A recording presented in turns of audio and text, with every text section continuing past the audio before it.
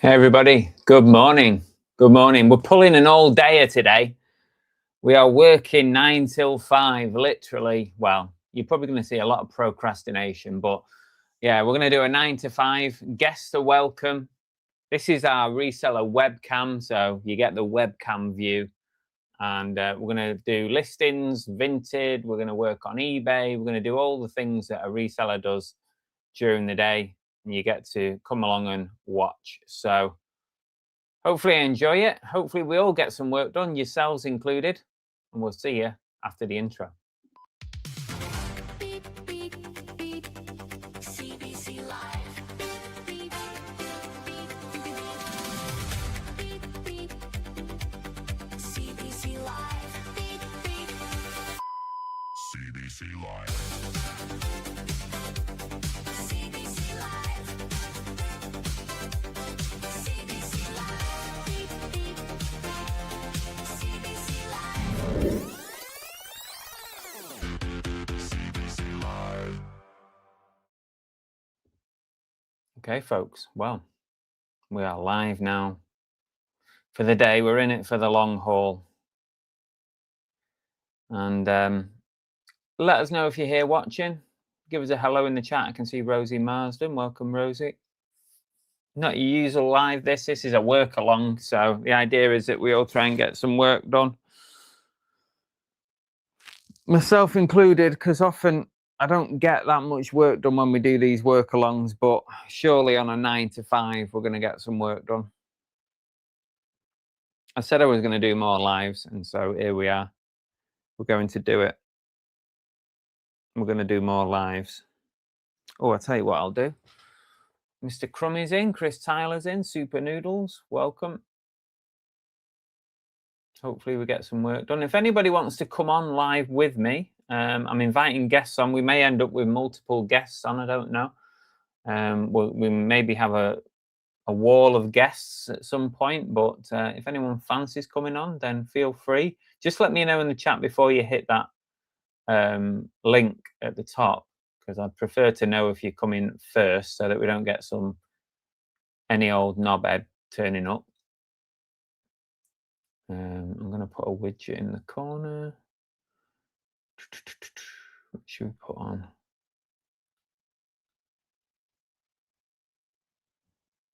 If anyone wants a free reseller handbook, you can scan that code. We did this on the live last night. BP just announced 78% rise in profit. I don't know why it's allowed. Like all these, we're not going to get too into this, but it's frustrating when the prices of petrol and fuel are just going through the roof. They're all blaming the war and they're all blaming this and that. It's absolute bollocks, isn't it? It's nonsense, because then they all announce record profits like that. They shouldn't be allowed to do it. I don't understand why the government are subsidizing stuff like this, because they went through a phase of subsidizing fuel, didn't they? Petrol and diesel. And then they've subsidized gas and electric and all that. And yet all the companies just post record profits. So what's going wrong with that? It's a load of bull, isn't it? Everything that happens in the world, it's just a bloody excuse to put prices up. I just can't believe it, me. Like, there's nothing left of our money anymore, is there? It's rip off Britain, and I know it happens in most of the other countries too. You know, rip off America as well. You know, everyone's being ripped off everywhere by big cartel companies. It's freaking annoying. Our bloody Asda petrol station has gone up 10p in a week, and you know why that is? Because we live in a tourist spot, so it's kids' summer holidays, and suddenly everyone has to pay more for their petrol during kids' summer holidays. It's a rip-off. Will Burnham, King of the North, sorted. That's another load of shit, isn't it? You know, all this PR nonsense that he's come out with. Let's not get too political because I'm not a political person, but I can smell bullshit when I see it. Number 10 in the North. I've never seen so much bullshit in all my life. I don't have a political party that I'm like close to or that I prefer. I'll vote for whoever I get a good feeling from. But number 10 in the North is absolute bullshit, isn't it? Basically, he's rented an office in Manchester that he can just work out of when he's up in Manchester. And he's called it number 10 in the North just so that he can make it feel like the people in the North are actually matter to Westminster. It's bullshit. Number 10 in the North is the worst PR stunt I've ever seen. It's like they must think we're all born yesterday. We will get some work done shortly. I've got admin tasks to do first before I start listing. It just pisses you off, doesn't it?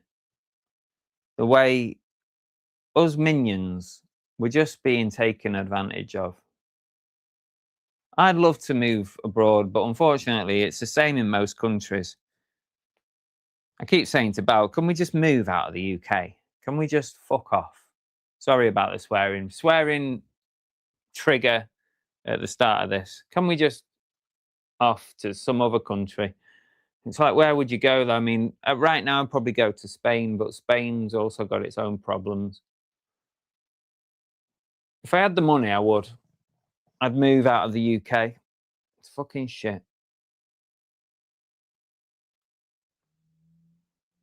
It's absolute shit. We are being taken the mickey out of, especially by these big companies. The fuel companies, your gas, electric, all your utilities. Water now. Water is, you know, it wasn't long ago before like COVID, like, oh, COVID, that means we all have to put our prices up. COVID, you know, just started all this off, didn't it? Another reason, another man-made reason to get us all to pay more into the system. It's so annoying. Your food shop as well, that's annoying, isn't it? I was literally just saying this morning, me and Belle were talking about it before the live. She's gone off to work today. She's actually in the office, but how the food shop just don't go anywhere now. We bought 2 bags of food from Aldi. Like Aldi used to be the cheap option. 2 bags of food from there the other week, 90 quid. 90 freaking quid. It was not long ago when 100 quid would buy us the majority of our monthly shop, just for 2 of us.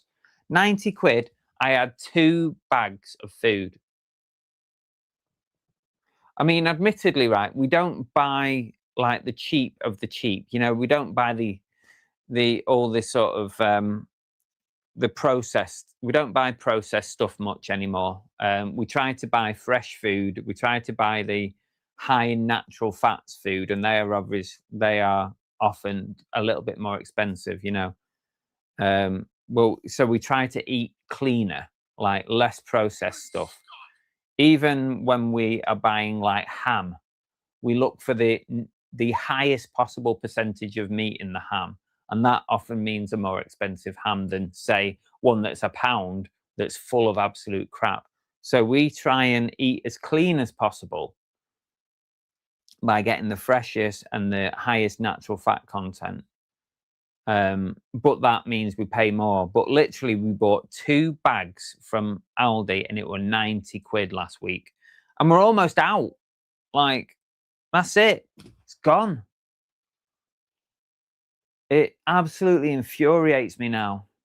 Like, you empty your shopping on the table ready to put it away into the fridge and cupboard and stuff. And you look at it and you think, that was the best part of 100 quid. I don't understand actually now how families even manage like at all. I don't get it. And I can understand how and why families end up buying all the processed foods, the cheap sort of freezer stuff, for the family, because how else can you afford to like get by? You can't, can you? You can't afford to eat sort of cleanly as a family, I don't think anyway, unless you've all got good jobs. It's mental. Right. Anyway, rant over. Let's get some work done. Let's get some grind done so that we can pay our taxes and pay our bills and keep the cycle going. Let's see who we got in here. Fluffy the Muffin. Under 16s have a free bus pass during August. That's something, I guess, I suppose. Oil for my oil tank went from 59p to 130 a litre and it's slowly coming down. It's just a con, isn't it? And those companies that are providing that oil will, like Chris said earlier, they'll all post record profits. Lo and behold, look, we've earned records amounts of money. And yeah, all these excuses that we've had to put prices up because of the war, and we've had to put prices up because of this and that, and the shortage of fuel. What a load of bollocks. If that were the case, your profits would be like, oh, we're just hanging on here, we're just breaking even. No, they've made billions. We're not just breaking even, we're making billions out of people for non-existent excuses. Rosie, hi Rosie, did you know that they rented that office before he was elected PM? Yeah, just bullshit, isn't it? I can smell bullshit a mile off, especially with politicians. It's utter bull. That number 10 in the north was a PR stunt to get people to think that the Prime Minister actually gives a shit about people up north, to try and make a connection with the people in the north. What a load of crap. Must think we're all born yesterday.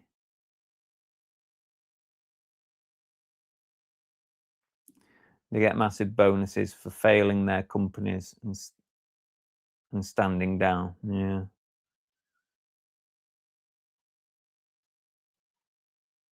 Yeah, I agree. I do agree with that one. I do agree. There is a population crisis, isn't there?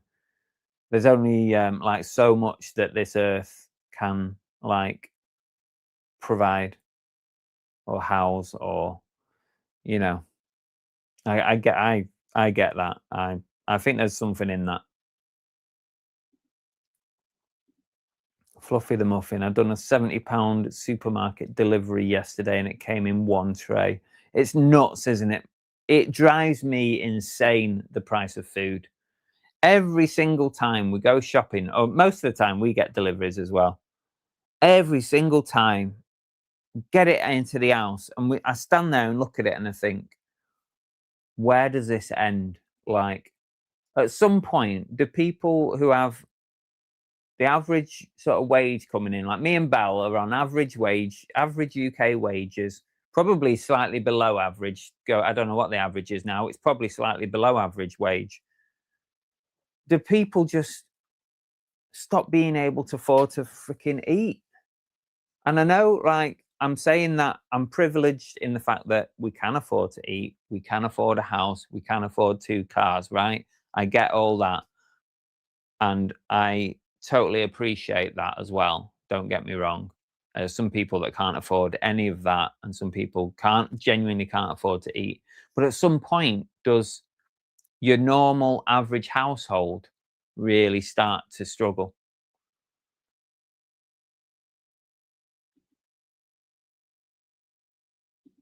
Carper says 70 to 90 a week for me and the wife in Tesco. Yeah, that's what it is now, isn't it?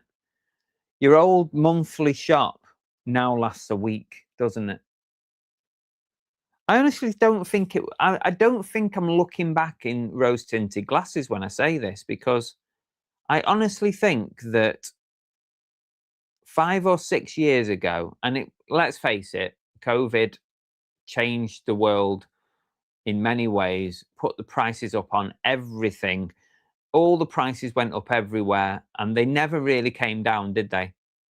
The only thing that went down during COVID was petrol and fuel, because obviously no one was driving anywhere. So, you know, but they soon shot back up again at the next available opportunity, which was the first war, the Russian one, and now the other war that's going on. They just take any excuse. But honestly, 5 or 6 years ago, before COVID, £100 shop, I am sure £100 shop did most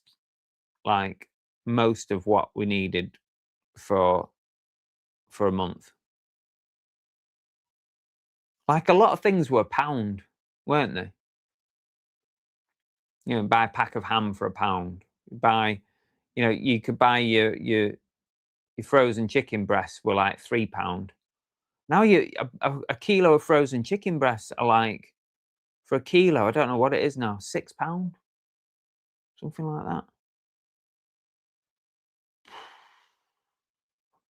It's crazy. COVID changed the world so much, and there's not much it changed for the positive, is it? Didn't give us anything, did it? Everyone who took, I didn't take any, obviously I didn't take any grants or anything like that, but everyone who took free money during COVID were all paying for it now. I always said that during COVID, that although I get it, you needed to take the money, whatever, most people needed the money for their businesses, but by taking free money, we were all going to pay for it later on, weren't we? And we're all paying for it now in one way or another. Stealth taxes, stealth VAT, stealth rises in costs. It's getting depressing, this. I think we just need to actually just knuckle down a bit. A lot of things that are £2 are now £5, exactly, yeah. A lot of things that were £1 are now like £3. A lot of things at £2 were £5. And things that were like £3-4 have doubled for like no reason. Nonsense reasons.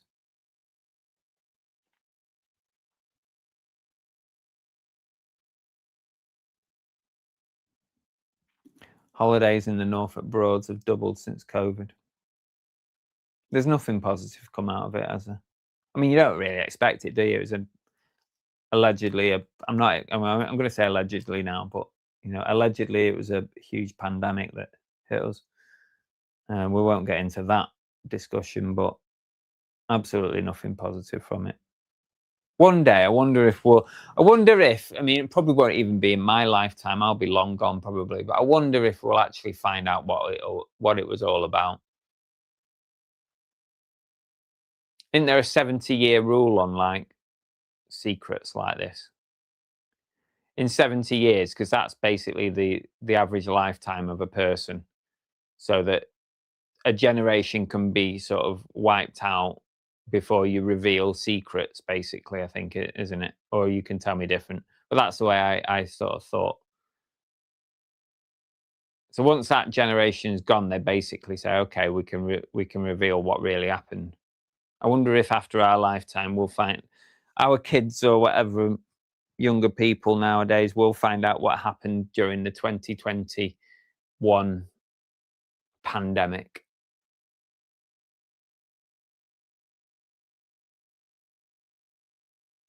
Anyway, guys, what's everyone up to?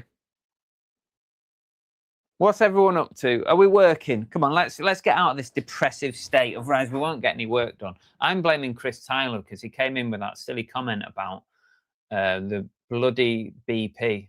It's got me going because it really annoys me when that happens. Hi, Rich. Hope you're okay, mate. Are you back in work? I know you were having problems, weren't you? Back in work. I keep having to look up here because that's where the camera is. I feel like there's a disconnect when I'm looking this way, but it is what it is. Can't buy a decent car.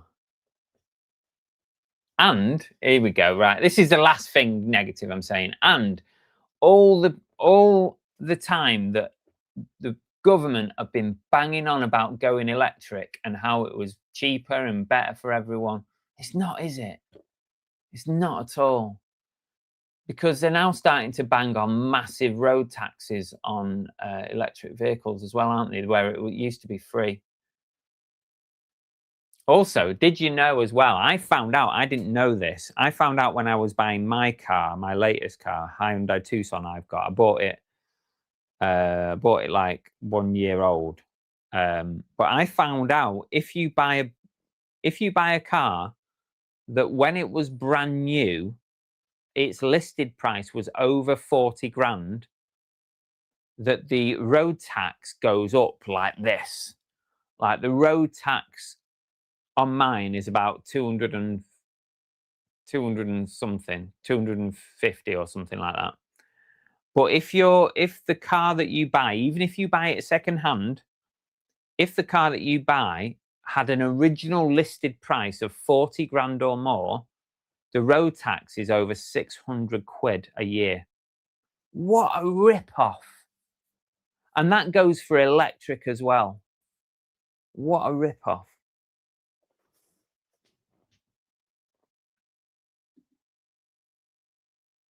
The world's elite. Yeah, I'm with you.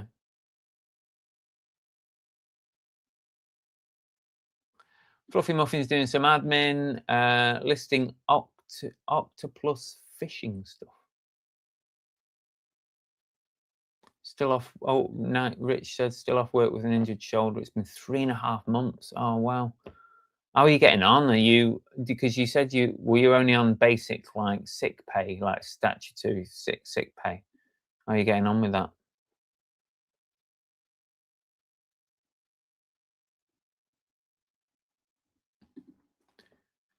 One more for you. The government's now saying oil seed rape is bad for your. Well, I already knew that anyway. Well, from what because we're trying to we try to eat. We try to do like clean eating. It's not 100%, but where we can, we try to buy foods fresh or with a view that it's a high meat content rather than processed. And we try to cook meals from scratch with ingredients. We don't tend to buy processed, even milk. We buy whole milk now. That obviously the only ingredient in it is milk. It's not long. It's not. It is sometimes it is the long life stuff, but I always knew about oil rapeseed anyway. It's really bad. Same as sunflower oil is terrible for you. Sunflower oil is like, pouring bloody car fuel into your body. It's disgusting what is in that. So we only use olive oil now. We only use everything is olive oil now. It's more expensive, and this is the problem, is when you try and eat cleanly and you don't go for all that processed shite, it costs you a lot more money. But it's about your health at the end of the day, isn't it? Sunflower oil is awful. Like anyone who cooks anything in sunflower oil. The problem you have as well is if you eat out a lot, like if you go to restaurants, fast food and stuff, which occasionally we do like to eat out. Although a lot of it is cooked from scratch, they use stuff like sunflower oil and stuff. So you can't avoid it when you eat out, but when you eat at home, you do have the control over what you want. Just catching up with some editing, says Lucy, photographing an order before getting ready to go back to charity shops tomorrow. Oh, well done, Lucy. My nan always used to hold our breath when we drive past oilseed rapes. Awful stuff. Yeah, we don't eat a lot of bread. We're very, very picky about the breads that we eat, and we tend to go for a sourdough with the least amount of ingredients. So we're constantly looking on the back. Whatever we buy these days, we're constantly looking on the ingredient list, and the fewer ingredients in it, the better. And we try to avoid that. You can't always avoid it, but we try.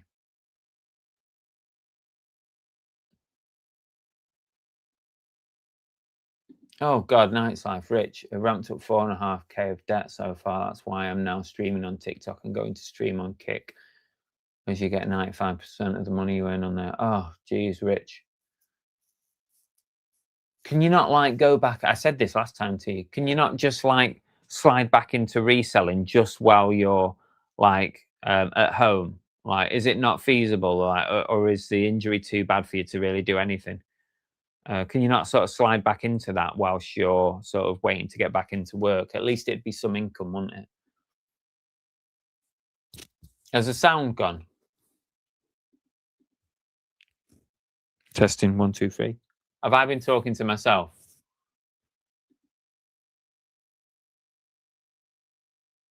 Everything looks okay. Do let me know if the sound goes, because we're on all day today. So I'm going to have to change this mic at some point because it probably won't last all day. So do let me know if it goes off. If anyone wants to come on live, you can come on, you can work in the background. You don't even have to speak if you don't want to. If you just want to be here and work, then feel free. Guests are welcome. There's a link at the top. Just let me know in the chat if you're thinking of coming on, so that I know that you're going to be in the green room, because otherwise I'll just crack on with work and I won't even see you there. So just let me know if you think that you want to come on for a bit. I'm thinking about it, but got rid of most of my... Just start again with it, Rich. Just start again. Pretty easy to get back into. At least you've got rid of all your old stock. You can start from zero. You know, you go in there with a bit more knowledge. That's how I would see it. I think that would be the best way for you to earn some money while you're off. I mean, it's not difficult, is it? It's pretty easy. Maybe you just don't like, don't want to go back to it, and I understand that, but I guess whatever you need to do to get through, I suppose. Things can only get better. Hi, Norfolk Reseller. Yeah. Right. I've got some admin to do. Like I say, if anyone wants to come on live, just drop a link, and well, the link's there, but just drop me a message and let me know that you're coming on so that I know to expect you. I've got admin. First thing I have to do every single day, the first thing, I've got some admin to do. So when I say admin, I go through, I do my 3-month sort of every single day this, even when I'm not working at a weekend, I do this. So I go and promote everything that's hit 1 month, which is normally somewhere between sort of 10 and 30 items I'll promote. And then I'll go and look at everything that hits 2 months, and that will get a price reduction. And then I'll go and see everything that's about to end on 3 months, and I'll end them manually, and then I'll relist sell similar. And when I sell similar, they'll get a price reduction and a title change, and the promoted listings will be turned off at that point for another month. And basically, when something gets sold similar after 3 months, it starts that cycle again from zero, and it starts its life without promotions for a month again. And that way, the way I find it, it works pretty well for me. And basically, a third of my store is not promoted at any one time. So yeah, it seems to work pretty well. So I've got that to do. And then I'm going to do some photographing and listing with Listing Monster. Link in the description if you're interested in looking at Listing Monster. Oh yeah, as well, by the way, I did talk about it last night, but if you want a free reseller handbook, UK version, Listing Monster have pulled this together. It's really, really interesting, to be honest with you. And there's no obligation for anybody to do anything. This is just free for you guys. It's free for any UK resellers, even if you're part-time, if you're a small reseller, or if you earn a lot from reselling, you might get some good info in that. And it's completely free. Never any obligation to sign up to Listing Monster. It's just something, it's just their way of sort of trying to give something back to the community and give themselves a bit of PR as well, of course. So if you want one of those, just scan that up there with your phone, if you can. If you're having trouble scanning it, then let me know and I'll put the link in the chat. So yeah, I'll be doing some photographing over here, some listing. I've got a pile of stuff to do here. once I've photographed it, I'll just check the prices and I'll get it listed.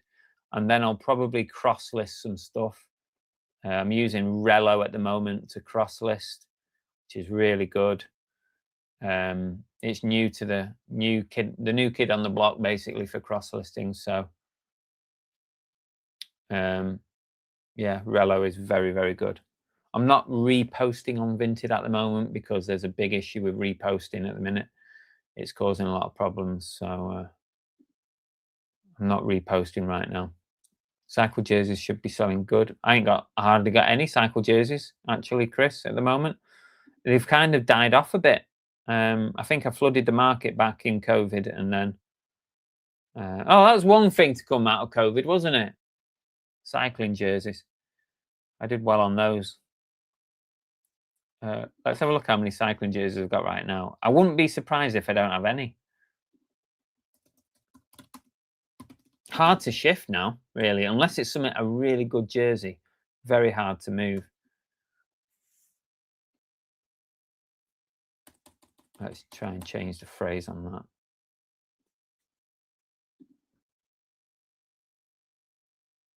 I don't think I've got any cycling jerseys.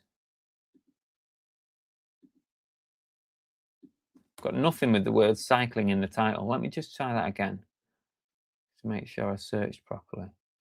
Search by title, cycling. Oh no, I have. I've got two cycling jerseys at the minute. One's 25 quid, one's 30 quid. And there's absolutely no interest in them at all. No interest. Like, I've not had them long. I've had them since the 25th of June. So about, what, 6 weeks, something like that.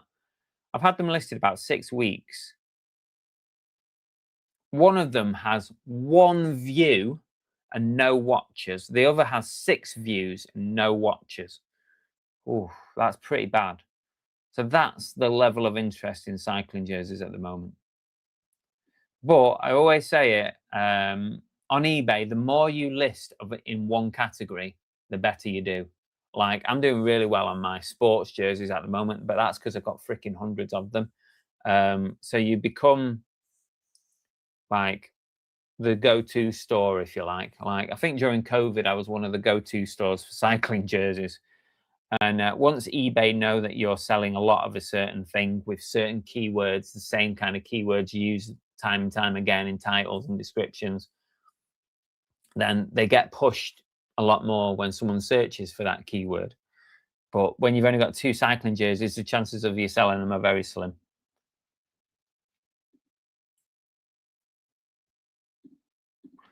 Carper says, I set myself a challenge every day, 10 by 10. 10 listings by 10 o'clock seems to work well. That's good. I like that one. Because sometimes, right, if you get to like lunchtime and you've not done many or any listings, it can be really like demotivating for the rest of the day. That's what I find anyway. I find like I'm on the back foot.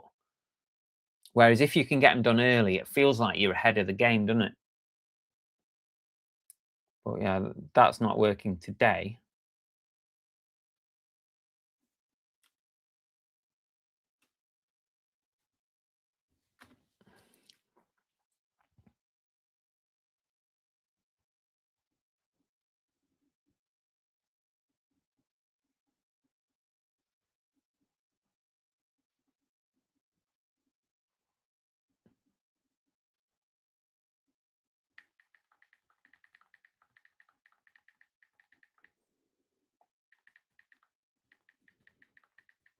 Just answering a comment here.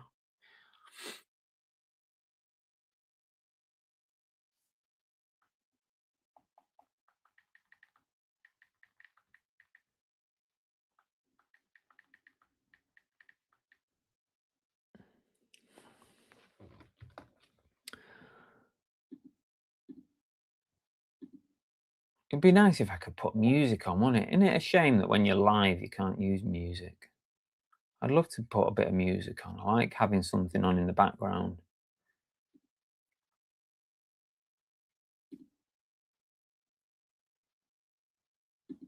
Just seen last night's show is taking ages to.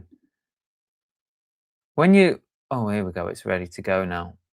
When you do like a live on YouTube, it has to be processed after you finish the live so that you can add your end screen and your cards and stuff onto it, and sort of finalize it. And lately, live streams have taken like more than 24 hours to process, which is really frustrating. So now last night's is only just processed. So now it's processed, I can add the end screen on, which like gives you links to other videos. You know, when you get to an end of a video and it's got subscribe and then 2 other videos. It's taken 24 hours for me to be able to add that on, which is really bloody annoying. So now I can add. I'll get this done now, otherwise I will forget. I can put cards on it as well now as well. And it, yeah.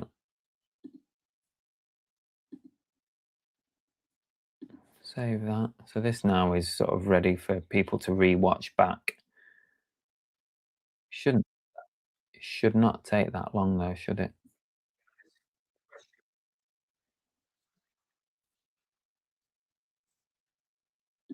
I'm not even pressed. All right, can we do cards? It's going to let me do it. It's not letting me do it. Must have only just popped up.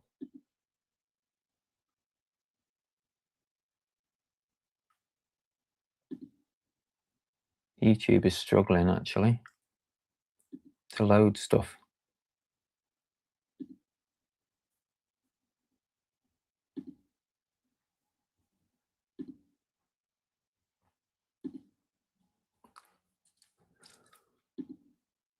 I have to check all the settings. I have to go back and check that monetization is on correctly, because that's how we make something on the videos. Make sure the ads are on.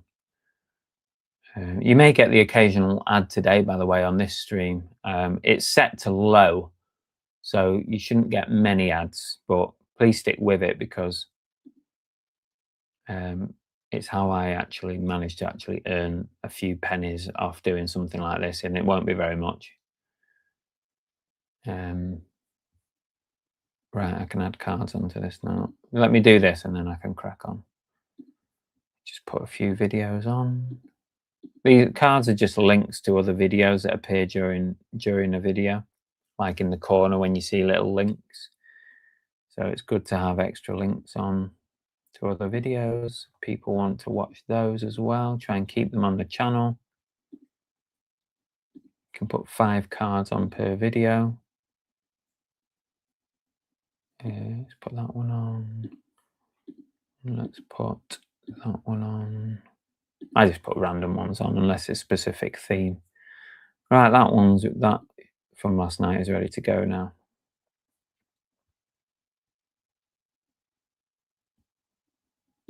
Okay.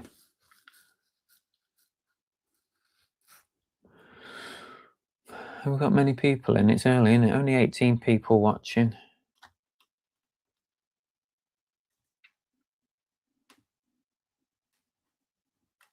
Where is the dog, by the way?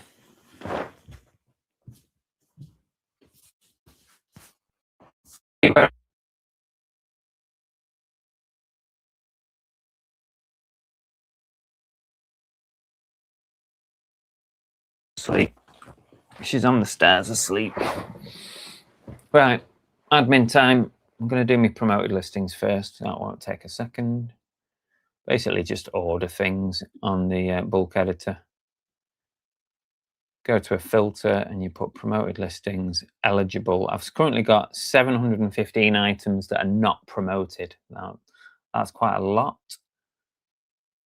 for me anyway. So then I do it in start date order, and I can see exactly what's not promoted. When it hits 1 month, I'll promote it. So I've got 1, 2, 3, 4, 5, 6, 7. Oh, only 8 today. Only 8 things that have hit a month today.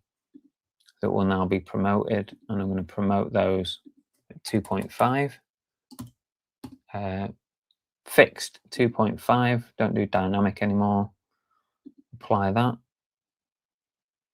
So now that's my first part done. Second part is to use the bulk editor to find items that are hitting 2 months old, and they get a price reduction. And that's basically all they get. So I have to go through the list a little bit, normally to about page 10 or 11.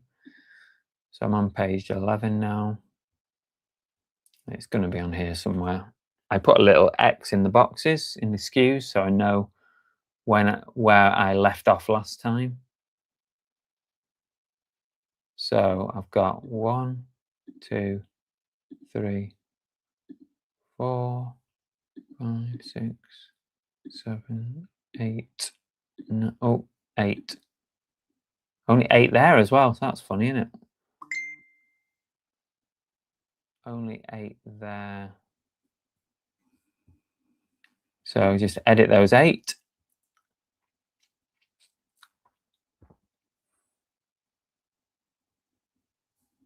These will all get a price reduction. I also put an X in the SKU so that I know that those have had the price reduction. That's how I mark them to know where I was up to last. So roughly 10%. I have set sort of rules that I go by on the price reductions. So everything gets a price reduction no matter what. So if something was up for $24.99, it goes down to $22.99. This one was $26.99, that's going to $24.99. This one's $17.99, that's going down to $15.99. $19.99 is going to $17.99. $44.99 is being reduced to $39.99, and so on and so forth. They get set reductions. I don't judge each item really on its merits. I just reduce the price until they sell. What I will do on this is I'll just review eBay's AI recommendations for item specifics, see if there's anything in there that's useful. Sometimes there is, sometimes there isn't. It's not great. There's only 3 recommendations on these 8, so there's one item specific that I've added. That's it. So that's it. That's the price reductions done. And the last thing that I do on this bit of admin every day that I do is go back to the beginning of listings on the bulk editor. I skip anything. I don't end anything that's on multi-quantity or multi-variation. They always stay live. Sometimes I'll change the prices, but I don't end them if I can help it. So I've got quite a few of those. And then I go to the first thing that's coming up. I think it's 2 days away from its automatic end of 3 months. So I'll end these that are on today's date. So 6th of May, these ones, 1, 2, 3. Just make sure there's no multi-quantities here. 4, 5, 6, 7, 8. 8 again. That's unusual. 8 on all 3 edits. So just make sure there's no multi-quantities, because I've done that before. It's very annoying. You lose everything when you end a multi-quantity item. So there's 8 there. So we will action and end those 8 completely.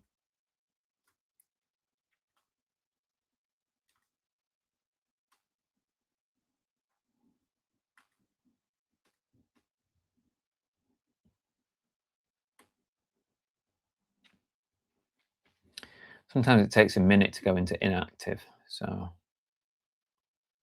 yeah, there's only a few in there. They're not all there yet. It always used to be immediate, but lately it's been taking a little bit of time to go into inactive.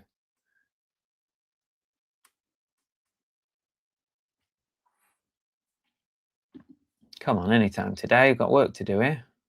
Still waiting. Oh no, it's done it. So select those 8. That's 1, because I've got a couple of items that I've sold on Vinted in there as well. They'll get deleted once I've posted those out. So sell similar on the 8. And then what I'll do on these is select all. I change the start time. I'll change them for this evening. So schedule a start time to this evening. So it'll be Tuesday, and I'll probably, I mix it up, but I normally go for sort of 4, 5, 6 o'clock, something like that. But there's only 8 there, so I'll probably do 6 o'clock for that one. 6 o'clock, and then I space them out every 15 minutes.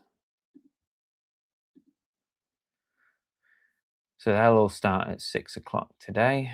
And then I bulk edit again on the 8, and I go to promoted listings,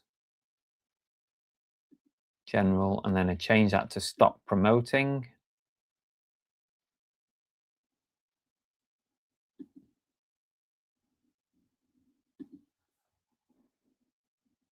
Stop promoting those. What I do, see, it's done it again today. That's naughty, isn't it? I always check then that they have actually stopped promoting. If you go over to the column that says sell it faster, it'll either say eligible or it'll give you a promoted rate. It's always worth checking that if you do stop promoted, because sometimes some get through the net as still promoted, and that's happened today. Even though I've selected them all, 2 have managed to get through the net and are still promoted. Naughty, naughty eBay. So now I've got to go back and do that again. Sure, they're doing that on purpose. So I'm going to stop promoted again. See if it captures those. There you go. It's found the extra 2. It suddenly found the extra 2. Con. Another con in this world. That's funny, actually. It's still showing promoted on there. I might have to just go in and manually take that off. For some reason, it's not taking the promoted listings off, and it should automatically take that off. I've had to manually take that off. Bloody Swizz. They were hoping that I didn't see that. Yeah, that one's gone off now, you see. Always worth checking that if you do the bulk editor on promoted listings. Always double check that column. Happens more often than you would believe that it misses some. Okay, now they're all eligible, which means they're not promoted. So I take the little X out of my SKU, because this is now being treated as a brand new listing. So it goes back to 0. And then I'm going to do a price change again, same as before, another price change. They all get reduced a bit. I mean, that's $109.99, and that's coming down to $99.99. So what shall I do? See, when it's a really high priced item, this is a £199 jacket. So then I've got to think to myself, what am I going to reduce that to? I'll probably do $179.99. So it's still 10%. $179.99.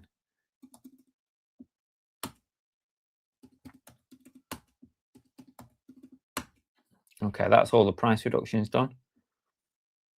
And the only thing left to do on these now is I'll do the AI recommendations for what it's worth.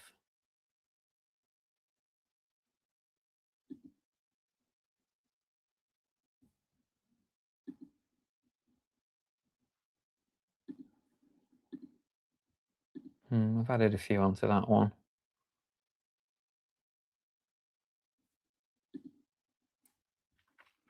But other than that, there's not a lot being added from these AI recommendations. No, just one. Now, the only thing left is to just alter the title a little bit. So I just go in and see if there's an extra keyword I can put in, or I can take a word out, or I can move the order around. And that's what I do on each of these. I don't spend a lot of time on this. I do it as quick as possible. So let's do this. There's only 8 items. It won't take me long. Champion Golden State Warriors NBA jersey. See, I've only got L for large, so I'll make sure that's large. I'll change vintage to VTG and men's large. There we go. That's the first one done. Supreme men's cargo combat pants, trousers, waist leg, short leg, beige multi-pocket. See, where can I change this?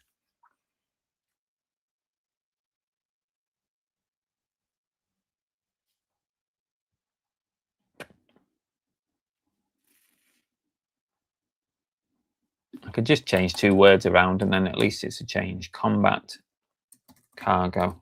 I've switched those words around. At least it's something. Stone Island type SL men's cargo combat pants, olive green. See if I can put khaki in there. That's probably a better word. I can fit khaki in, so I've added that word in. Supreme purple Cordura lined jacket, men's medium faux fur fleece quilted. I'll move that around a little bit.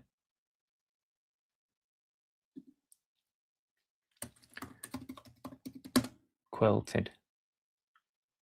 I might use padded instead of quilted. I'm going to use padded. At least it's a completely different word. All Saints Dale bomber jacket.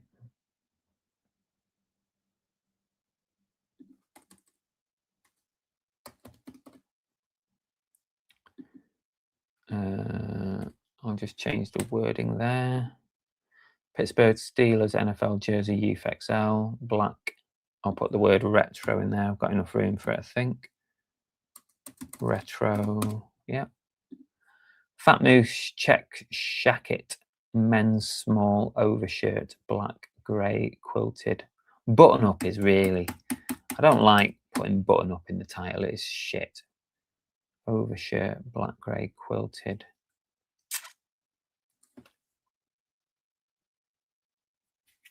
I'll put padded in that as well. And I'll take button up out of that one as well. Norton plaid check jacket, men's small overshirt. I'm not putting that. You see, I'm missing a colour off that, so that's a good. What colour is that? Black. Black and yellow. See if I can fit that in. Black, yellow.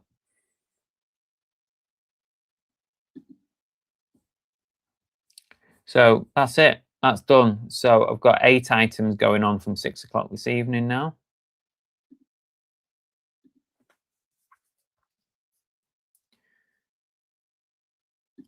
That's done. So now all I need to do is check the scheduled list. So there's 8 on scheduled. So I'm happy with that. Go back to inactive and delete them off inactive. Otherwise it gets very confusing. So delete them straight away. All 8 are gone.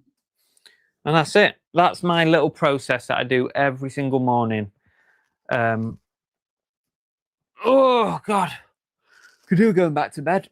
That's my process that I do every single morning. A little bit of admin.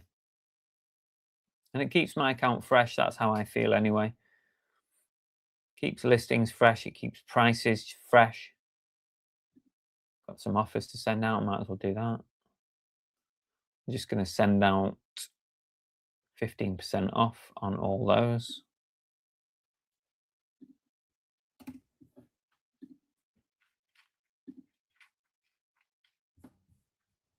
And there you go. That's it. All done. Still got that bloody one with questions on. It's doing my nut in, that is. It will not go away. Wonder why they took away that mark as answered. So freaking annoying.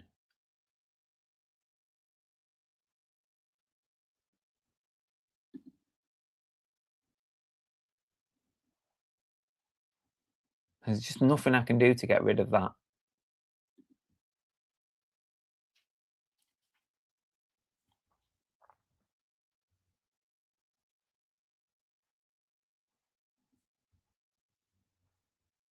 I usually just have a little browse down my sort of seller hub and just make sure there's nothing jumping out of me that needs dealing with. check the feedbacks and just the feedback overview, check the seller levels, make sure nothing's jumped in there that shouldn't be there. I just have a little browse, just make sure your account's in good order. There's nothing going on that shouldn't be going on. And other than that, we're all good to get some listings done.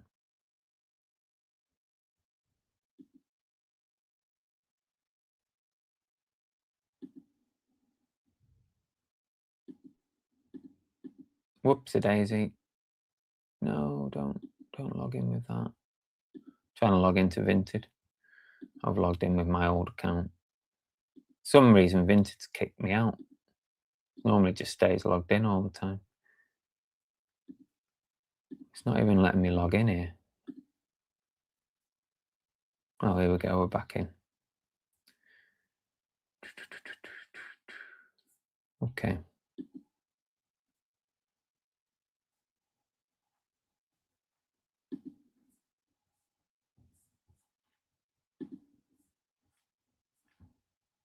If anyone wants to come on live and join me, let me know. You can come on. Thanks, Carper. Appreciate that one. Sharon says, good morning, Chris. Great to work alongside you. Hope you're both well. Yeah, Belle's at work today. She works from home normally, but Belle's actually in her office today in Rill. So yeah, occasionally she goes into the office and she has a catch up with her boss or fellow team members. Hi, Shabba. If anyone wants to come on, let me know. You can come on and join me live. Just don't distract me. Otherwise, I'll never get any work done. That's why I don't do these more often, because normally I don't get any bloody work done. But today I'm determined.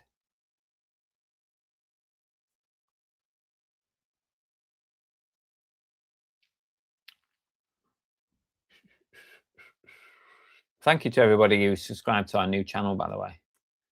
We went well over the 100 mark. I did not think we would make it because we were quite far short of it. I wonder what we're on now. This is me getting distracted.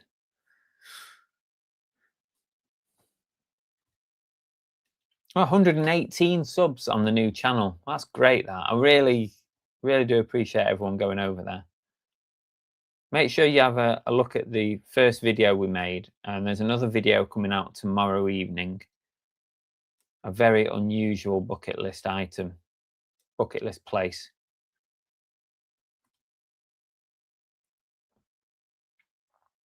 $118 subs we're on.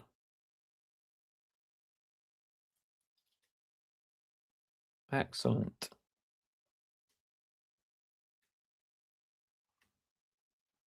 Somebody sent me an offer on eBay. Oh no, they've declined an offer that I sent. I only went up by £2 and they've declined it. Damn. Missed a sale there by trying to get an extra £2. Yeah, silly Chris.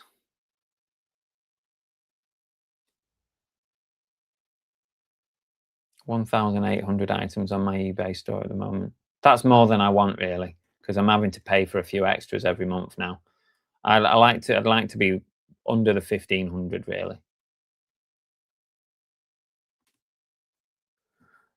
So yeah, if you're not subbed to the new channel that me and Belle are doing, it's this one here in the corner. Living bucket list.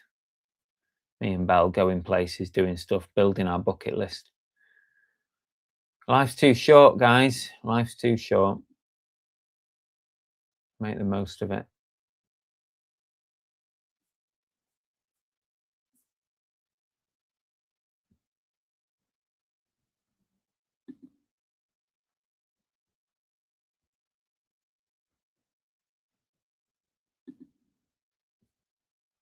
You're all very quiet. I mean, that's a good thing, because then I'm not having to interact with you all so much. So it'd be nice if I could put some music on, but I can't. It's bloody annoying.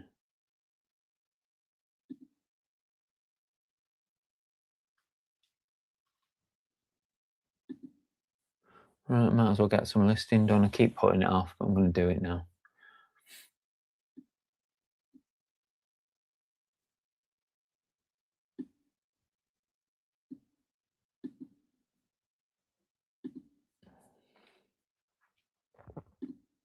Oh shit! Press the wrong button. Go away.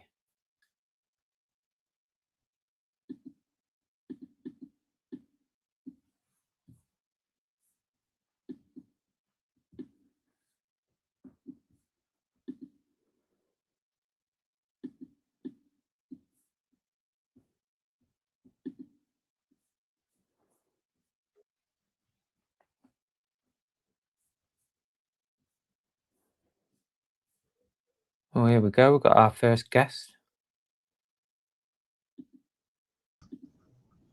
All right, Dave. How's it going, pal? You okay? Yeah, not too bad. I was just wondering what all this is about. Oh, we're just doing a work along. Oh, hang on, I think I've still got. Yeah, sorry, I still have YouTube window open, so I was getting some feedback. Is this going to be a regular thing then? I'm going to do more lives, but maybe I'll see how it goes today. See how it goes. Sometimes when I do this, you don't end up getting much work done. So It's interesting to see a new angle from when you do your lives. yeah. It looks a lot less like. Have you added more to your collection? It looks busier behind you than it does in the last. No, one.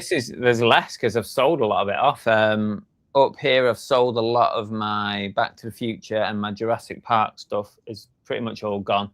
Yeah. I'm only really left with like pops and stuff, so I've kept those. But all these are all my tiki mugs, so I'm not getting rid of those just yet. But yeah, I remember you saying you were thinning out your collections a bit. Did you manage to get rid of all your football shirts? Pretty much all my shirts have gone. I think I listed them all on my private eBay account. So I think I've done I must have done at least 800 quid on those. Yeah. I think I've got 4 left to sell. Yeah, I'm gonna next job. I mean, I've sold probably about £1,000's worth of stuff with the Back to the Future and the Jurassic. Oh, he's gone. You've gone, Dave. You've vanished. Here he is. He's back. Lost you for a second there. Just £1,000 in just a shirt. Yeah, I've probably sold about £1,000's worth of stuff from the Jurassic and the Back to the Future stuff. Yeah. And I haven't sold all of it. I kept some stuff. Football shirts, done about 800 quid on those, and there's still got a few left. And I kept 20. I kept 20 of my shirts, my favourite ones. So I could still sell a few more of those. Next up is, I think we're going to try and sell. We've got a lot of like Blu-rays and DVDs and stuff. Like, we've got tons of them. So I think we're going to try and shift those. But also, I used to collect the Japanese Tartan Asia DVDs. I don't know if you know about them. Like the world cinema stuff. Sort of a lot of Japanese horror. Yeah. So I used to collect those. So I've probably got a box full of those. And some of them are worth some good money as well. Is that anything to do with manga? No, not manga. It's more like, don't know if you're into films and that, but the original Japanese horrors like The Ring and stuff like that. Oh, yeah. If you're at a boot sale and you're looking at the spines of DVDs and Blu-rays, if you see anything that's Arrow Video, if you see anything that's got Tartan Asia on the side, any of those are worth having a scan because they might be worth money. Right. I know horror is usually a big thing. I'm trying to negotiate a deal for a load of horror T-shirts at the minute, new ones. So I think the seller wants to keep hold of them for selling on eBay Live. Right. You're on that now. How many times do you do eBay Live? Try to do once a week, but obviously there's a limit because you end up just running out of stock to do it. So I don't have like a supplier that. What you need to do eBay Live on a regular basis is really a supplier that's going to supply you with cheap stock. That's almost unlimited. If you haven't got that, it's very difficult, and most people end up using it as just clearance for old stock. But yeah, I try and do one a week.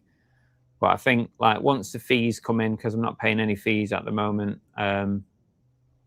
Once fees come in September, I'll probably aim to do like maybe 1 or 2 a month, something like that. Yeah. Unless, of course, I end up getting some kind of good contact that I can use. That's always been my sticking point, is justifying pitching stuff away basically, and getting it cheap enough, and the work afterwards. I genuinely can't see how it's profitable. I know you're selling a lot of stuff in one go. Yeah. So I don't know. I'm a bit conflicted about it. I've been asked a few times by eBay to get on board, particularly when they launched it. But yeah, it's justifying it. The guy I know that's killing it on there at the minute, he is in exactly the position you described. He gets an absolute shed load of stock at mega cheap.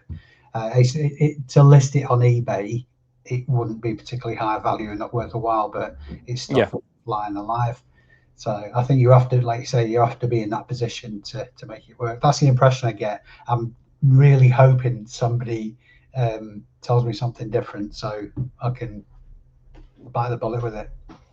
I do a bit of both. Like sometimes, like if I'm at a boot sale or something, I'll source differently for eBay Core and then eBay Live. Like I used to not buy anything that would list for less than a tenner, but now if something's £1 and I think it's worth £5, £6, or £10, it'll just go straight on eBay Live. You know, because you can flip 100 items in 3 hours.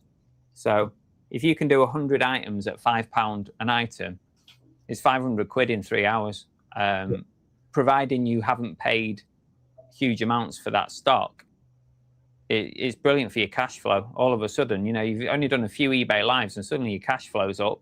If anyone's got a problem with cash flow, your cash flow goes up, and you know you can potentially put that towards, you know, other higher value stock if you wanted to, or just carry on trying to do the low value flips. There's definitely something in it. Like if you can find a good supplier of something that goes well, it'd be gold dust. You know, you've seen people like John, Luke, and Charlotte absolutely smashing the lives. They're on 3 now. They're on Whatnot, eBay Live, and TikTok as well. I mean, there must be something in it. If you can find a supplier of goods that people want and you can get it at a good price, there has to be something in it. That's it, yeah, absolutely. I'm trying not to add to my workload at the minute. Yeah, I've been feeling the pinch of burnout just recently. So it's been, it's been a challenge to say the least. Yeah, you do have to be careful with that kind of stuff. Burnout is real. How's Belle, by the way? She's fine. Yeah, she's fine. She's in work today, so she's actually gone into the office rather than working from home. Yeah. Cool. I'm procrastinating. I'm actually seeing wood. I've seen light at the end of the tunnel. Actually, I've had so much stuff in just recently. I've done a couple of not house clearances, a couple of reseller buyouts, which I don't think I've ever done before. Not at any for like scale, but a couple of decent hauls. That's one thing I was going to ask you. Have you noticed anything this year more than previously about people getting out of reselling? I know that you have sort of like people getting on board all the time and falling off, and it seems to have a weird kind of balance.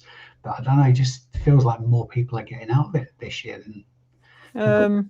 I think like as someone on YouTube and on the social medias, I think you hear about it more because you get a different perspective, because people contact you all the time and say, you know, I'm struggling, or do you want to buy my stock? So I guess your perspective is probably different from someone else's because you're faced with it more. I think I get quite a lot of messages like that, and people who have, like you said, you've done buyouts. I've had a lot of messages this year of people who want to sell their stock, but you know, sometimes I pass it on to other people, or I put it in the Discord and I say, does anyone else want this? It's too far for me to travel or something. But it's a tricky one. I'm not sure if I think it's any different than previous years. Mm.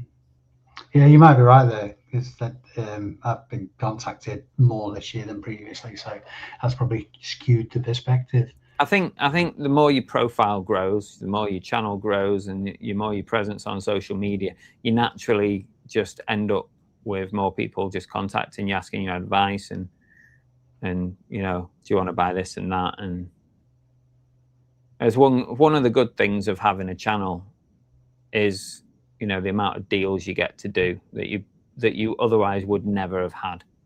Yeah, yeah. That's one that whenever YouTube particularly comes up in conversations, I always say that for a revenue stream, it's not really that worth it, because people, No, channels the size of mine, obviously yours is probably half as big again as mine. It's not something that you can earn a wage out of by any stretch of the imagination, but it does open doors. It does create conversations and contacts. So in that respect, it's well worth its weight. yeah, I mean, I think some of the deals that I've done in the past because of the channel have far outweighed anything that I've earned on it. You know? Yeah, definitely. Some really good deals. I mean, the trainer lady deal would never have happened if I didn't have a channel, and Yeah. I must have earned upwards of 10k out of that deal. Never would have happened. I mean, how long would it take me to earn 10k on monetization on YouTube? I mean, a couple of years at least, a few years, 3 years maybe at the current rate. Yeah.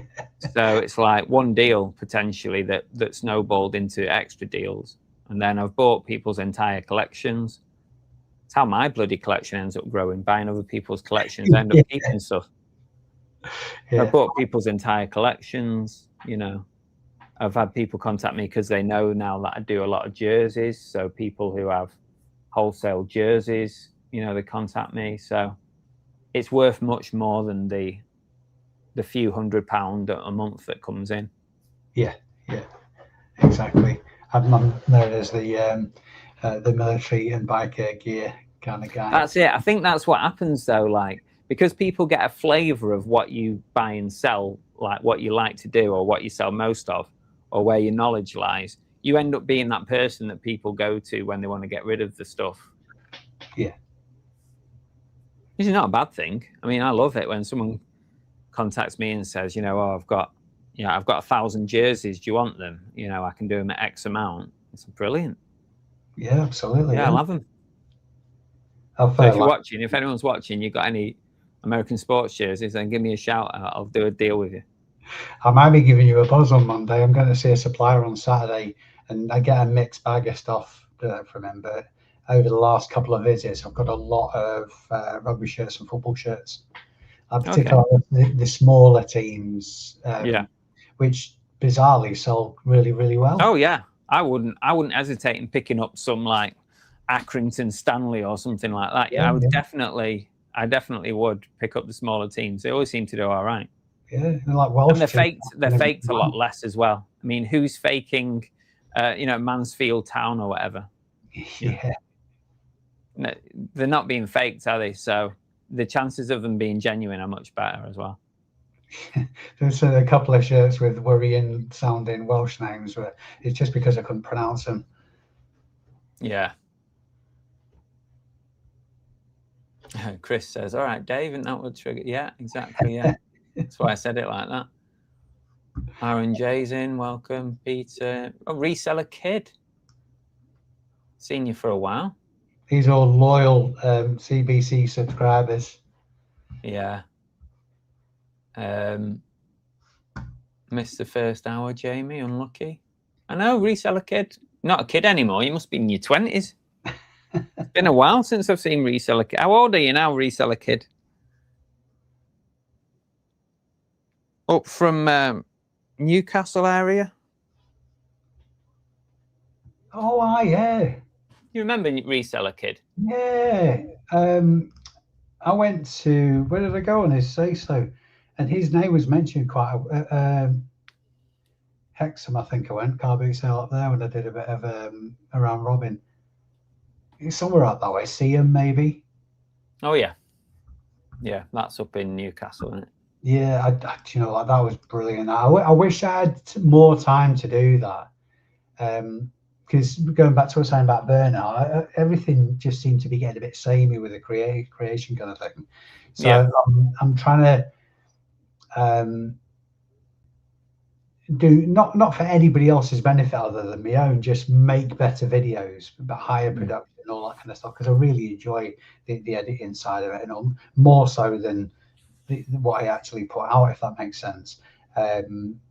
So my idea is do them less often and just make them higher production value and have more, not necessarily scripted, but put more thought into the video creation and just make them more value kind of thing, more entertaining. So anyway, it sounded like I went off on a tangent. I really didn't. My point was, when I went up to do that, no, I think I did 4 or 5 boot sales in a day in the northeast. I stopped over with Polish Pete just where I hit him. It was brilliant. I really enjoyed it. I mean, it wasn't. I probably picked up as much stuff as I would do going to a decent sized boot sale locally, but it was just the getting out and doing and meeting other people and all that kind of stuff, seeing how different boot sales operate. I really enjoyed it. So I kind of wish I had just more time to do stuff like that. Yeah. I think with the creative side, I've seen you, Paul and Marie. I'll bring you on in a second. Yeah, thumbs up. I think with the creative side, I think it's why, and Paul and Marie might have something to say about this as well. I think it's why we started the second channel with like the trips out and the bucket list stuff. Not just that, for a number of reasons, but I find that I really enjoy editing those videos, and also we go back and watch those videos multiple times because it involves memories and stuff that you do and that. Whereas the reselling videos, I very rarely watch them back once they're live. No, in fact, I probably never watch them back again. Once I've edited it, it never gets viewed again by me. I'm kind of in a little bit of a rut, a little bit like you with the content on the reselling side, because I just feel like everything has been done. Everyone's doing the same stuff. It's boot sale videos or nothing. It basically feels like if you don't do a boot sale video, the general YouTube viewer population are not that interested in it. Don't get me wrong, your loyal subscribers are interested, but your general population on YouTube are not interested. So it kind of puts you in a bit of a rut. So I think the way I'm looking at it going forward is our new channel, the bucket list one, itches my creative side a bit more because I enjoy pulling those videos together. And the reselling will just carry on as it is, and I'll try and do my best. And I want to do more lives as well because the channel that I've built is just very much about the engagement side and the community side, and getting people in, doing the chats, doing the live, the live podcasts. And I think going forward, that's probably where I'm going to lean towards, is more on the engagement side than even maybe more than the pre-records. I know it'll probably end up damaging the channel, but at the end of the day, if I can get my creative side in the other channel, and this one becomes more of a live engagement sort of thing, I think I'm going to try that and see how it goes. Yeah, I think you've hit the nail on the head there, because with very few exceptions, people in the reselling space on YouTube, the subscriber count seems to be quite similar within sort of like a few thousand. Nick and Andrea, for example, they're OG, they're first to market kind of thing, so their channel has developed over a very long time. But it's an attention point of view, and it kind of annoys me in a way, because hi, Paul and Marie, by the way. Nice to meet you, Dave. I'm sure we've spoken before. I don't know if we've spoken live before. I think we've typed before. But it's lovely to meet you. And you. Yeah. What was I saying? It's an attention economy, really. One thing I've noticed, that I'm monetized with Meta now as well. I've been for a while, and that's growing. and they lean much more into the clickbait side of life.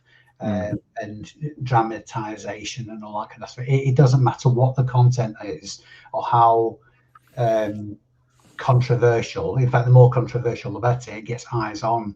Whereas YouTube seems more of a pure form. It's more to do with providing value rather than providing shock.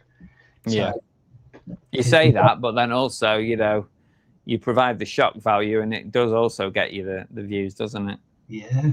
And the problem with me is I'm just not that way. It's not what I'm looking for. Like, I'm not looking for like a fight at the boot sale that I want to view, or, you know, I'm not looking to publicize that. I want to. I'm a fan of boot sales. I don't want to put them in a bad light, you know. And I don't. If I film a fight at my local boot sale, I don't know how some people get away with it. I don't think I'd be allowed back. Honestly, right. I once did a video. I've talked about this in the past. Hi, Paul. Sorry, Paul and Marie. We'll get to you in a second. I once did a video, and you've been there. I told you about this in Mona, right? Yeah. And the one time I went there, like, I put out this video that had the smallest amount of controversy at the start of it. It wasn't even controversial. Basically, I made an offer for something. He declined it. And what I did was I made the thumbnail of an angry face declining an offer, basically. And oh my God, did I get an abuse for that from the people at Mona. Oh my, did they moan? They moaned at me. If you go read the comments on that video, they are borderline like, you should never come back to this boot sale again. It's disgraceful what you're doing. You've never asked permission to film. Oh my God, I got so much abuse. And from that point onwards, I said, I'm not interested in the drama again. Because I guess it wasn't even drama, right? But I think from a car boot sale point of view, if I put a video out of a fight if someone put a video out and there was a fight at my car boot sale, I probably wouldn't be happy about it because it makes my car boot sale look shit, doesn't it? So I might be saying to that YouTuber, would you mind not filming fights at my boot sale in future? So I kind of get it from that point of view. And that's not really what I'm about anyway. I don't really want to put a boot sale in a bad light, because also I do appreciate that everyone's running a business, aren't they? Everyone's trying to earn a bit and do a job. And it's a strange one at that boot sale, particularly though. You heard all the commotion around sausage roll gate. Did you ever get wind of that? Oh my word! It was like it was a popcorn reading the chaps moment kind of thing. There was some woman turned up selling sausage rolls on a stand, and it was standing on the toes of the catering traders and all that kind of stuff. But it rather than it just be a small thing that was handled by the organisers, all that, like it went on for months and months. Honestly, it was. Then again, saying that, I'm just admitting to being guilty of the thing that I'm saying I'm disliking about social media. Yeah. Just getting involved. I am part of the problem by consuming the bloody content. Oh yeah, I mean that's the thing, isn't it? Yeah, you do consume it. It's a tricky one. I think depending on where you want your channel to go and how you want to be perceived at boot sales and how you want people to speak to you when you go to a boot sale and you've got a camera on, I think you do have to bear that in mind. And if you're stood at someone's table and you're filming, and most people know you're filming because they can see a camera here or a camera here, you know, if you don't want to end up in an argument with someone, you do have to be careful how you portray people and, you know, how you treat people and how you speak to people. Absolutely. We're ignoring Paul and Maria.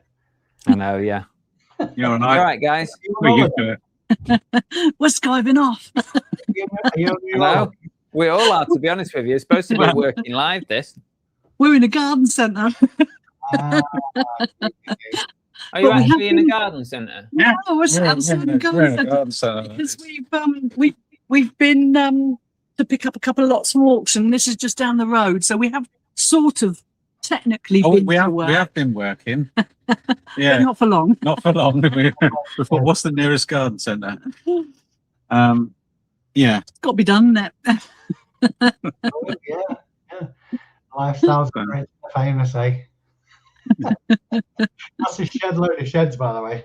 That is quite a lot. Yeah. I mean, it never used to be like this. We haven't been here for quite a long time, actually, this one. No. But this used to be our favourite one, didn't it? Yeah. But we moved away. So now when we're back to the auction, we pop in, don't we? We do, yeah. That's it. So, Keep the local yeah. alive.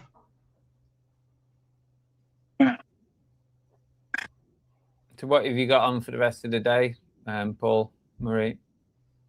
We've got a bit of filming for a video in not this Tuesday, but in the following week's Tuesday. We've got filming some lots from the last auction to round off that video, and then we're going to be doing a bit of eBay. So all exciting stuff. With the videos, trying to sort of get ahead a bit, aren't we? Yeah. Because it's trying to keep it on a schedule, because you know you like to release on certain days, certain times, and that. Fair amount of planning. Yeah. Do you find that it's better to be on a schedule? Because I've tried schedules, and at the moment I try and do like on a Saturday morning. I normally put out a video. There wasn't one this week, but do you find it's better to be on a schedule, or do you think? Yeah, I think I'm quite an organised person, and I think if you're a bit like that, you really enjoy planning. So we've got like the next 2 or 3 weeks of things planned. So like we'll film a bit for one video today, then later we might film a bit for a video in a week's time, and we sort of do it like that. So it's just keeping ahead of it, really, isn't it? It is keeping ahead of it, but views wise, I don't know, in probably just our minds, but it's we like to be consistent. We like to be consistent. So if somebody does want to, they know we release a video at a set time on a set day and all this sort of thing. Yeah, that's true. But yeah, whether it makes a huge difference doing it on the same day. Yeah, we just try and keep it consistent, really, in the hope that helps. You never know, do you? What's gonna? That's really, really professional. I have to do everything chronologically, otherwise I completely lose it, and bits get missed, and there'll be holes in the video and all sorts. No, we seem to be work on 3 videos at a time. So I'm always saying to Paul, "Have we done the thumbnail for this one yet?" And Paul will sort of question what clip is going in which video, and it isn't. We do have a lot of conversations about it, but I've got it all written down, so we just look at the book and go, "No, this is for this." Yeah. And then when you offload them, into different date folders so that we know what's sort of going on. Well, you did choose to run 3 channels, didn't you? That's so it's your own fault. We've made it quite difficult for ourselves. Yeah, you're right. I mean, it's ridiculous when you think about it, isn't it? Really, having 3 channons. Yeah, but we It's listen to what you were sort of saying, and it's that creative itch sort of thing. Because when you resell and where we work quite long hours, sometimes it gets to like 9 o'clock at night, and you've worked since, I don't know, 8 o'clock in the morning on reselling. Sometimes you don't want to watch reselling because you want a break from it. So we tend to watch like a travel channel or something like that, or renovation. And that's why we sort of thought, well, we'll start our own travel channel because we like watching travel channels. Because it's where we're in a lot.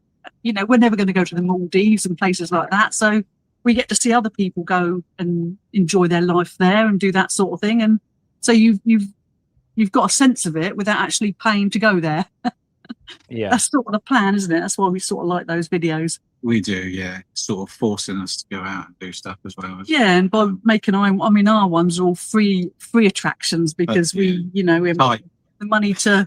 What's so much to go somewhere nowadays? You look and it's like £30 to go around a castle, and you're like, in that it's expensive, isn't it?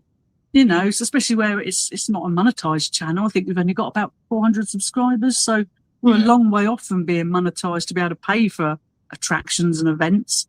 So we just try and sort of show that we're forcing ourselves to take time off and enjoy life a bit. Because we're not very good at that, are we? We're a little bit I think that's too important. working. I think it is important, especially when you work for yourself, trying to just find that time to. I mean, Dave's already talking about burnout as well, so it's like, you know, finding the time to take time out and not be all work. Yeah, we struggle even at home to sit and watch TV for a little bit because you feel like, oh, I could be doing that. I should be doing that. That's not been done yet. And, you know, we feel guilty for sort of having time off, don't we? So So this So- way, if we're filming it, we have to go out and do it, and it gives us. You should always have something to look forward to, and I think that's really, really important, whether it be a holiday or a certain point in time in the future. If you've got something to look forward to, it just gives you more of a purpose. And I think as humans, we do need a purpose. So I booked up flights to Thailand on Sunday. Ooh. Million times better because I've got that to look forward to. Yeah, I mean, we do it in a little bit of a cheaper way, because what we decided to do in January was to swap having takeaways for breakaways. So we do the old, the cheap Premier Inn, because we were sort of working out, we were having like a £20 Indian on a Friday night, and it was really lovely. But then that's £80 a month. And you think, well, hold on, that could be 2 nights away at a Premier Inn. And because we did that, we've just booked our 6th one this year. So we've had 5 weekends away already. And when we go, we're only having Wetherspoon's breakfast and Greg's lunches, that sort of thing. So we're not spending a fortune, but it's the fact that we've changed, instead of having a 20-minute meal, we're having 2 nights away and for the same sort of price. And it's making a difference, isn't it? Massive You difference. you take yourself off to the garden centre every other day to go and get your But coffees. when you go out, you're walking How and much things you like that. spend at that the you garden centre? That's your next thing. yeah. Well, Don't work it out. Don't look in at your bill. in the videos, I keep dropping subtle hints about afternoon teas. Yeah. And a lot of people talking say, of afternoon tea, you should have that tomorrow's- afternoon tea. tomorrow's video on the new channel, Oh. you'll be horrified at what we spent on afternoon tea. Are we going to be really jealous, or is it really? Is it really You cheap? might be jealous, but you'll also be horrified, as I was. Right. Well, look forward to that then. This is the Dave, would you ever have another channel, Dave? I have. Yeah, it's got 15 whole subscribers on it. What do you use it for?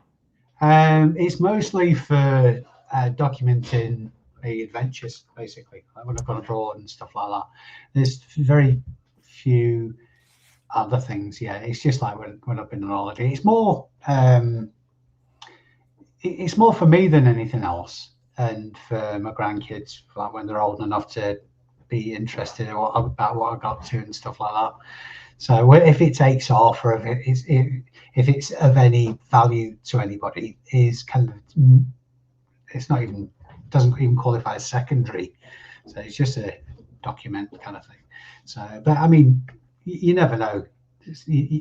One thing I've learned about YouTube is you don't know what will hit with people. Sometimes the most innocuous, what you think is the most innocuous of subjects, it takes root. So Yeah, well, that is definitely true. I know I mean, some of the most popular videos on my channel are nothing to do with reselling.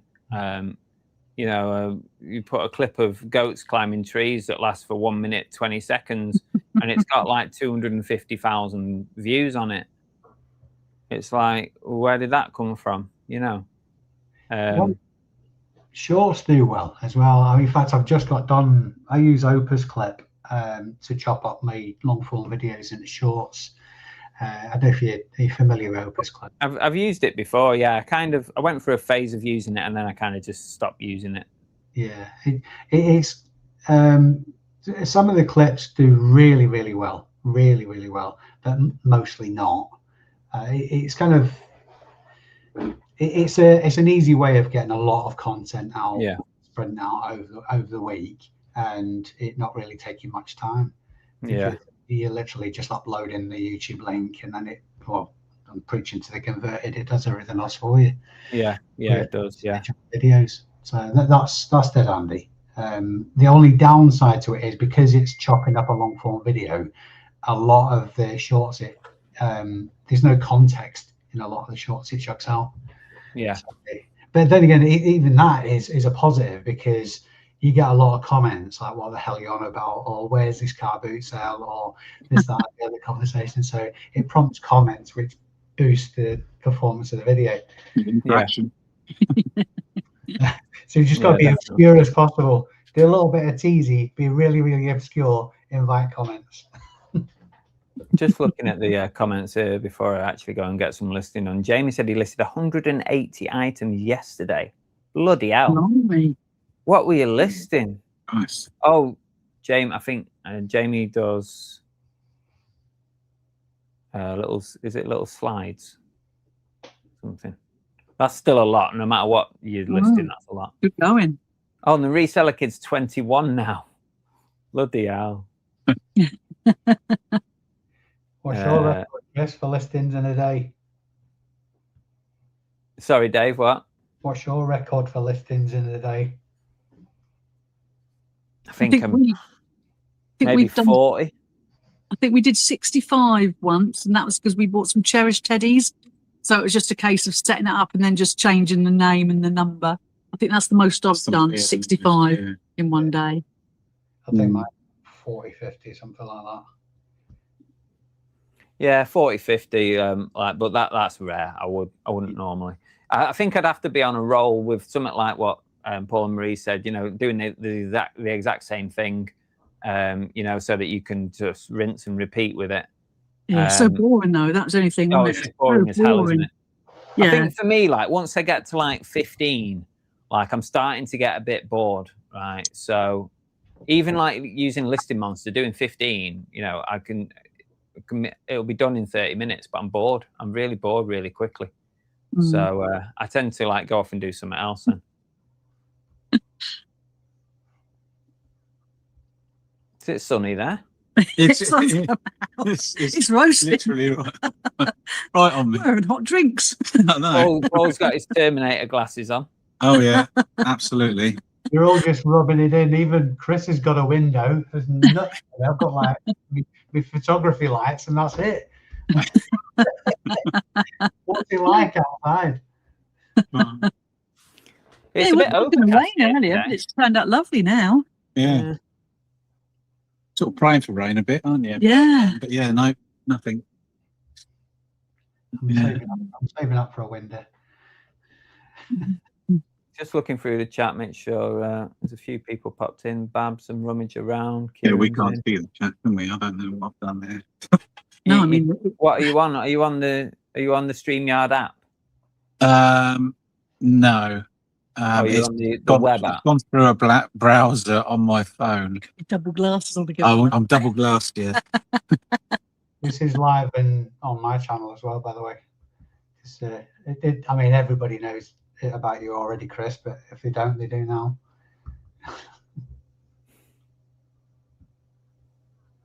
Yeah, I can't see how to. Oops, what have I done there? Got rid of everyone.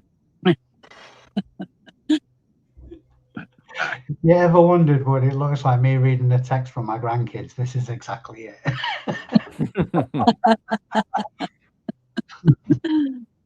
Oh, there you go. Secret Carper said he did 181 when Bold Finds did a 24-hour listing live.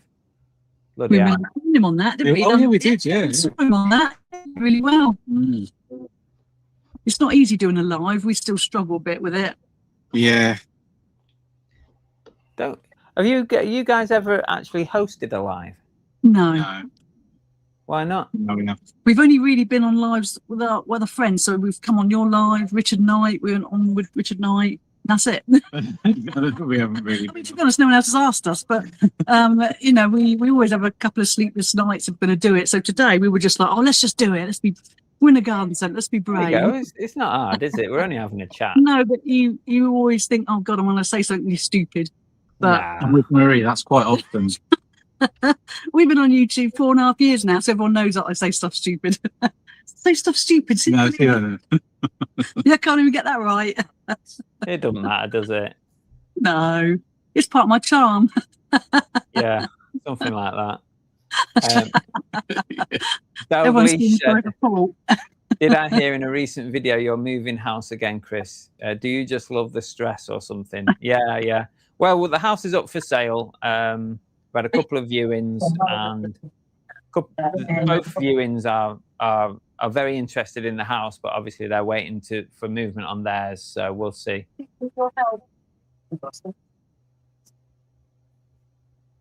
Yeah.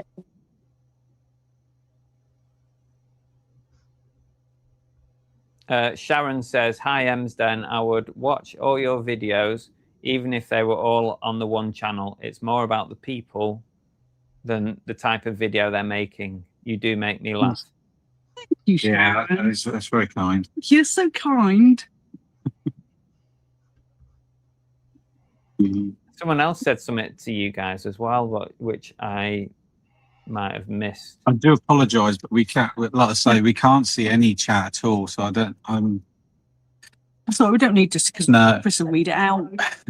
Well, normally I do, but I pinged it on screen thinking you might see it, and then obviously you haven't. We can, but it's so small, Oh, it's tiny, So right? old. and we're very old. I'm like this. I'm like that. A couple of moles. I can't find it. I'm sure somebody started with Emsden. I might be wrong. Oh, there you go. Jamie said, "Coffee and a sausage, perchance." I mean, they got sausage rolls here. I was very tempted. I do love a nice sausage.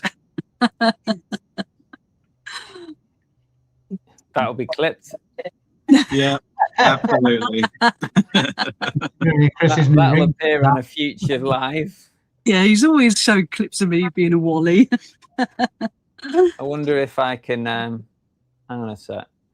He's writing it down. He's You know trying to what's coming, don't you? You know what's Looking at the coming. time. There we go. Let's see. What have I got? What about this one? We've got this lovely bush.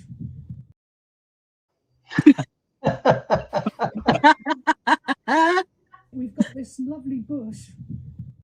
It's got to hand. No, they're all there ready to go, aren't they? Catalogue of mine. Oh, hang on. What about this one? What about this That's one? Ali. You're gorgeous. Hello, big boy. You're gorgeous. There's other I need to people out mash it here into now. one. We're Like looking one a bit weird. sentence. Hello, big boy. You've got a lovely bush. You know, that kind of thing. Super. Oh. Oh, a bit of breeze there. A bit of breeze. That's nice. Ah. Oh.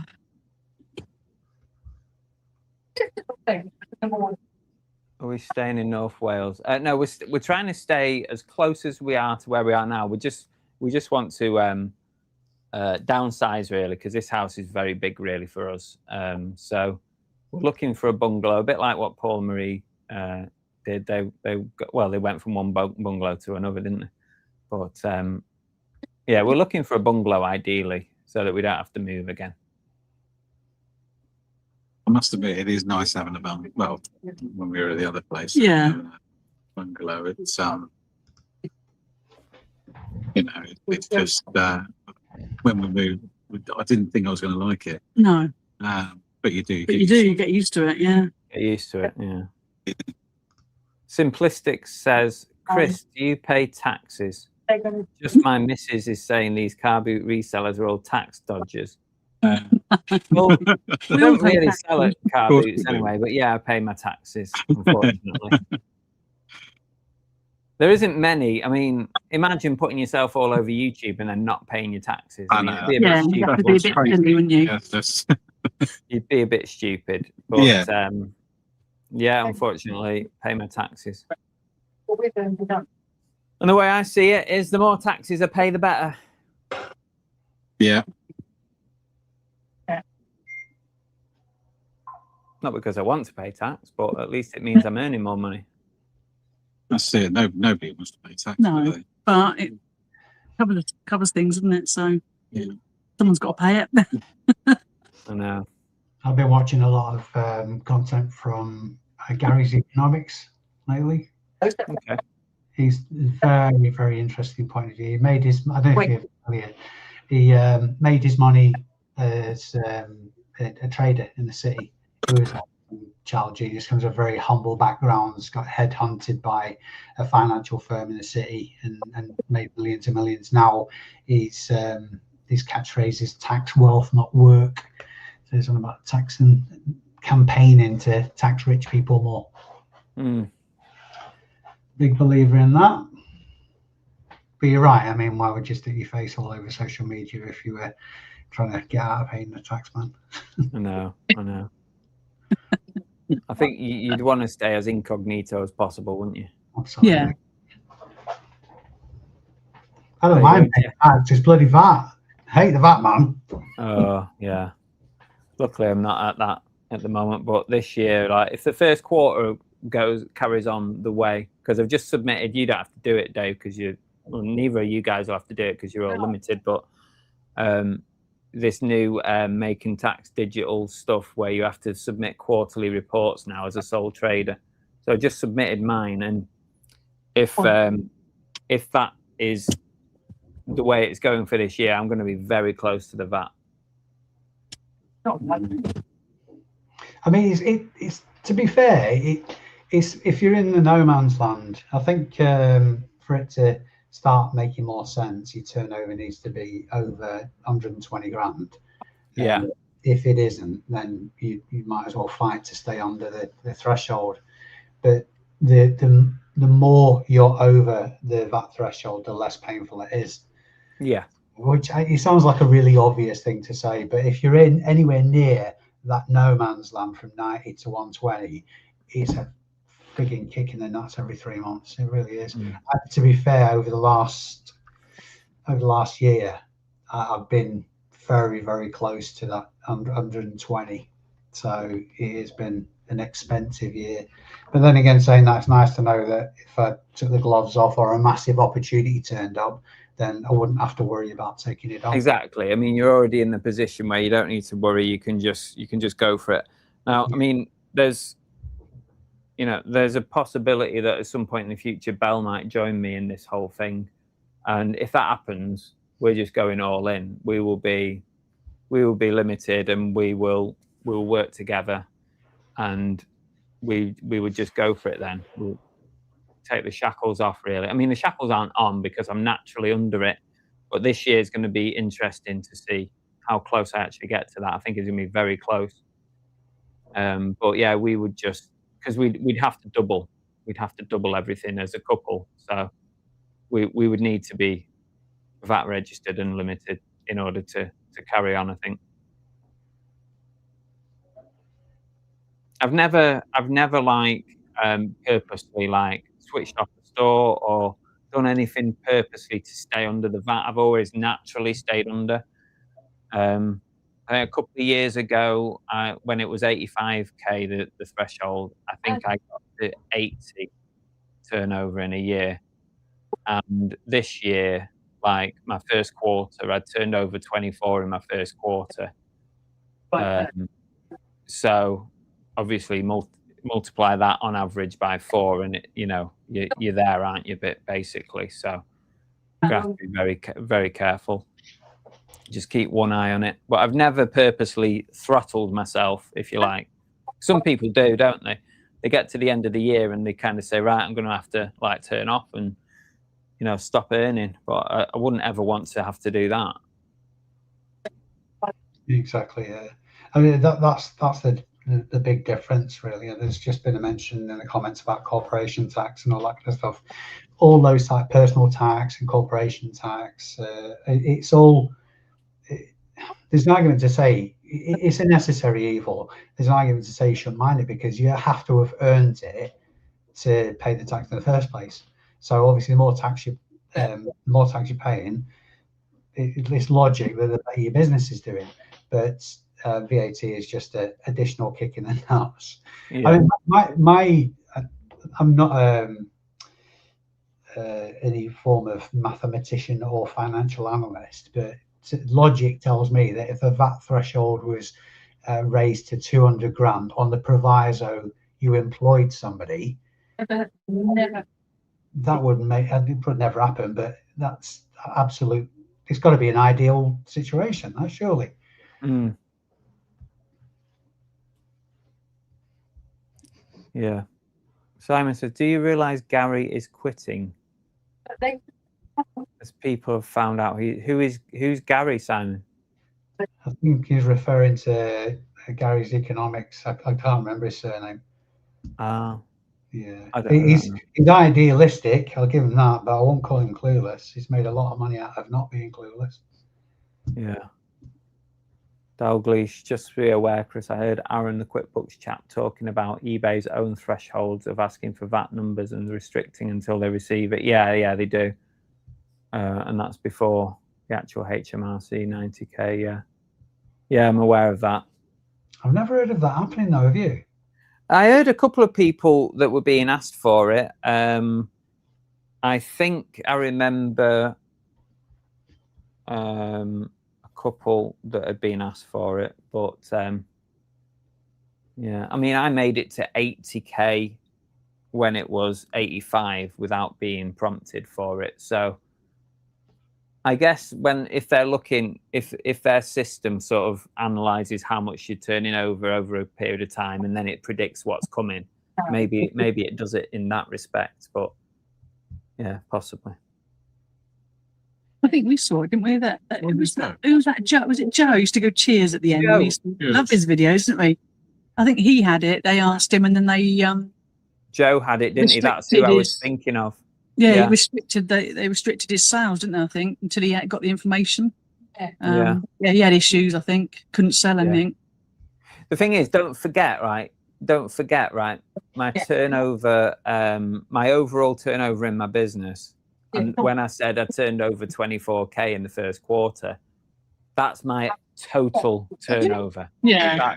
That's eBay, Vinted, that's YouTube, that's sponsorship income, that's everything, right? So my actual eBay turnover at the end of the year, I would expect if I say I make it to 90K turnover, my eBay's probably going to be about 65.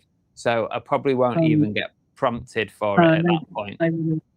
So yeah, if I was ever sort of getting to 90 on eBay, then I'll be well over 100 based on all the other platforms. But it's a good point though, Dalglish. Yeah, definitely.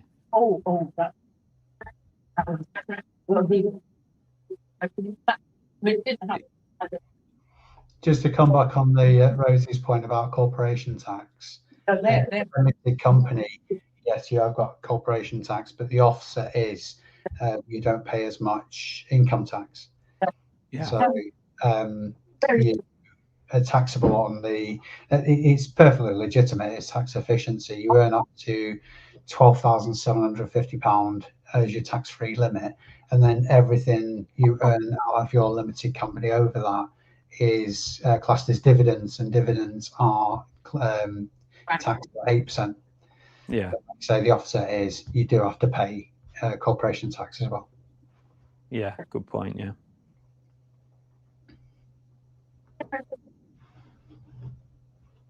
I think it's getting busier. Yeah. And we've already been naughty. Yeah.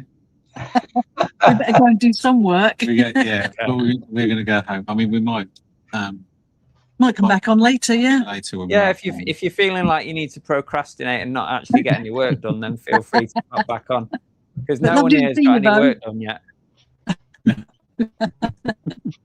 Well, it's lovely to see you both. So take care.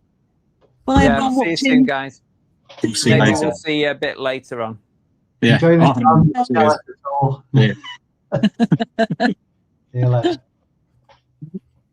Now the tricky bit of me trying to Yeah, get rid of it. There smooth. we go. Yeah, Awkward You're ending. at the end, isn't it? Can you kick me out? Oh, hang on. Hold. Oh. No, what have I done there? It's like Chris's slipper shot, isn't it? It's time when my granddad. We're still here. I do this at the end of any live I do. It's exactly the same while I'm trying to find the end live button. It always I mean, takes I've probably a got little amount of time. How do we go? Do you want me to just kick you out? Just take your phone off. Oh, they've gone. That's it. Booted. Oh, it's funny.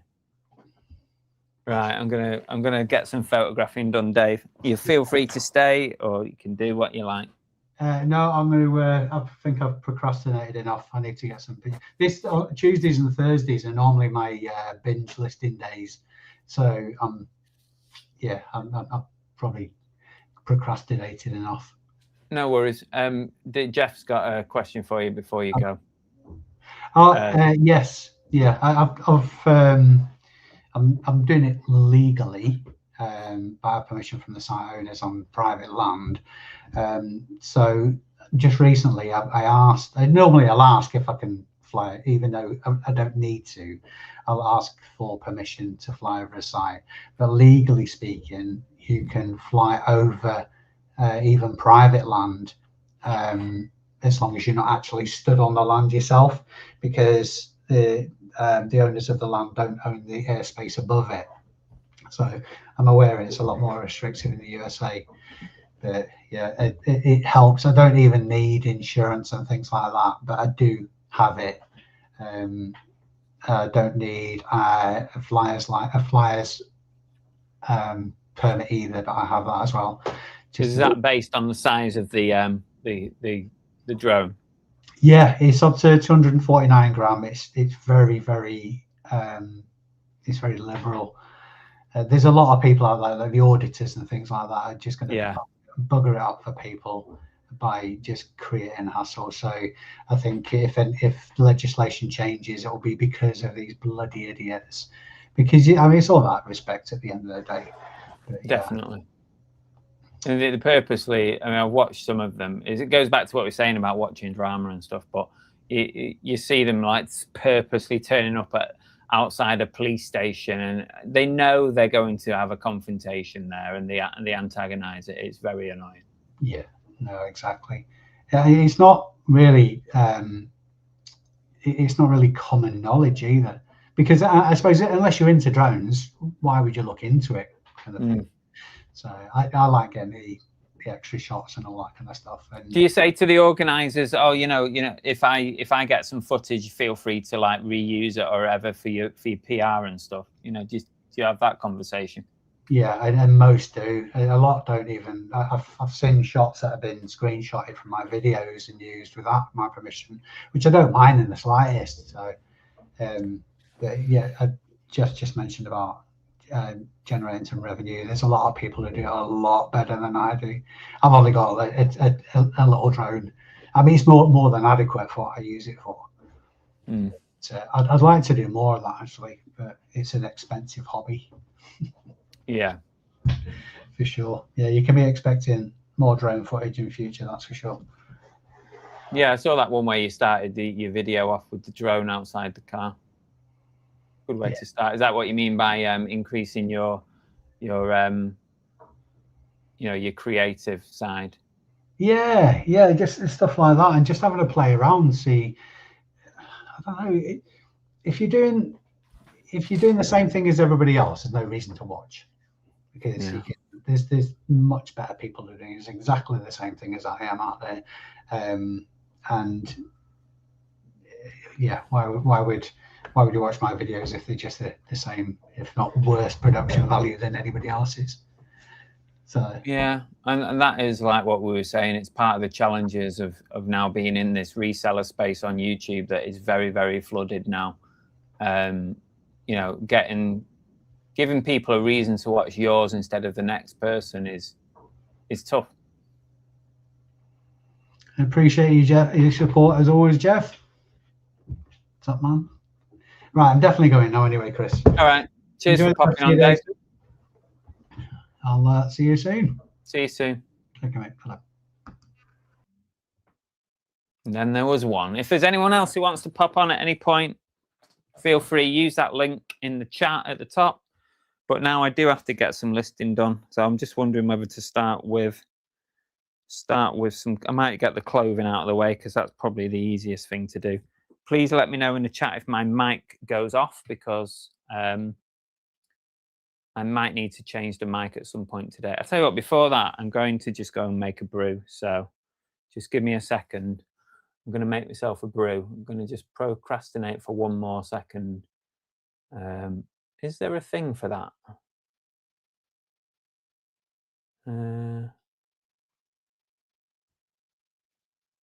Timer, be right back. There's that one. I won't make you watch that. Thought there was an overlay. Be right back. Is it that one? Yeah. Okay, I'll just leave it be.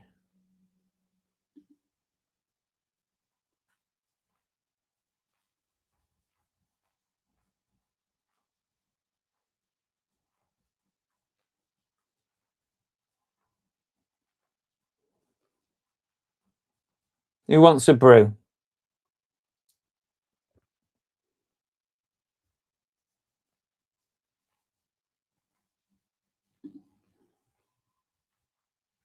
All right, Derek, no probs.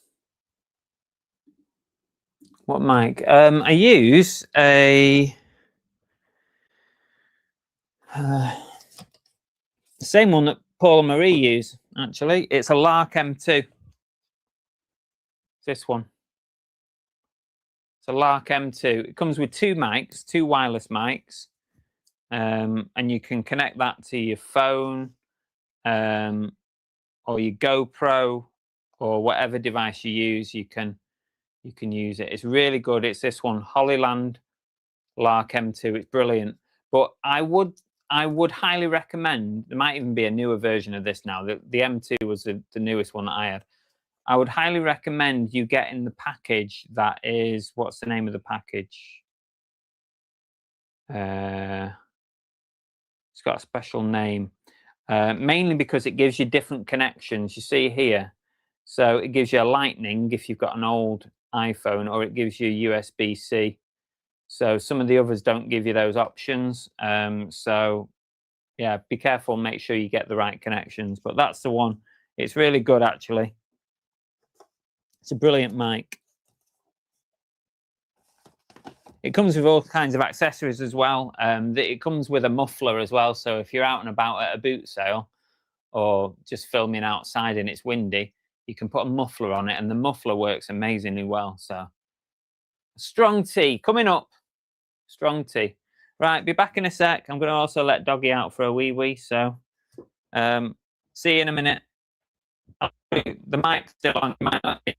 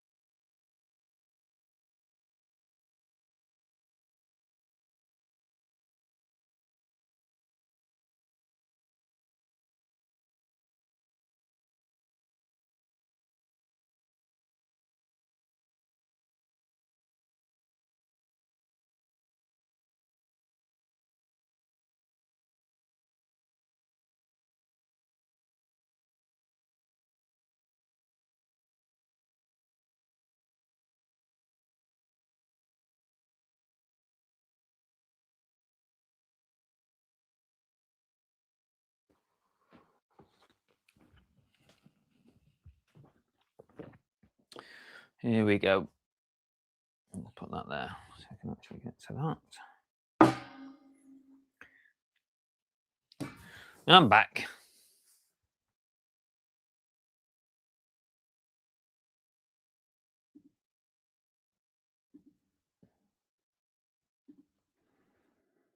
Hi, Richard.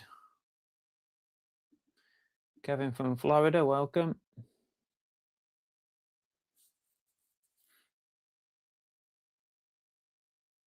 Anyone wants to come on, give me a shout. Oh, there is a link in the pinned chat. Right.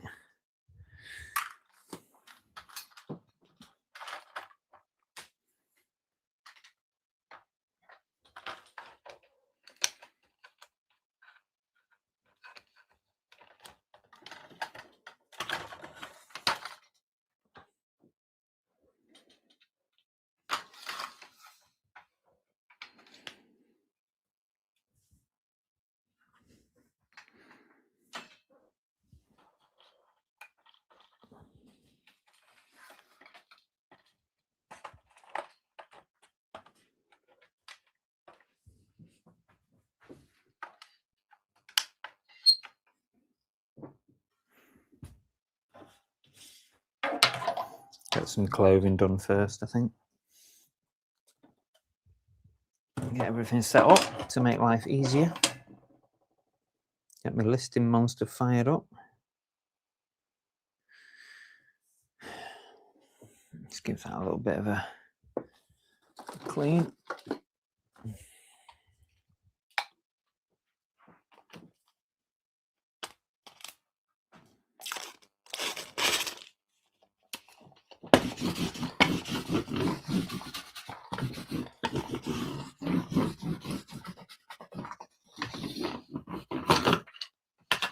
Whoa! Fuck's sake. What's happened to that? Oh, fucking rollers broke.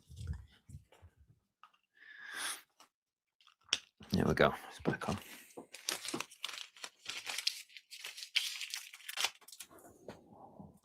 Oh! I bet I've run out of rollers. No, I haven't got one more left.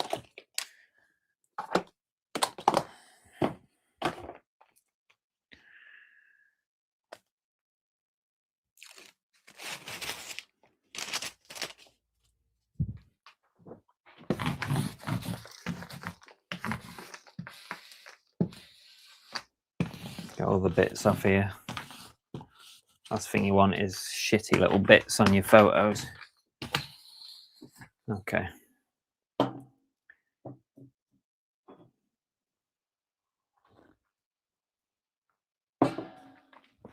Do clothing first, I think. No, sometimes it's better for me to have the light off. Is that going to be no good? We're okay, aren't we? We okay with that? It's better for the photos. Right, Jim Shark, I think this one is. New with tags, bought this at a jumble trail. You still hear me okay? Cropped. Like a cropped half a zip.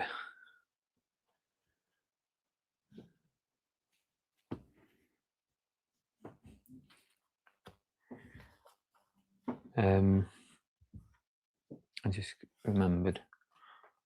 Sound 5 out of 5. Is that good?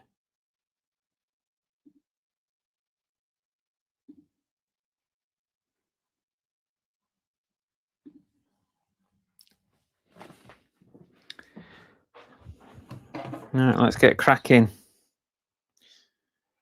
Have you got work today, Jeff? What are you playing at?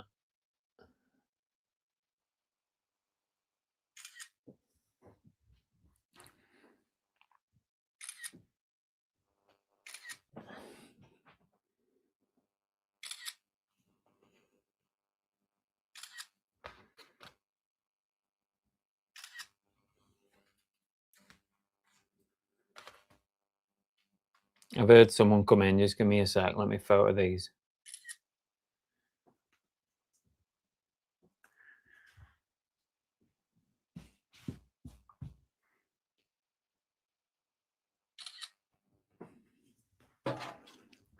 This is where I end up talking to myself because I have to remind myself of the measurements. So 22.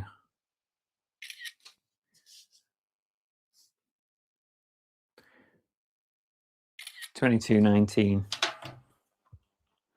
$22.19. This was at a jumble trail. This the video will be out of the weekend if you're interested. $22.19.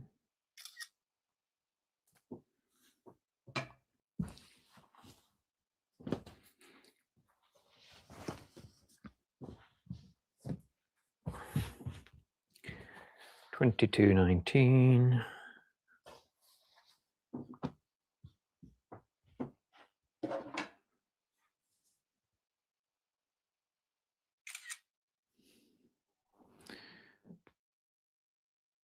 I'm coming to you, Derek. Just give me a sec. 22.19. Let me get this one on. Sheesh.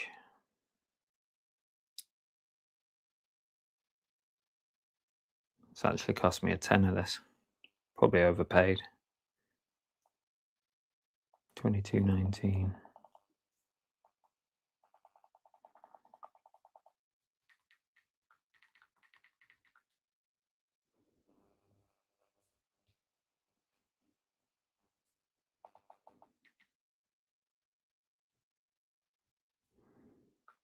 $22.19. Create listing done. That's that done. Right. Put a little pile here for when I sit down and do all the prices. We've got Derek here. You all right, Derek? Hello. How's it going? Yeah, not too bad. Just getting some listings up today because it's raining outside. So I thought I'd take the opportunity to get some eBay done because I've been doing a load of DIY stuff. So Is the roof holding up under this rain? yeah, the roof's good in here. Yeah, I'm doing a new driveway and building a garage.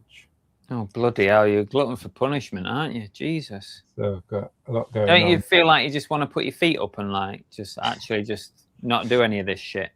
I don't think I've ever put my feet up, so I don't know what that feels like. Right. Oh, you're that kind of person, are you? Always got to be doing something. I've got to get stuff listed because I've been going to the boot sales every single week, and of course, when it's good weather, I fill the car, and I haven't really been listing that much. So the barn is literally full to the brim. There's stuff everywhere. I'm tripping over everything. I've got about. It doesn't take long, does it, before you suddenly have a huge death pile from like just a couple of boot sales, and you get Yeah. way behind, don't you? Yeah, and I pick up quite big items as well. So I've got a stack of VCRs just here. You can see part of that. I've got CRT TVs everywhere.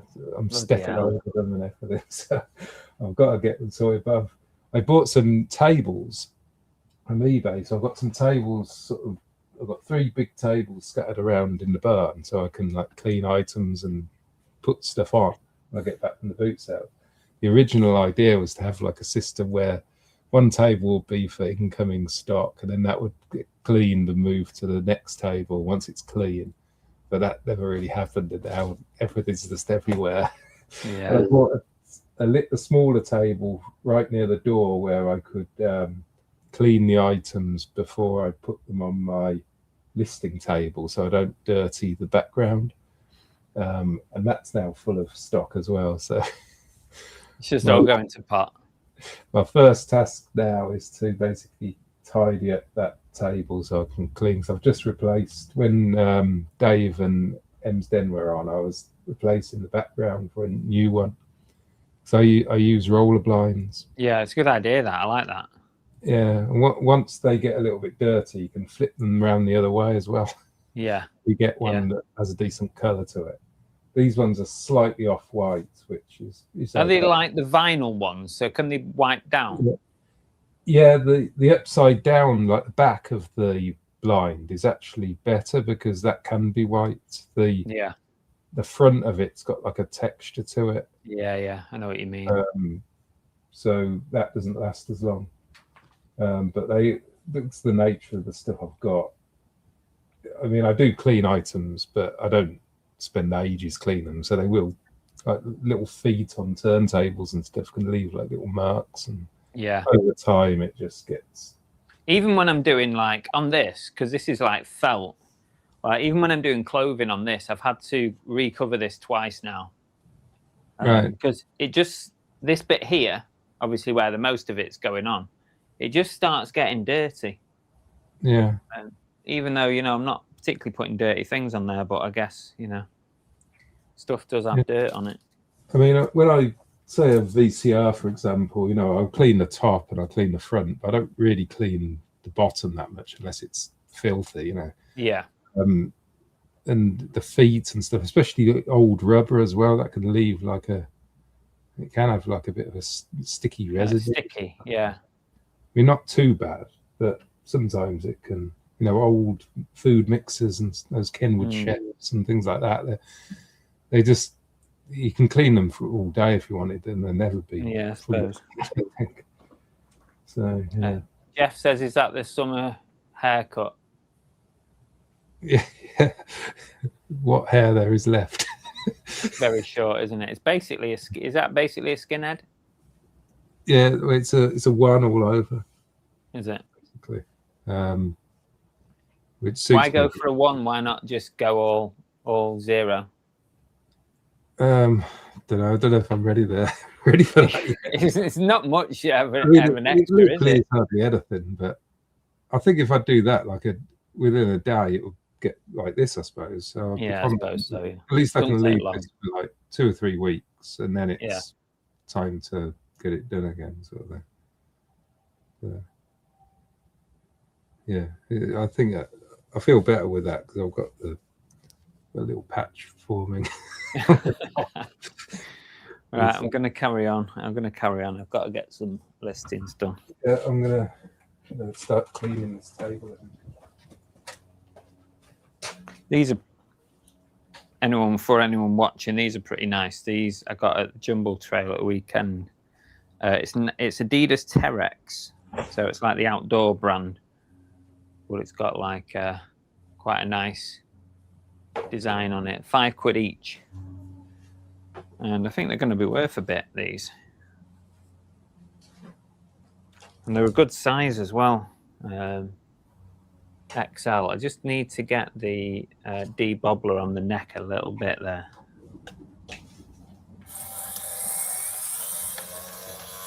Just a little bit bobbly there.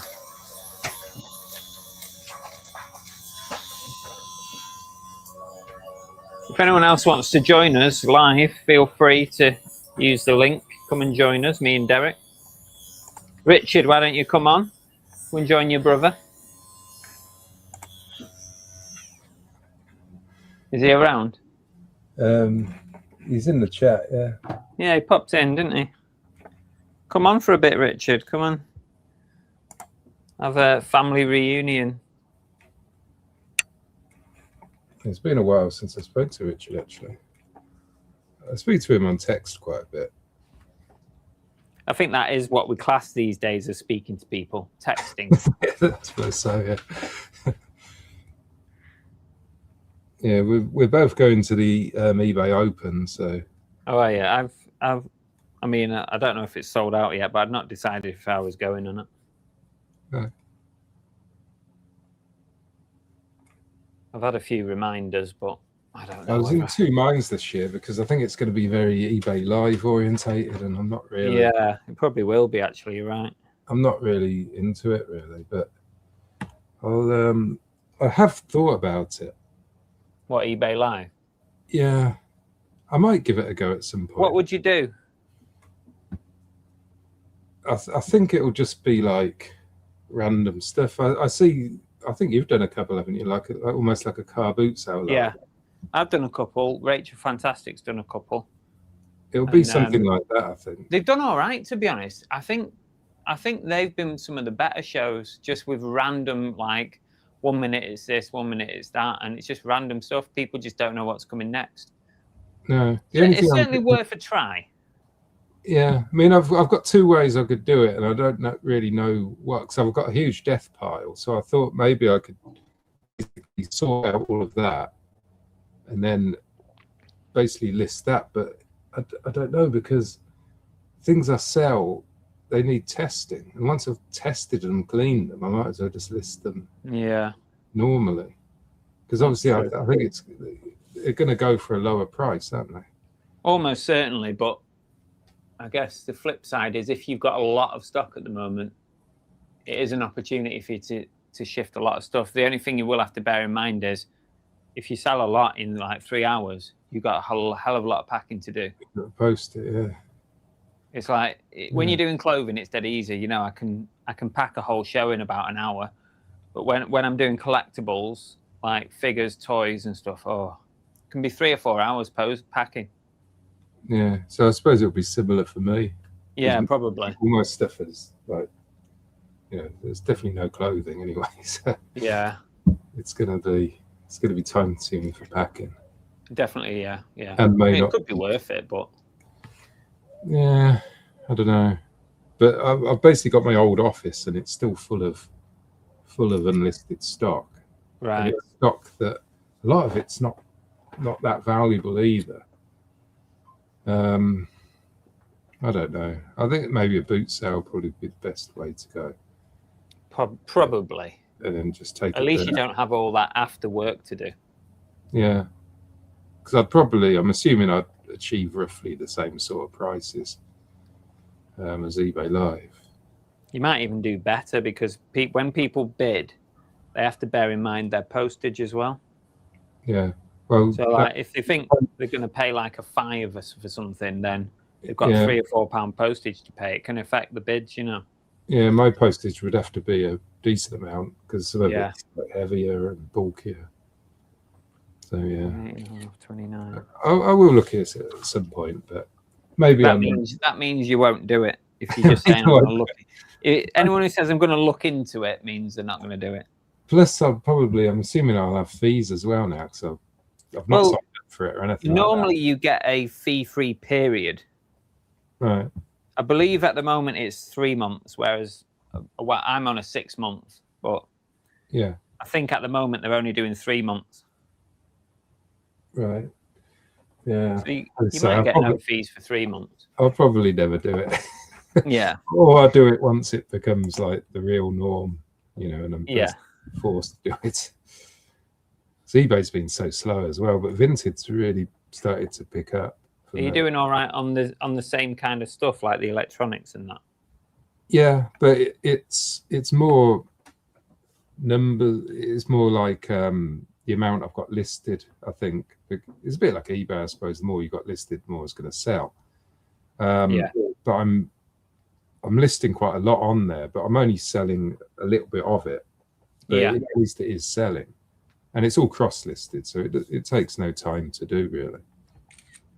It's kind of the same with me, that, because I've got like 1,200 items listed on Vinted now. Well, I maybe only sell like an average of maybe 1 a day, say, on average. Right. But my average sale price is still quite high up for a Vinted sale. So, Yeah. it might be a £30 jersey. So if I sell one of those every day and it's not really costing me too much to cross-list it, No. it's still, I'm doing about £1,000 every 30 days on Vinted. So that's Yeah. kind of where it is. Sort of one a day, say 1 to 2 a day, with an average sale price of around £20 to £30. Yeah. And it's coming out around about £1,000 every 30 days. Yeah. I'm probably not that dissimilar, really. Maybe slightly, but not a lot more. But yeah, I think it has to be easy to do. I wouldn't want to do it manually. It's all just, No, me neither. Me neither. it would just be too time consuming. But I do see Vinted as a part of the business now, rather than some sort of side Yeah. thing that occasionally I did.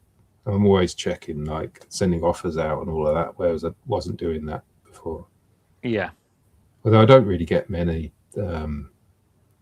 much response from me sending offers. I get a lot of offers from people, but me sending them out randomly, I never seem to get anything from that. Yeah. I mean, the good thing, I mean, I'm using Relo at the moment, and the good thing about that is you can do auto offers on it. Yeah, well, I used to do auto offers on that. Is it Accelerator? Accelerator. Yeah, you could do it on that as well. Yeah, I've seen Relo, but I've got my own stuff now, so I'm using that.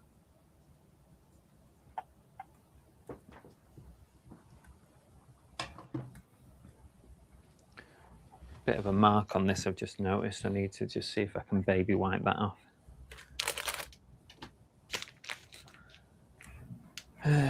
Just have a quick catch up on here.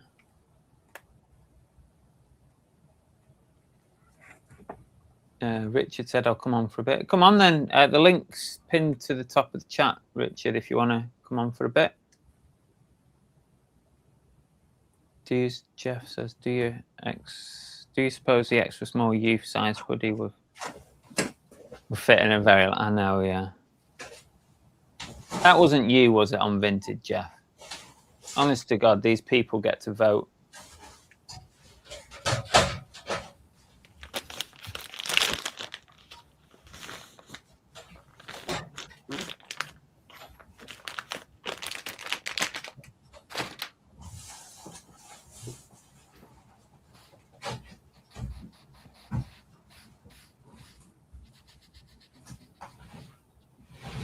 That's actually a mark that is going to be tricky to get off, which is annoying.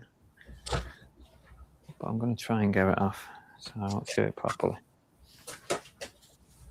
Have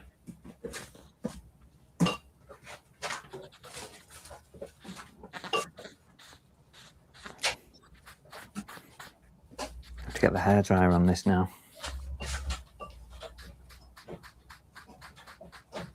Like it's been dragged over the floor, I think. I don't think it's going to be easy to get off. What have I got?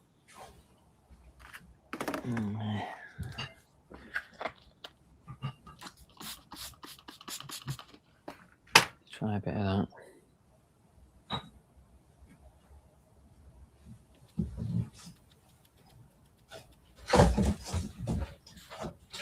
Be careful I don't lose the colour.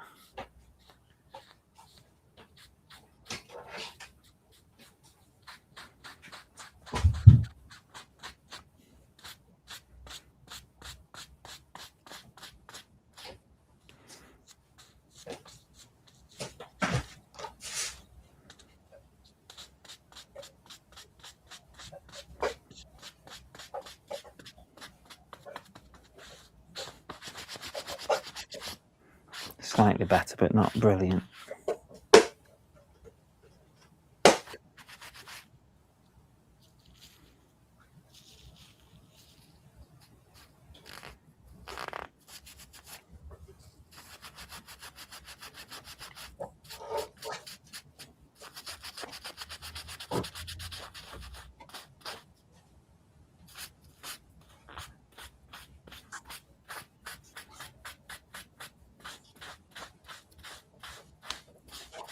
This is the kind of stuff that slows you down when you're listening.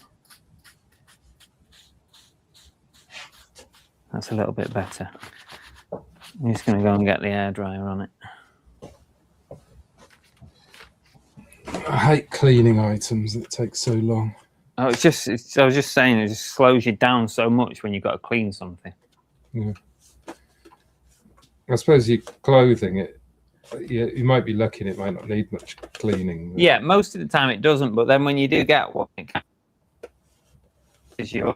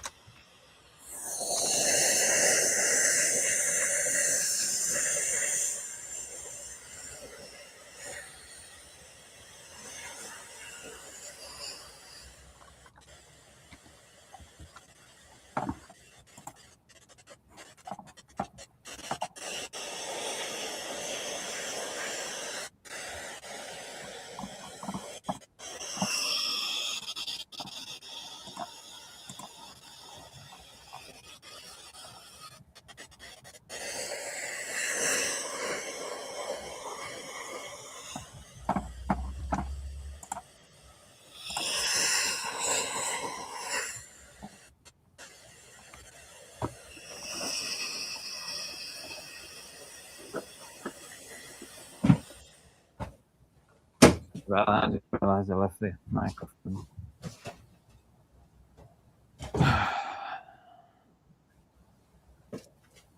He's here. Richard's here. There he is. Hello. You all right? How are you doing? Yes. Yeah, not too bad. Hey, Hello.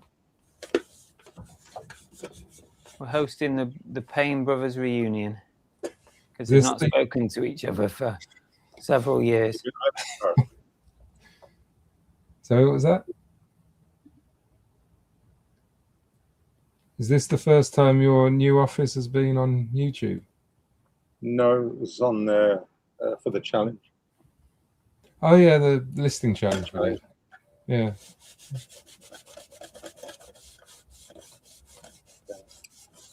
Whereabouts are you at the Yeah. moment, Richard? Sorry? Where are you right now? At home. How's it going? How's it going? Yeah, okay. Busy with stuff at the moment, though. Got a lot going on.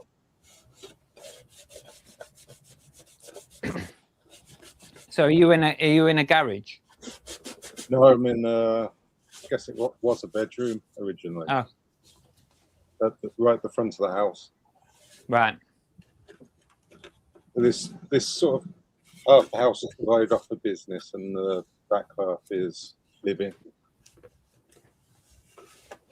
Works quite well. How That's good. how are you coping with the mixture of tat versus like is it encroaching into the living area now? So I constantly have that issue. Yeah, trying to keep on top of it. Just came back from the car boot on Sunday and car full of stuff. You know how it is. Yeah. But I've got to process some of it today. I tell you what I've started doing is basically leaving my stuff in the car, and then the first couple of days of the week, I just sort of take it out of the car as I list it. That seems to work. It's okay. It's only good if you don't need to use the car much or anything. Obviously, if I go to a Saturday boot, I've got to empty it before the Sunday boot. So That's desperate, that, Derek. Leaving your stuff in the car. I think you just need to address the core problem here, is that you are creating the major death pile and you need to get some bloody listing done. I know. I feel sorry for that Tesla. You've got this lovely car and you treat it like shit. It's not looking the best at the moment because it's really dirty inside, and I haven't cleaned the inside of it for ages. And it's all dusty on the outside because I've been graveling the driveway, and that's caused loads of dust. It just looks like a scrapper at the moment. Poor thing. Plus the MOT's up in like a month's time, so it might have no MOT at this rate. Yeah.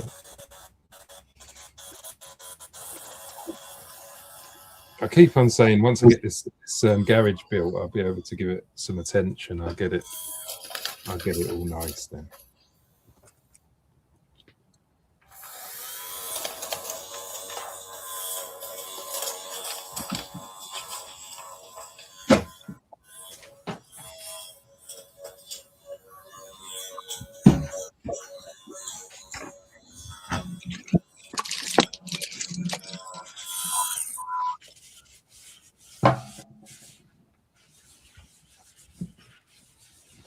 I'm constantly hit with this problem where if you might have the same issue. I think you've mentioned it before.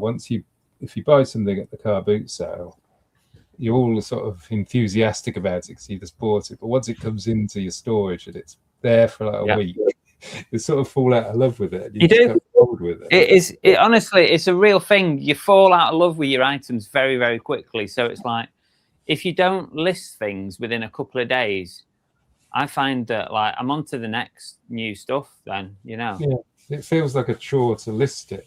Yeah. Whereas when you bought it at the boot sale, you probably thought, oh, yeah, this is a good item. Don't mind listing it. Yeah, exactly. It's a real thing. I have certain things I have to deal with straight away because I know if I don't, they'll get. Yeah, yeah.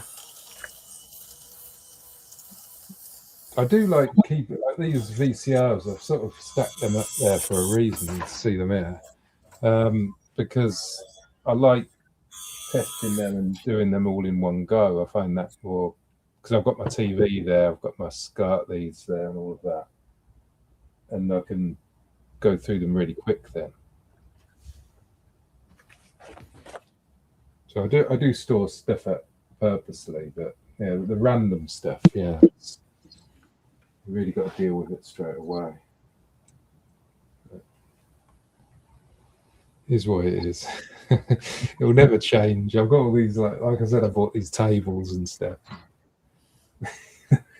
Everything I do, I always end up with the same problem. The core problem is that I'm just not very good at keeping the place tidy. I think that's just the core problem. That's the place, my old office. It's too much stock. That's what it Yeah, is. it's too like when we did that listing challenge, I cleared loads of it and I had loads of space then. But now it's all just built up again.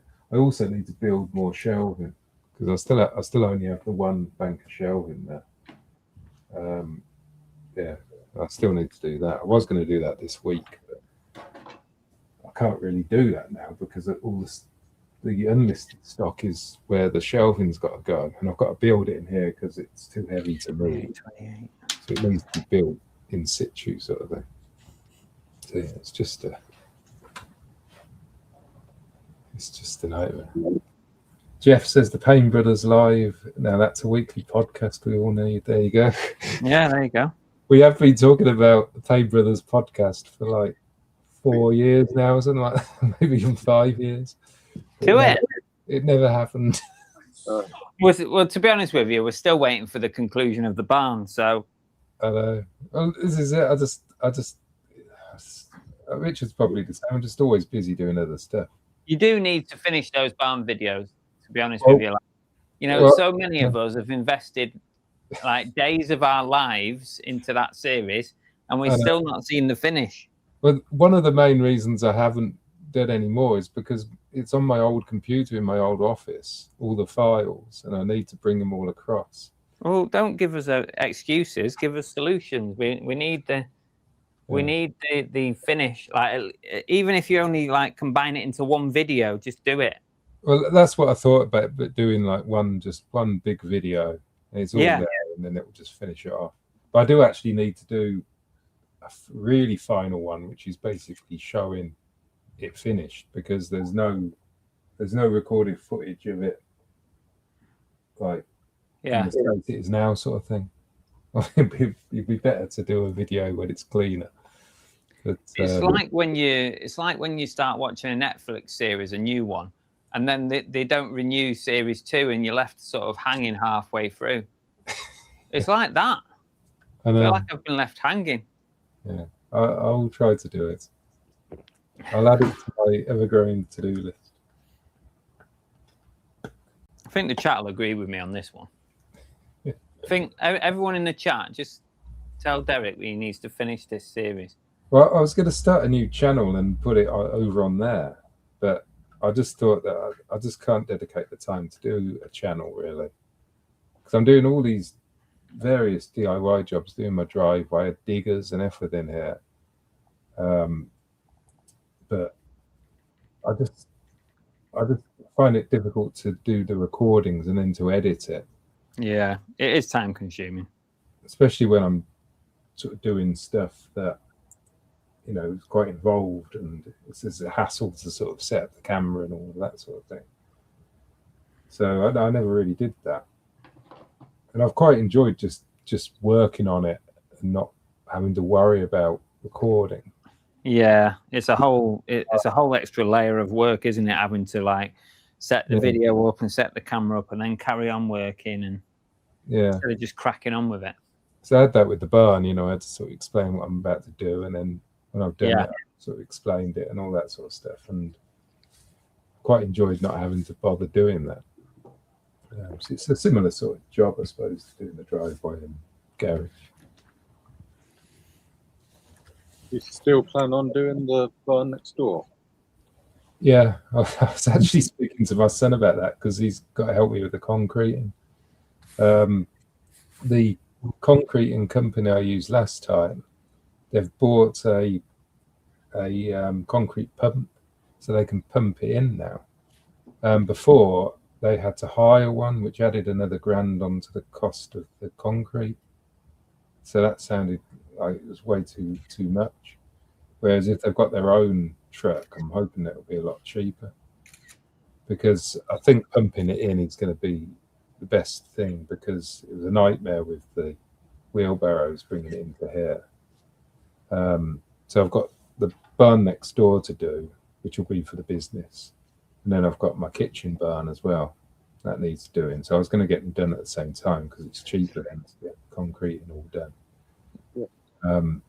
But I really need my new garage to be able to, I'll probably have to fill my new garage to the brim with whatever's in these other barns, at least temporarily, until I've got, I need somewhere to put what's in there now so it can be concrete, because obviously it needs, the whole floor space needs to be completely clear.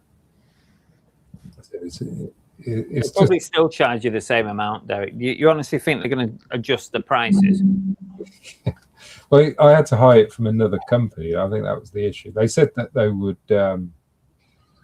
accommodate it, but they had to hire the pump from another company. And I'm assuming they probably add on their little cut as well. Sure. Yeah. So yeah, I'm hoping it'll be slightly cheap, because it was really expensive. But there wasn't that many companies that offered the pump around. There was a couple, and they're all sort of similar. And the concrete was more at different ones. So, but it'll probably be 2 years' time before I look at that, because I've got to build this garage. And we're now in August, aren't we? And I haven't finished the driveway yet. So I'm getting the concrete slab for the garage done in the next few weeks. I've got to get that done before my son goes back to uni, because otherwise, he won't be able to help me. So I've got to get that done. Then I can build the garage. Carper says, when you started the barn, did you know it's going to take that long? It didn't take. It took as long as I thought it would take, really. But you've got to bear in mind the video. I've been in here now for, what is it, like 2 years or something. So it's like the videos are just delayed. The barn's finished. I just haven't. Videos that have taken the time. So what was that? It's the videos that have taken the time. Yeah, it's the video. Yeah, the barn took him a week to do, and it's the videos that's taken 2 years. Yeah, the barn's finished. The only thing I haven't done that I still need to do is repoint the outside. But I think that will probably be something I'll do much later on. So the whole house needs repointing and stuff. So that'll be something years ahead. It's not urgent, really. I've still got to put the shelving in here, proper shelving. And I want to put shelving on the walls and things like that, which I've got now. I bought some shelving about a month ago for that, just for like stationery and that sort of stuff, around by where my computer is. So yeah, there's always things going on with it, but I've just got so many other things to do at the same time. But yeah, I'm really pleased I did the barn, because it's transformed the way I work.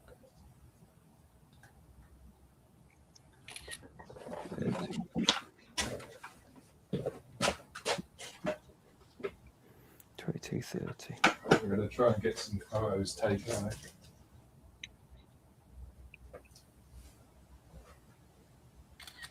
$22.30.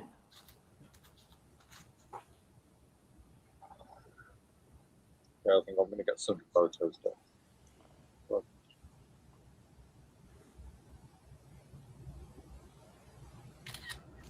$22.30.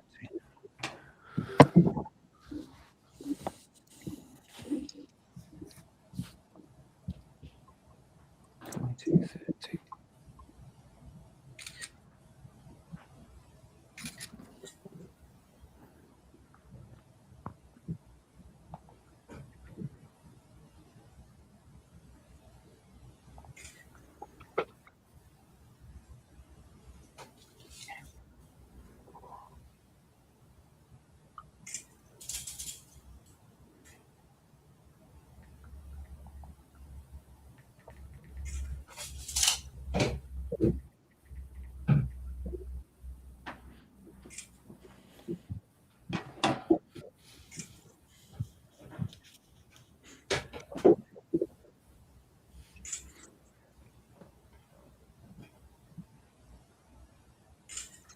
Anybody else want to come on, by the way? If you're watching and you're thinking, oh, I'll come on for a bit, then there's a link in the chat.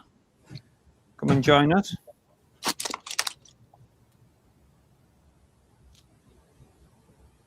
As long as you're committing to work and not distract us, because we're all very busy, as you can see.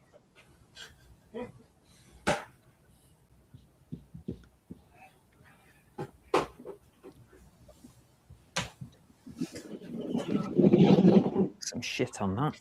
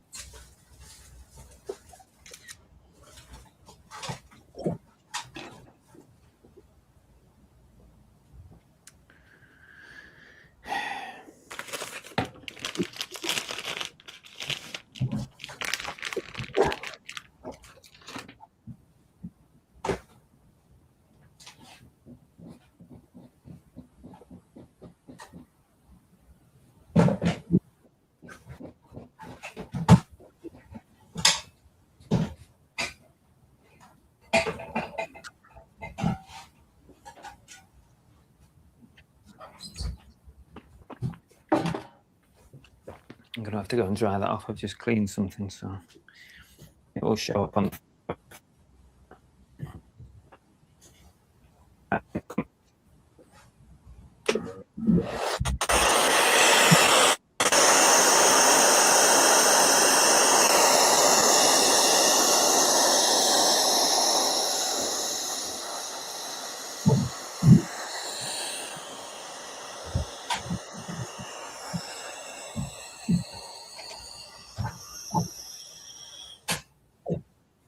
Do it. Okay, where are you?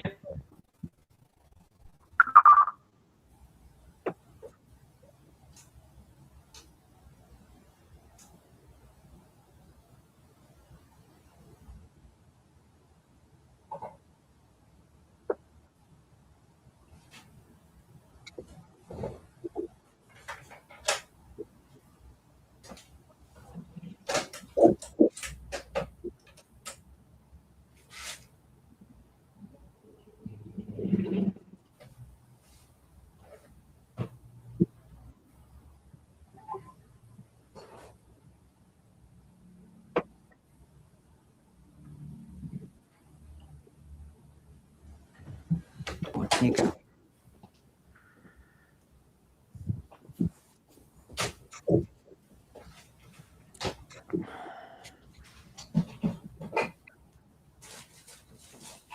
Hi, Matt. Matt sells stuff.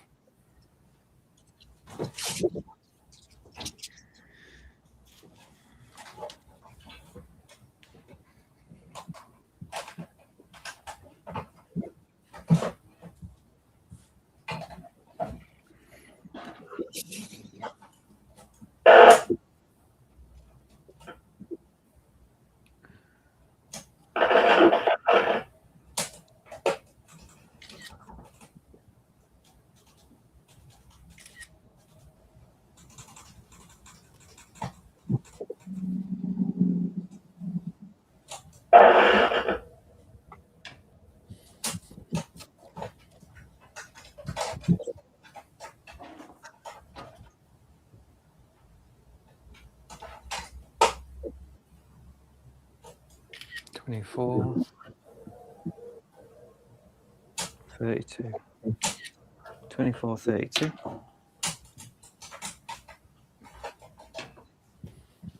Twenty-four, 32.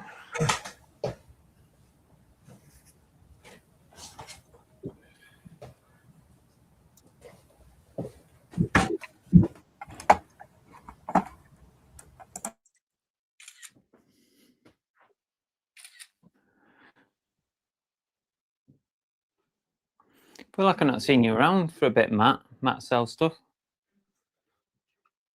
Feel like I've not seen your name in the chat for a little while. 24, 32.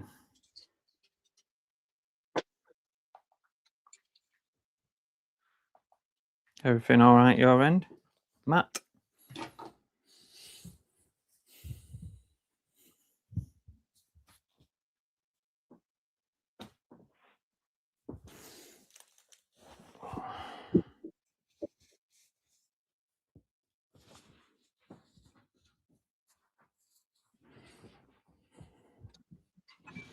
Oh, I know why this pile now has everything that needs cleaning. It's a pile that I've obviously put to one side to say that needs cleaning, and then now I'm actually doing it. Everything needs cleaning. Got another cassette player here that's knackered. Derek and his quality merchandise. I hate it when I end up listing loads of stuff as spares and repairs because I just think it makes my store look a bit rubbish as well. I'm the same. I try and avoid it unless it's something that's kind of likely to be sought after, because you do get the feeling that it gives a bad impression of your store. Yeah. The only thing is, I suppose it does make you look honest because you are actually saying it doesn't work or whatever. Yeah, I suppose so. There's that. But yes, it's not the best. I certainly wouldn't want to fill my store with loads of like spares and repairs. No. Yeah, I mean, I don't have a lot of it really, but there is a fair few things, I suppose. But I think sometimes, like, if I have something that's not working and it's like only worth like less than a tenner, spares and repairs, I just don't bother with it. It depends what it is, I find, because if it's something that will, because I sell a lot of like stuff to like props companies, and they don't really care whether they work. Yeah, that's true. So if it's like a retro, like this cassette player here, this is the thing that doesn't work. Yeah. Although it does actually play, it just got loads of interference on it, and it's probably quite a simple fix, but I can't be bothered with it. But it would have cost me probably a £5 or something, and I want to try and get it back. So if I'll probably put it on for 15 quid. Yeah. And somebody will, might want it for a prop because it's obviously a 80s thing. It will appear in some sort of Netflix Exactly. show. Yeah. I had someone. I was selling some really like vintage empty Coke cans. Right. They were like from like 92 or something. They're obviously empty, but I had a bunch of them, and I listed them, and someone bought them, and they said, "Oh, can we come and collect them?" I'm like, "Yeah, sure, you can come collect them." Well, it turns out when they came and collected them, I said, "Oh, what are you going to do with these?" And they said, "Oh, we're just filming a new series in Llandudno for some new TV series, and they needed some old like 80s stuff." Yeah. So he was kind of like driving through, and he said like, "Oh, I'll come and pick it up on my way to the set, to go and work." Yeah. He did tell me what it was called actually, but I forgot. Yeah, I've had a few instances where I've asked what TV show it will be or whatever, but they're always quite vague. They don't like. Yeah, they don't want to talk about it, do they? But there was something in The Crown. I think it was a telephone I sold. That was going to be in The Crown, and I watched The Crown. I couldn't see it. It's probably right in the background or something. Yeah. There's been something in that Star Wars. What's it? Can't remember what. I haven't really watched a TV series, but it's supposed to be quite a good show. It was for the second series of whatever Star Wars thing that was, and that was a weird thing as well, because it wouldn't have been something you would expect in a Star Wars thing. Mm. But I don't really know anything about the show, so maybe there's like flashbacks to. Well, to be fair, the words Star Wars and good don't really go together. Let's face it. So yeah, I sold quite a lot to props places, especially on Etsy. A lot of people ask for stuff on Etsy. I think that'd be a pretty cool job, wouldn't it? Like working for like a studio or something, and you get told, right, we've got this series or this film coming up. Here's what we need. Wouldn't that be a good job to go hunt it down? And I think that'd be good. That. Yeah. What would be the job title? Like props manager or something? Yeah, probably something like that, wouldn't it? I mean, they seem to be very focused on the size of the item as well. So they want to make sure it will fit in the scene, I suppose, and with the rest of the props and things like that. So they're always asking for like measurements and stuff. Yeah. But the good thing is they just pay the price. They don't seem to care about. Not bothered, are they? It's obviously paid by a production company, whatever. So this will probably end up on some sort of show because it's knackered. Welcome, South London Reseller. Welcome to you. And Matt sells stuff. All good, just busy. Oh, that's good.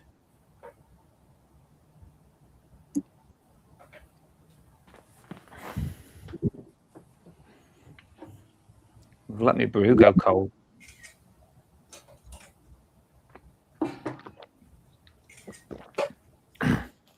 That's actually come up pretty nice. I wasn't sure if that was paint that it was going to come out or not, but it has come out. And now that actually looks really, really good. So it's worth taking the time to at least have a go at cleaning something.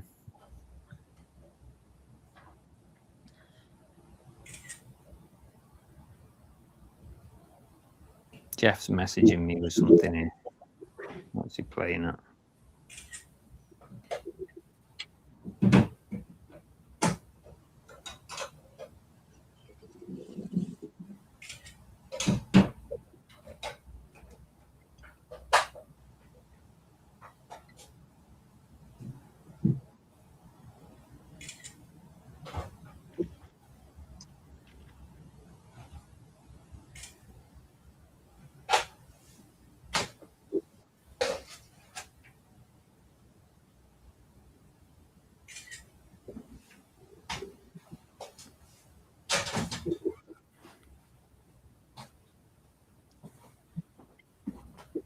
Do you sell on Vinted as well, Richard? Not as a business. I've got a few things on there of my own things, but I need to look at it. I think have a better go at. Oh, you can tell is Derek's brother, in it. I need to look into it. The pair of you got the same phrases. Yeah. This is why we never get anything done. Yeah, I'll get around to it in about Yeah. No, I should do really. And maybe look at a cross lister or something to make it a bit easier, because I've got over 1,000 listings on eBay. So Yeah. to pull them across somehow. You know where to come for a cross lister, Richard. 22.30. I hope you give it in for free. Yeah, you get it for free. Oh, there you go. Well, then it's free. Nothing to lose.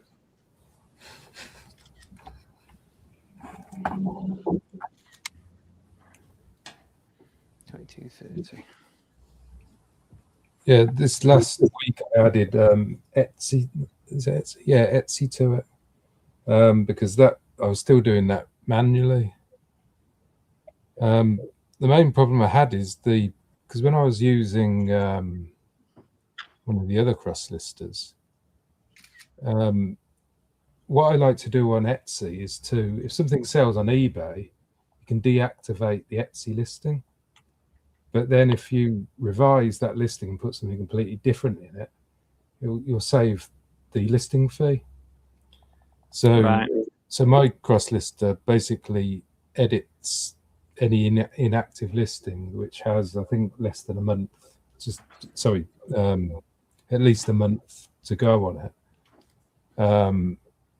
So it will reuse those slots, sort of thing. Oh, that's good. That was the problem I had with the other ones, because they weren't doing that. They were creating new ones, and I ended up with loads of inactive Etsy listings that I paid 20 cents for.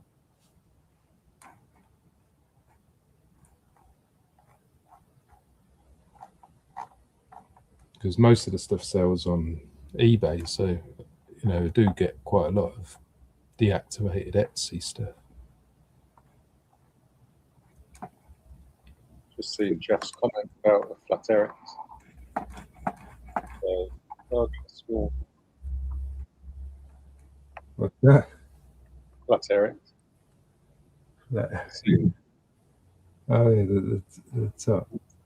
Isn't that the one you got from the charity auction or something? Yeah, that was the charity. The big one was the charity auction. The other one I found for $5, I think it was. It's been a while since I've seen a flat area car boot. That's you with tags. Yeah. I think the last flat Eric I had a tag on it. He went to America, I remember that. I'm keeping that. Is he listed, or is he just keeping? No, Yeah. The big one I paid was £100 for it, so there's no money in that. The charity. Yeah. The little one I can sell, I suppose. We probably just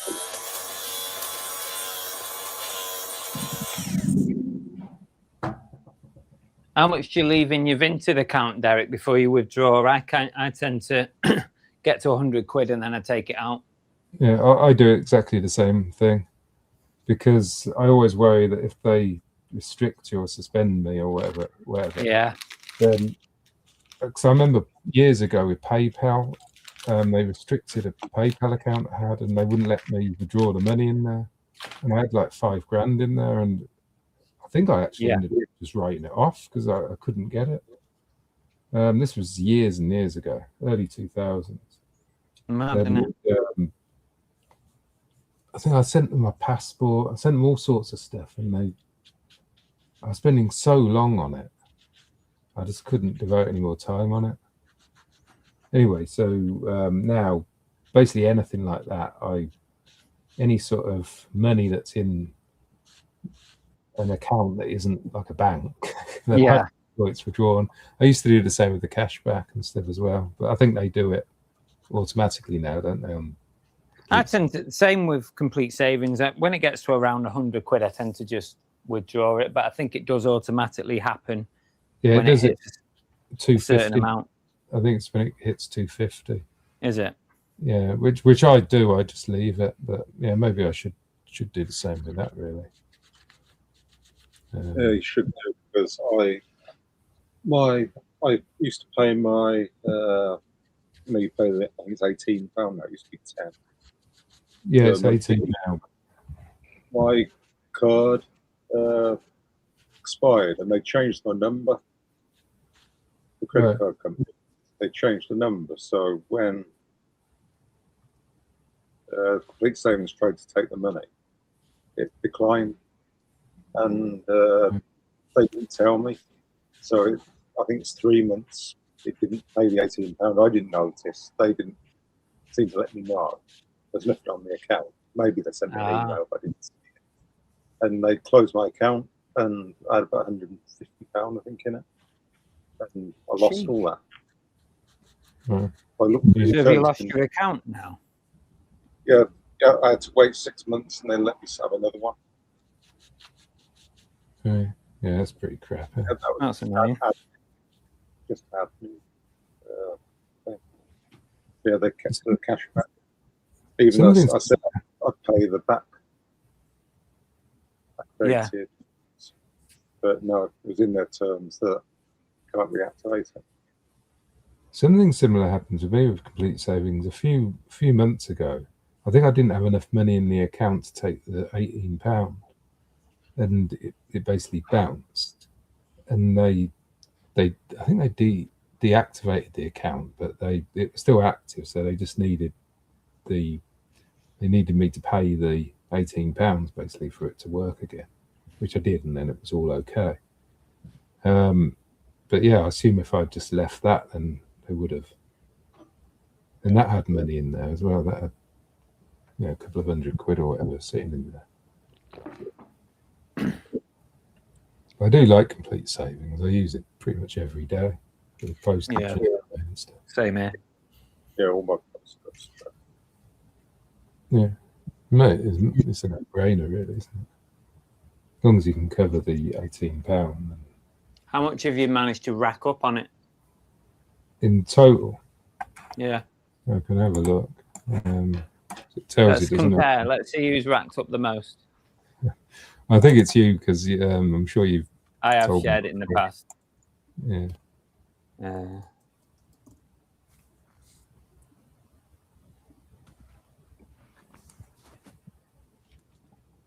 Hi L11. Is LL11 is that your postcode?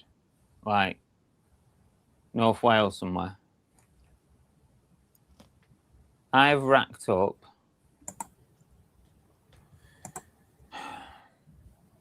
It always takes ages for every button press on Complete Savings, doesn't it? Is it just Yeah, me? It takes yeah, ages, doesn't it? Takes really ages. slow. 5,837 quid I've had back from them. Oh, yeah, that's definitely more than me. Total membership earnings. You use it for your holidays as well, don't you? Yeah, I use it for all sorts. If we're booking flights, if we're booking hotels, Yeah. I use it for hotels and stuff. but parcel. it's mainly parcel and eBay I use it for. Yeah, my main ones is Yeah. parcel to go, eBay. I've used it for. You can use it on Groupon, and we do quite a few Groupons. You can use it for holiday extras. So if you're booking like airport parking and stuff, or things like that, you can use it. Tesco, I do Asda. usually I check it when I do it. I total 4,978. Oh, that's So- decent. So I'm not too far behind. That's good. Yeah. Free money. I also have Quidco as well, but at one point Quidco was in, way in front, but then as soon as I started using Complete Savings, it overtook it really fast. Yeah, I used to use I used Quidco for a bit, and I used Top Cashback. I still use Yeah. Top Cashback sometimes if they're not on. If- if the Yeah, thing's not- exactly. If it's not on Complete, then you go and check it elsewhere, don't you? Yeah. Mine's 871, so I'm way behind. I think I had about 2,000 or something on the other account. The old one. Yeah. That's because you tried to get away without paying, Richard. You tried to cheat the system, so you've only got yourself to blame for that. No, I blame the card company. They changed. I think it was changing from MasterCard to Visa or the other way around. And they changed my number. Right. That's annoying because it cost me £100.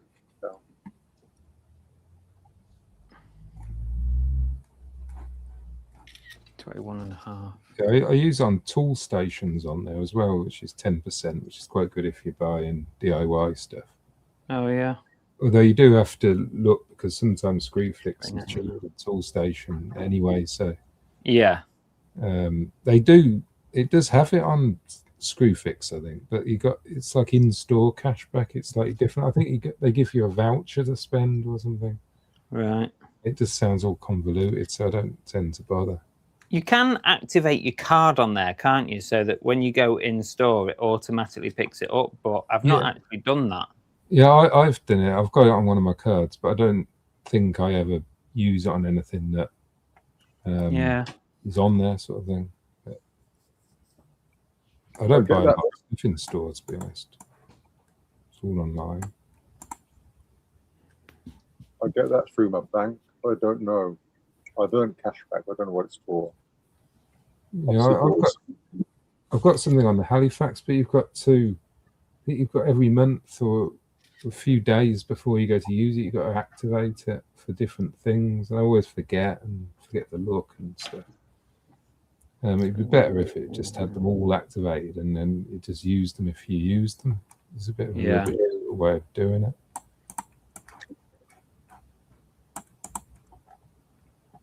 It's Yeah. like they advertise these perks and they think, you know, oh, people will come and sign up to Halifax or whatever because of the perks. But then when you're actually there, they don't particularly want you to use them. No, that's probably what they make it difficult. Yeah. Yeah, I've got eBay on there. This is my favourites. I've got added it. eBay, Parcel to Go, Tool Station, Euro Car Parts, lastminute.com, which I think I use for a holiday. Very, Ticketmaster, Just Eat, Trainline, and AliExpress. Oh, you just reminded me, Just Eat. Yeah, Why am I Just not using it for that? they do remove it sometimes. Yeah, I need think- to remember that. But yeah, it's 10%, same as the other stuff. So it's not bad if you're getting a takeaway. It takes the delivery fee off, I suppose, roughly. Yeah. Oh, here you go. You need to introduce yourselves for LL11. Oh yeah, yes, I'm a reseller, full time since 2016. I think it's 2016. 80. 18. Oh, yeah, 2016 was when I moved jobs, and then I went full time in 18. I was sort of part time, I suppose, from 16. Proper part time.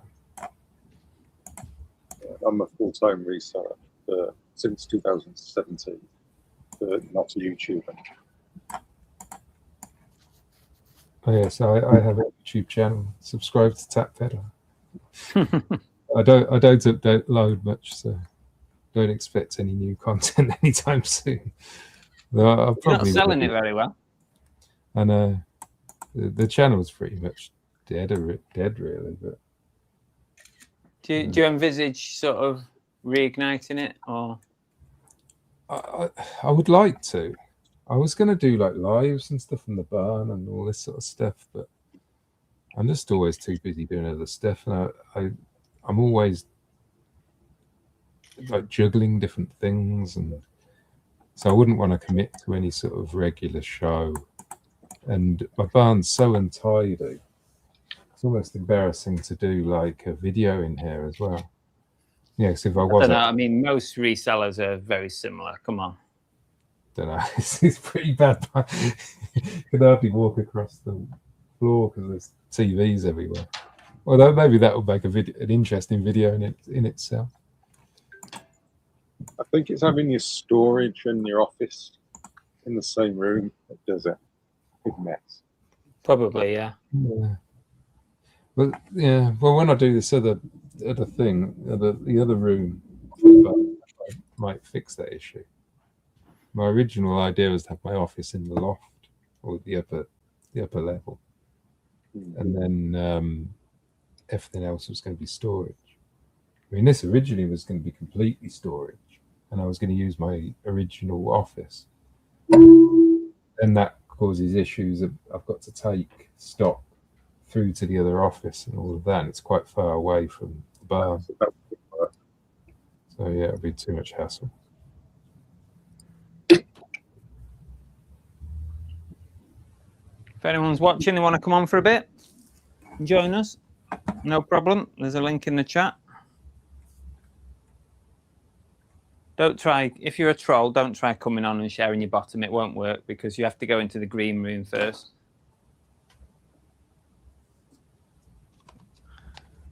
So there's only me that will see that, and I don't really want to see it.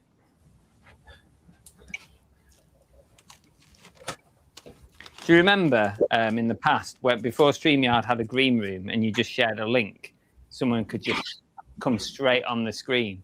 I'm pretty sure we had a situation a couple of times where people came on and showed their asses or something. I think Zahir had a problem, didn't he? Somebody went straight on Zahir's one and like flashed his bits or something.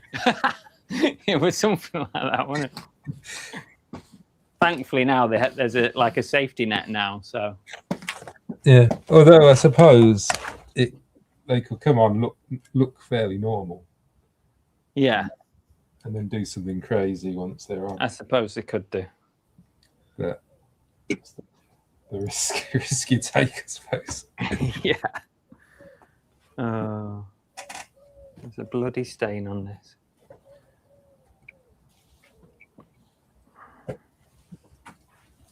I reckon it'll come off.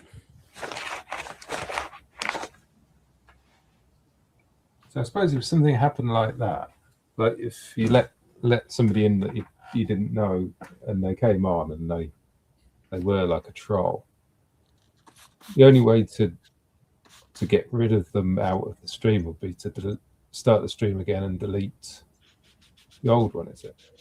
Well, I could just kick them. I can just kick them out.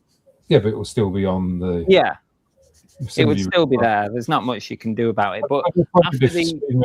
had like a feature where you could like delete the last... Oh, yeah, you can. You can? Oh, right, okay. After you've uploaded any video, including a live, you can go into YouTube's studio editor. Oh, yeah, I know you can do that. But I was thinking like during the stream now. Oh. Like people watching it back, they would still see that bit, wouldn't they? Whereas I wonder if you could like do it now and it would just remove it. I don't think there would be anything you could do in that situation. You'd have to post edit it. Right, okay.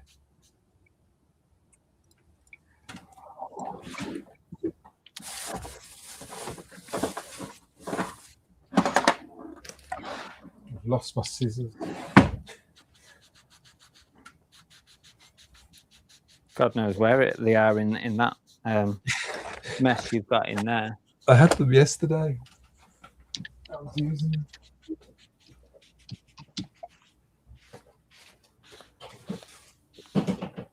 I've got little hooks up here to hang stuff like that, but the hooks are empty. The scissors aren't up there. Oh, here's a fun fact for it was LL11. It was asking about like who we had on the stream, like Derek and Richard. Fun fact about Derek is he's responsible for putting the prostitutes in GTA. I wasn't responsible for the prostitute. That's true, isn't it? I was responsible for the other stuff. Or some of the other stuff. Who came up with the idea of pulling up next to a prostitute and letting them get in the car and rock the car? Who came up with that? Be one of the level designers. I don't know which one.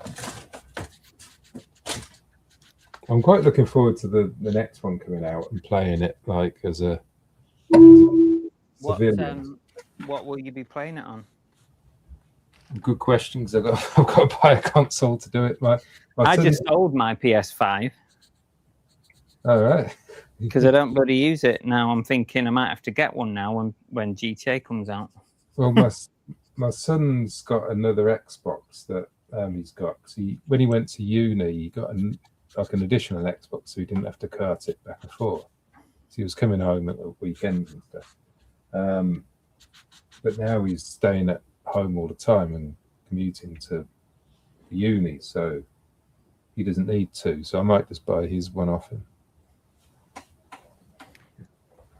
Yeah, it's the lower sort of spec one he wants to sell, right? So I didn't know whether just to get the better one and be done with it.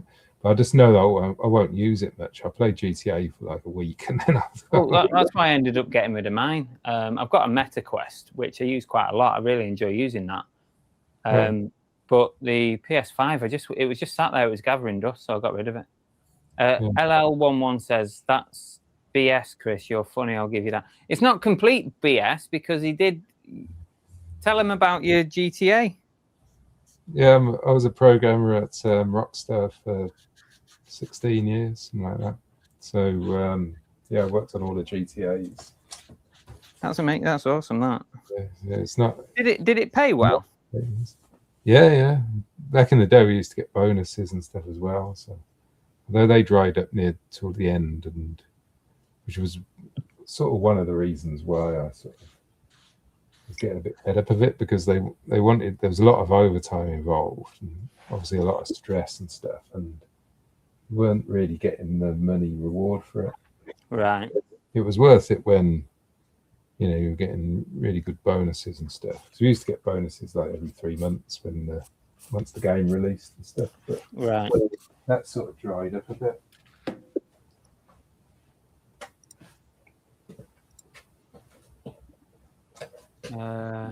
Oh, I need to just go back to the chat. AMPR, would you recommend complete savings? Absolutely, yeah. I can't give you a referral or anything for it because there is no referral scheme. You have to sign up via like one of the retailers that use it. So like eBay or Parcel to Go or something. When you see an advert, you've got to sign up with those. But yeah, 100%. I mean, these guys have earned, you know, thousands, and I've earned like 5,800 quid in about 3 years. So about $2,000 a year on it, just free cash back. Definitely use it. And Sharon says, I use top cashback, £386 since January. Buy Asda gift cards for £2.50, get £6.75 back each time. And then spend vouchers on groceries. Uber Eats gift cards too, book holidays.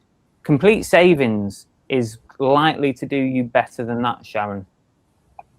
Because you can use complete savings at Asda and Tesco, and it gives you 10%. But I think there's a limited number of times you can actually do it for your shopping. So I think it is limited. But book holidays, like almost everything on complete savings is a minimum 10%. Like at the moment, I think eBay's 12%. So if you buy something on eBay, it's like 11 or 12% at the moment. But it's always a minimum 10%. So I would recommend checking complete savings out. Definitely.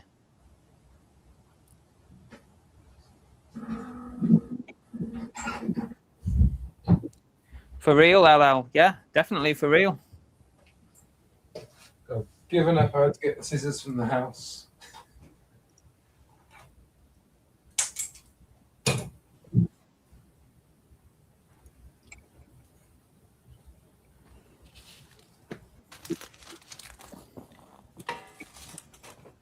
Richard, what was your job before? I'm sure I've asked you this before, but what was your job before you started reselling?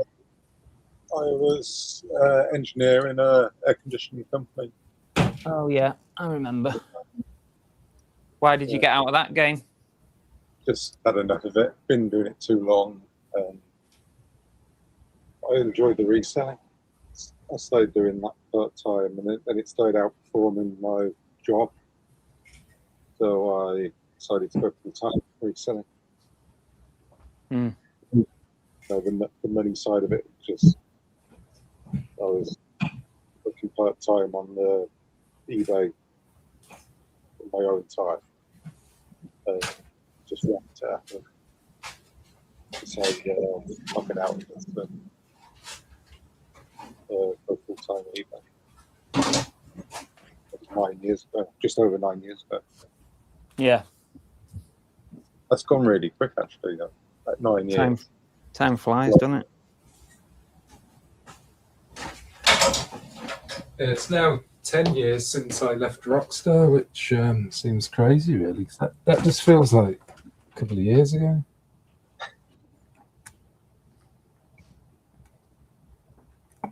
Did you have hair back then, or? Yeah.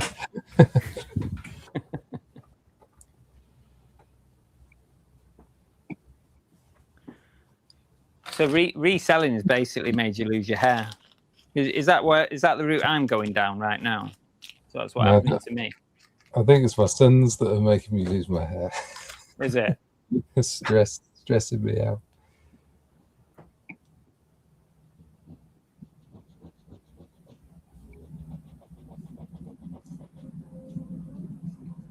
LL says, After hearing all your past jobs, you're saying that reselling is the best thing you've done? Yeah, I would say.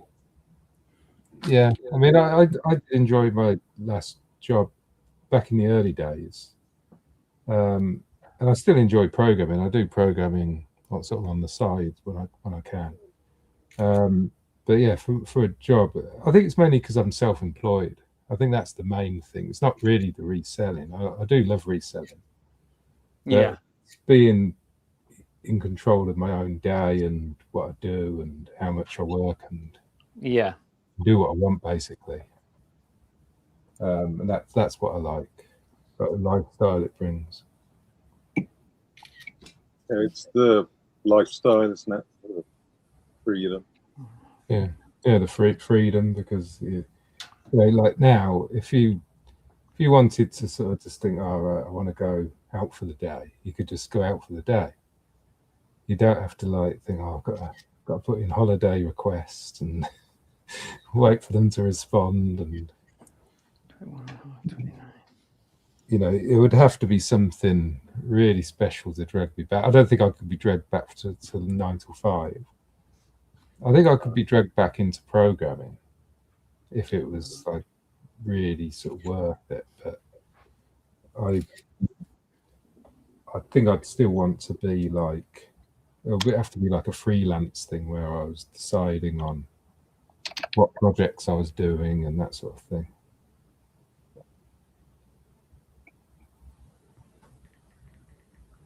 Yeah, I don't think I could have a boss now. I find it too difficult. Yeah, I couldn't have a boss. I think I'd think once I'd probably be fired pretty quick. I think if I had a boss. I think once you've worked for yourself and you've been your own boss, Yeah, I don't understand yeah. why I want a boss then. Like, it almost seems like, I know people do it, but I would feel like it's a bit of a sort of a backward step as well. I don't know. Depends on the Depends on the job, doesn't it? I suppose. job. Yeah, but certainly for me, 'cause I know I'm not like really old, but I do feel like I'm on like the approach to retirement sort of thing now. So I'm quite happy just to sort of relax and do my own thing until then now. I think my opinion is that like freedom's probably the wrong word, because I don't think we're free as resellers. Because if you want the day off, then you got to work either twice as hard the day before or the day after. And sometimes when you're on holiday, you're still working. So I don't think it's freedom, but I think flexibility is probably, it gives you the flexibility. I think that might be a better word. But you can just, you don't have to work those extra, but you will pay for it with. Well, that's what I mean. So that's why technically I'd say it's not freedom, because if you don't do it, then you're not going to earn the money. Yeah, if you want to maintain the same Yeah. consistency, I suppose, then yeah, you'd need to. Yeah, do yeah. that.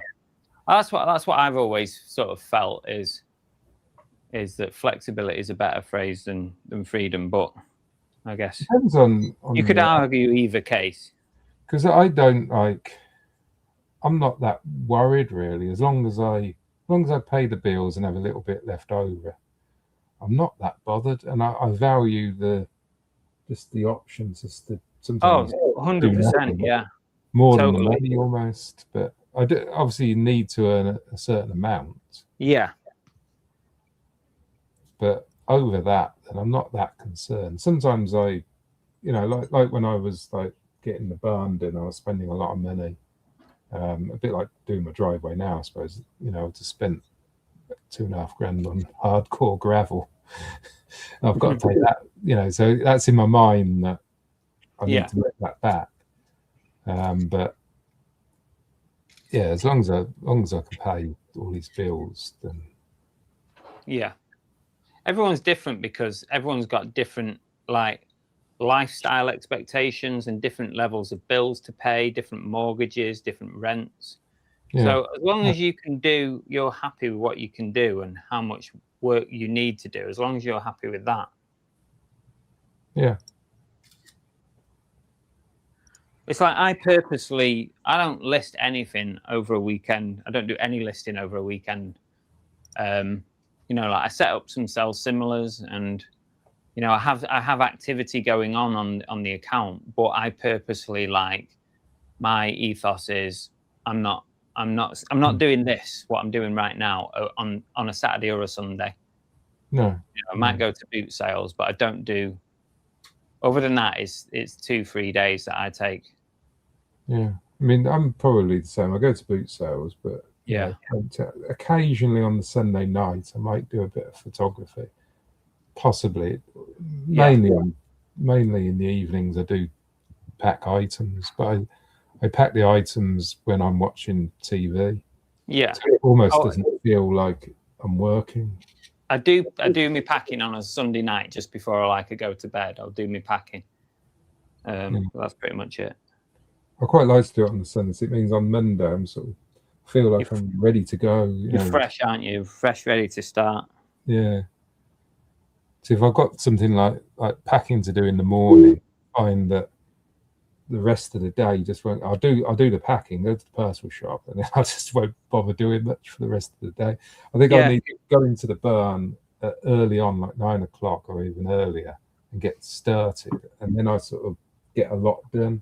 If I don't do that first initial thing, then I just it's kind of like what I was saying. Like when I first come on the stream, someone says they like to get 10 done before 10, like 10 listings before 10, and I kind of understand that, because I often feel like if I get delayed in the morning, like doing other stuff, parcel runs or packing after an eBay live or something, if I get to lunchtime and I've not achieved any of my listings and stuff, like what I want to do, it's kind of demotivating, and you end up doing even less in the afternoon because you feel like you're playing catch up. Yeah, I'm the same. You know, I at one point I was getting up at about 6 o'clock in the morning and getting stuff done, and that was really good, because by the time like 9 o'clock, when I normally would have started, I would have already listed a couple of items. Yeah, or at least got a load of photos done, and I felt like I was like, you know, doing better than what I normally do, and that compounded, and like throughout I always have a great day if I sort of start like that. Yeah.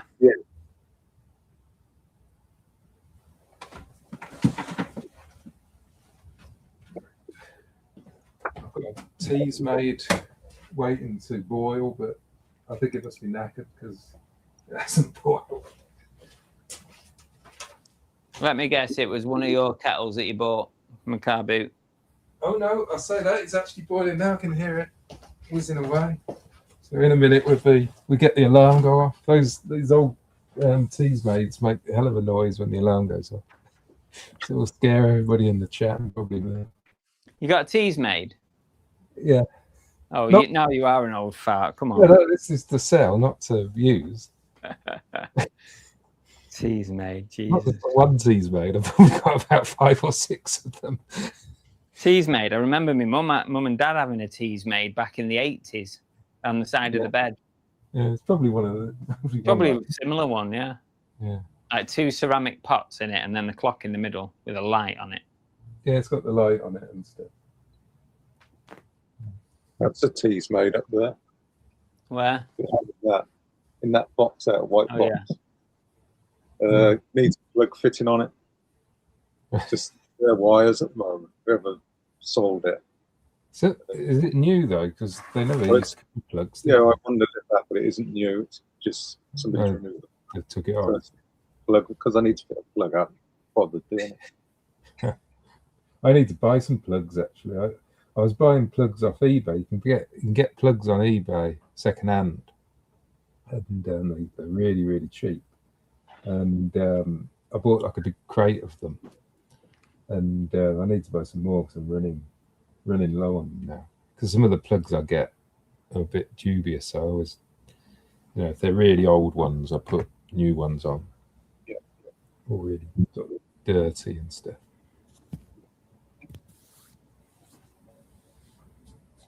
I had another, I think I did a video a few years ago on somebody wired a plug really badly and it sort of blew up when I plugged it in. I had a similar thing the other week. I think the Earth was on the live, and neutral was in the Earth, and it's all that wired incorrectly. Luckily, the wires were all sort of loose. You know, you got like the grip thing. That was all loose, so I took the back off anyway before I plugged it in. Luckily, I saw it. But my fuse box thing's always tripping when I plug in something dodgy from the boot sale. All the lights go off and stuff. I have to flick them back on.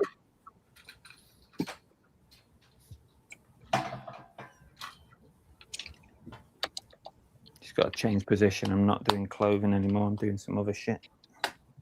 I think I'm going to just nip out for a. Well, I'll stick on mute, but I'm going to go and make some lunch, I think. No problems. I'm going to make some lunch in a minute as well.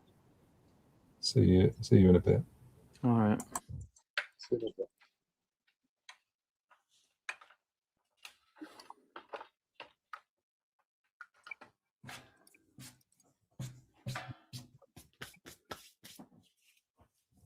Oh.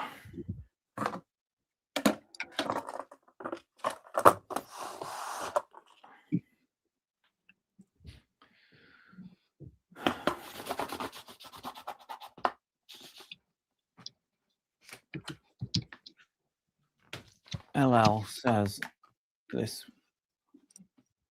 motivates me to do more. I do 2 to 3 a day, started a couple of weeks and sold 15 items already. Is that good, or you think I should do more? It depends what you need, LL. I mean, tell us what, you know.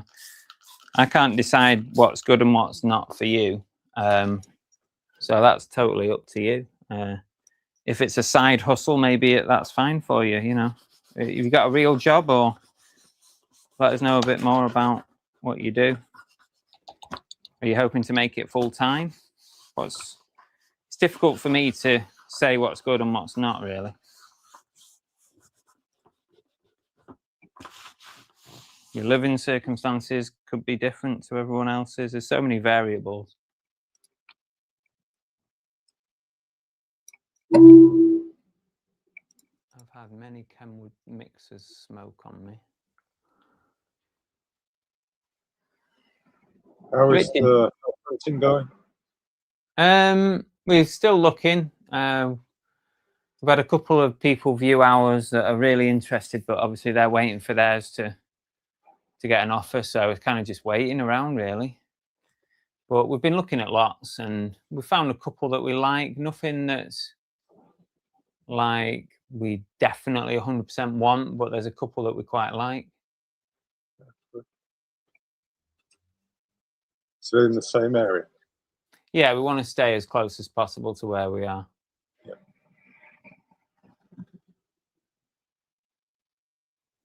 You just sell the same kind of stuff as your brother, don't you? I do, but not all the big stuff that he sells. I sell like little radios and like small electricals. Yeah. Whereas he does all the big TVs and stuff. I don't bother with any of that. Who was first? Reselling. Yeah. Me.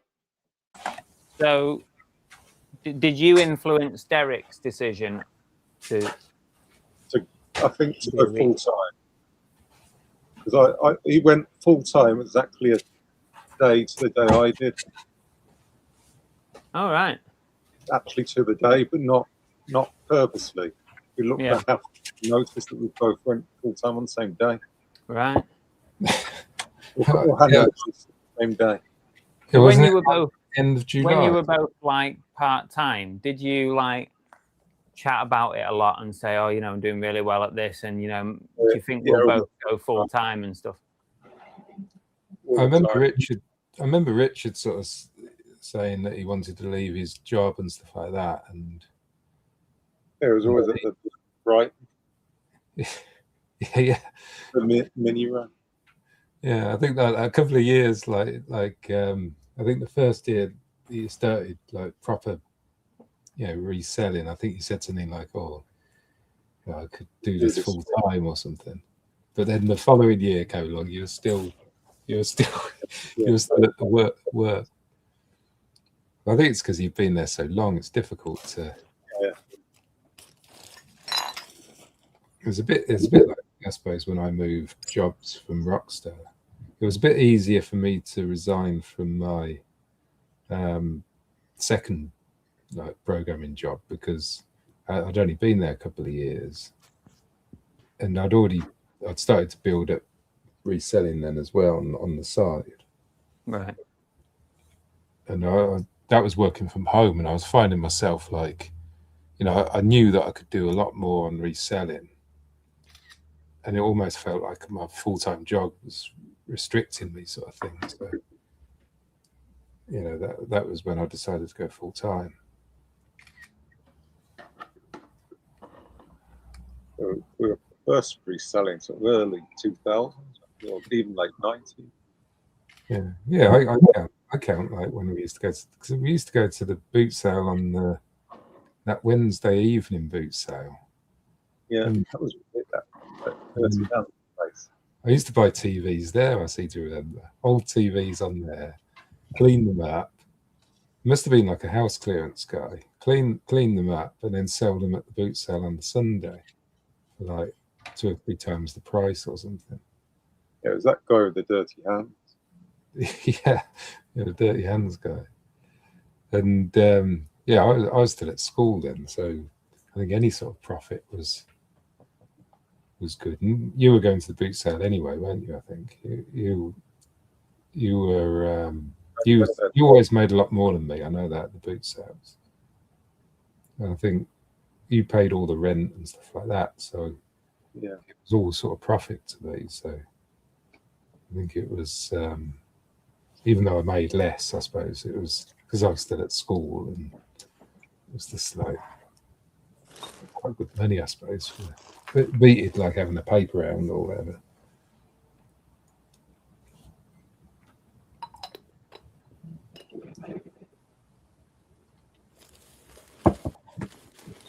There was somebody talking on a local Facebook group about an evening boot sale.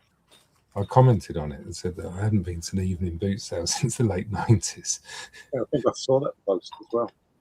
Do you see it? I Yeah, thought I it saw was not a local group. Maybe it No. wasn't. No. I saw it. It said something about it'd be a good thing for somebody to start one out, like an evening one, Yeah. because people were saying they wouldn't want to go because they've been at work today and they'll be tired. Yeah. So I think it would be quite good, especially if you were, if you were working, that would be quite good because you could go there after work, get a load of. If you were like starting out reselling or something, then to get some stock. I don't know if it'll take off though, because afternoon ones are never that great, are they? No, I suppose not. It's always the morning ones that are big and. Yeah, it's possibly just a different world now. Maybe things were different in the 90s. Like, so you used to have that great bridge boot sale as well. That was in the evening, wasn't it? You used to pick me up from school. Like, the car was full of stuff, was it? That I went straight there. Yeah, that was Friday afternoon and into the evening. Did we go straight there from my school? I can't remember. Surely. So I can't remember having my school uniform on and stuff. I can't really remember. Maybe we went home for like half an hour first. When you were at college or something by the time? No, it was definitely. I remember going out to high school. You picking me up from the high school, Right. Unless that was like very start of it, and then I moved to college shortly after or something. Can't remember. I remember you picking me up in the Mini, and the Mini was full of tat ready to be sold at the boot sale. So either you must have loaded it, or we both loaded it like the night before or something. I don't know. And then that Great Bridge boot sale was quite good. Is that still going, that one? Or is that closed?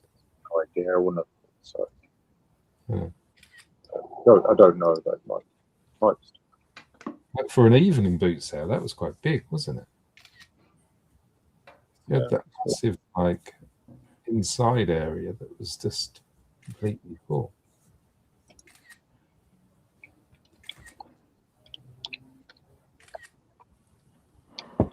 the local boot sale near me, it was never that great anyway. But their last week was last week because they basically said that not many people are going, but they're trying to compete with the bigger sales. That's the problem. I said that they should have like try it in the afternoon or something, and then people will still go to the bigger boot sales, but then go to that one afterwards. But they weren't. They didn't listen to what I suggested.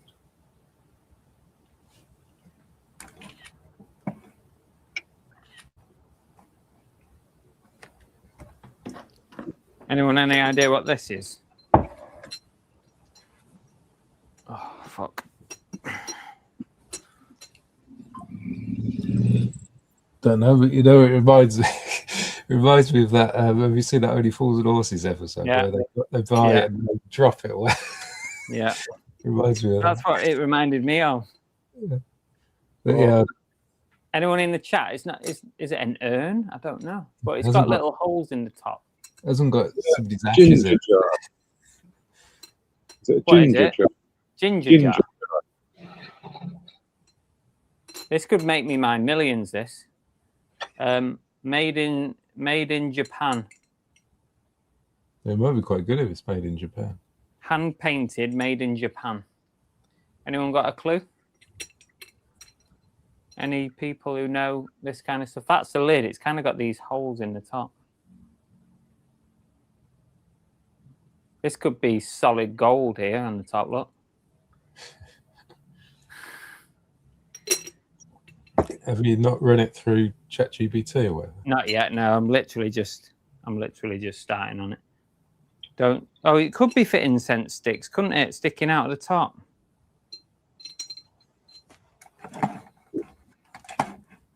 Yeah, it could be that. I'll have a look on eBay in a bit and see if I can find anything. Let's just have a little catch up.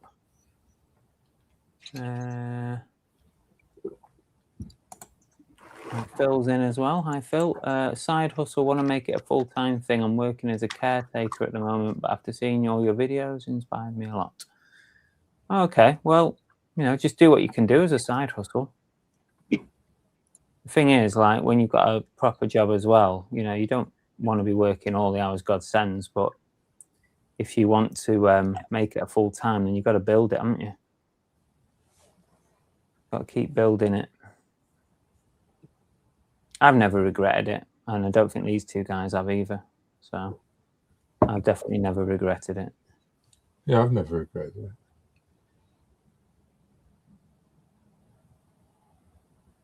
I do miss being part of like the GTA thing. Yeah, Mm. being part of like a big sort of product, I suppose. But apart from that, Yeah. no, as I said before, I just like being my own master of my own destiny.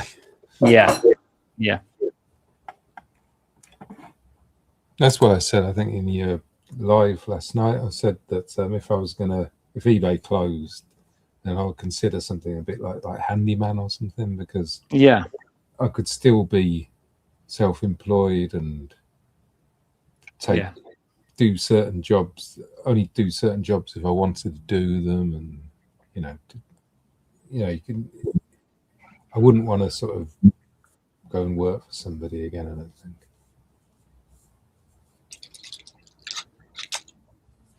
Makes sense. But yeah, I don't think eBay's going anywhere anytime soon. No. And even if they did, Vinted will just explode, wouldn't they? Yeah, that's true. You know what I mean? Or eBay gun.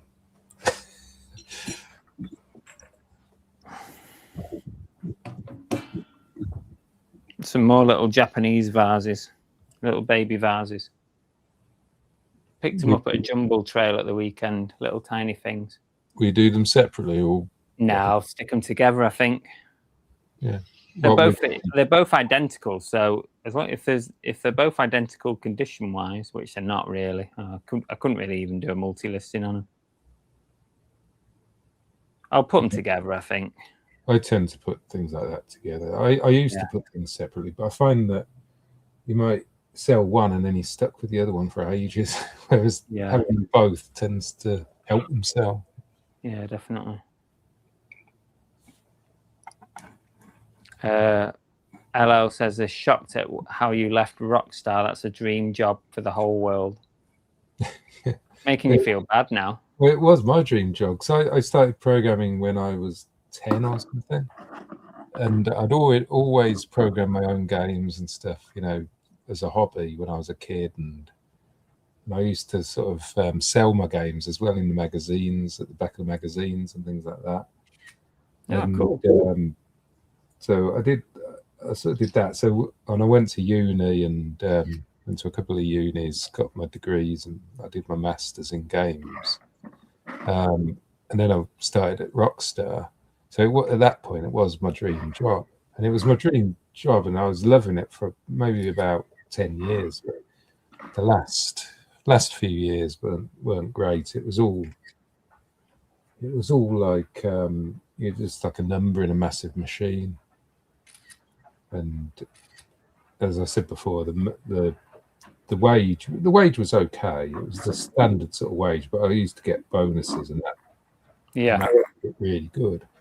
But once the bonuses stopped coming, it was mainly because there's such a long time between their games. So you get the bonuses for a few years after the game gets released, but then, you know, the bonuses like maybe one a year after that. Yeah. I mean, they were good, but I don't know. There's more to.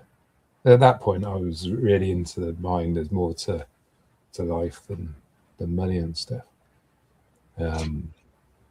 Plus, when I moved, it was a promotion when I moved as well. Moved jobs, so I was a team leader then, and so that was different as well. Bigger wage, but again, that was more responsibility and more probably similar stress, really, because it wasn't as stressful as Rockstar because I had guys who worked under me where, you know, a lot of my time was managing them. Right. That was a different kind of stress, I suppose. But I was also finding I was doing less and less programming and more just management, which wasn't really what I wanted to do in the first place. Yeah. So I always said if I did ever go back to games, I'd be happy just being a standard programmer, like I was back in the real early days. Do you think now that sort of gaming has moved on so much in just a short space of time, do you think you'd be de-skilled, or do you think you could pick it up? I think I'd be. I think I'll pick it up really easily. It hasn't moved on that much, but because a lot of the stuff uses things like the Unreal Engine and stuff like that, and it's all, you know, unless you're a certain type of programmer, like a rendering programmer or something, you're not really dealing with the real hardcore Right. side of the PS4 specifically, for example, sort of PS5, whatever. So it'll be very similar for my stuff. So yeah, I think I'll be okay. I'm back to sort of programming now in my, I say, spare time. I do a fair bit of programming now, so I'm sort of back in it now. So I feel less rusty than I did a couple of years ago when I hadn't programmed for ages. So yeah, I really enjoy programming. Yeah, and so I do enjoy it. And that's one of the reasons why I've been doing this listing tool, because, you know, I can sort of program in it and it keeps my skills going. Yeah. So I could just use another program, you know, and just pay for it, whatever. But I quite like sort of fixing and changing things as I go. Like, oh, you know, because I'm assuming if there's an issue with listing monster, for example, you've got to put a request in or say there's an issue or whatever. Yeah. And then they'll fix it. You know, I can fix my own thing sort of straight away, so there's no delay.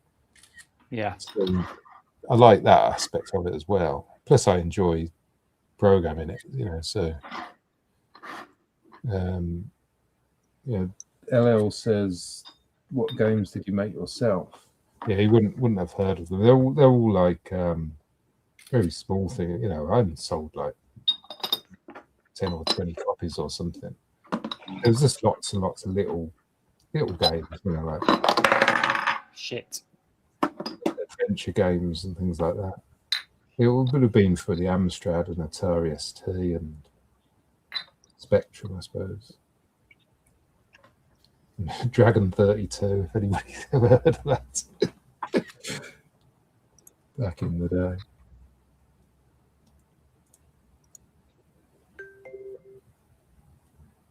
Yeah, but Rockstar I worked on GTA 3, Vice City, San Andreas, GTA 4, GTA 5, and Manhunt, Bullet, lots of different games.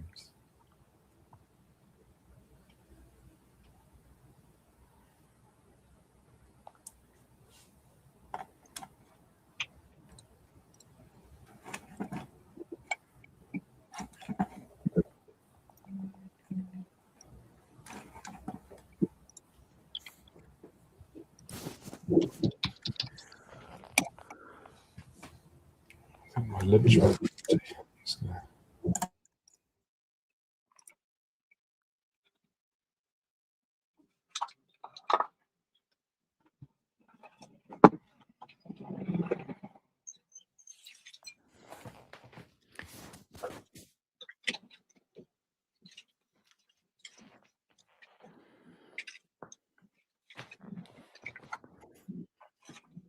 LL, if you ask Derek nicely, he might sign a copy for you.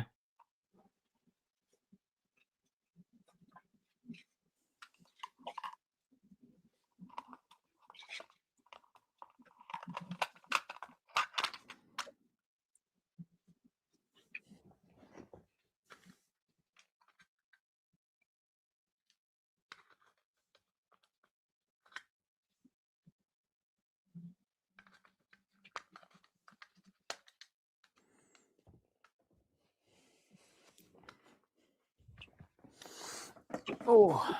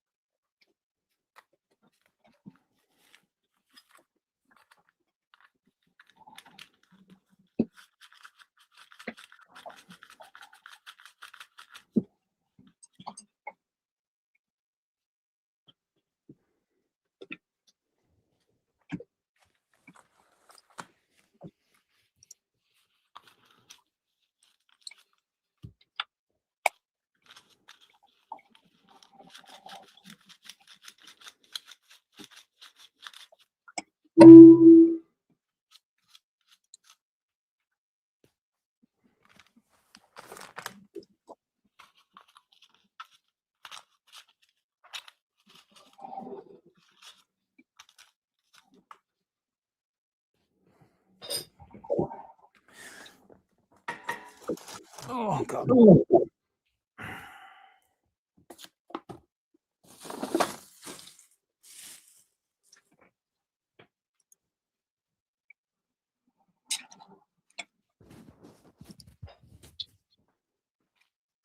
Where's Derek gone? We've got a request for an autograph here.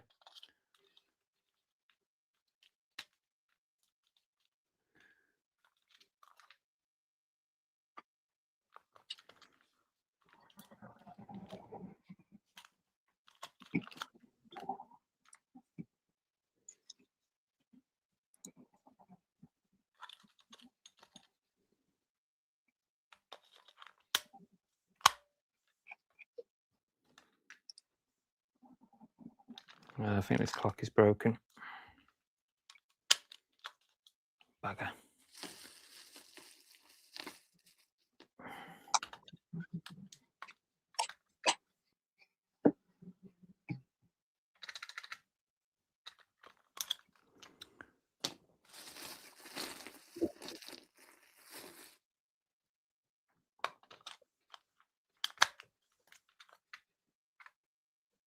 Oh no, it's going. Oh, it's a bit broke.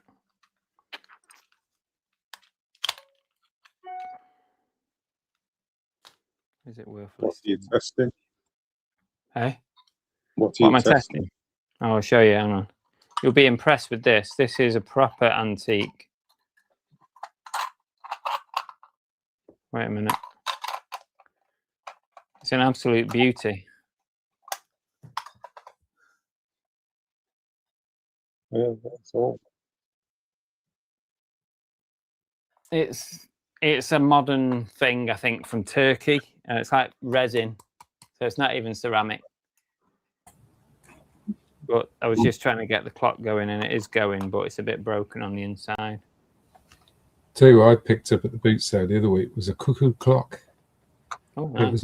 It was all wrecked, but it was quite old. It looked like it was from like the 50s or something, 40s or 50s. And it was yeah, so I got about 50 quid for it still. Yeah, can go for some good money, cuckoo clocks. Derek, LL says, can you sign a copy of San Andreas or GTA 5? Yeah, can do if you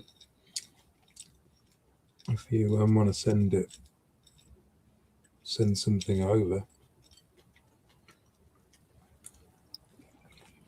Have you got any you could sell and then just sign it for him?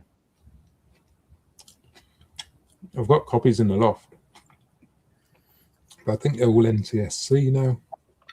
I suppose it doesn't really matter. But I was keeping them until GTA 6 comes out, and I was going to look at selling them. I don't want to sell too much stuff, because I did sell quite a lot of stuff at the time. We used to get like merchandise all the time. Oh, yeah. And I sold quite a lot of it. And some of it I regret a bit, because some of it was personalized. Like you had like jackets with my name on it and things like that. And they fetched loads of money at the time, you know, a couple of £100 or something. But I think I would quite like to have kept them now. I've still got some GTA stuff from when we went to the parties. The launch parties. Yeah. Remember those? Yeah, I remember that. I've got one of these here. Where is it? This one. This must have a beer in it. They're really rare now. We used to get hundreds of them. We were drinking them at the launch party, weren't we? Yeah. Because that was, weren't they in like a big bucket or something? Yeah, top hat, I think. Oh, yeah, I've got a big table.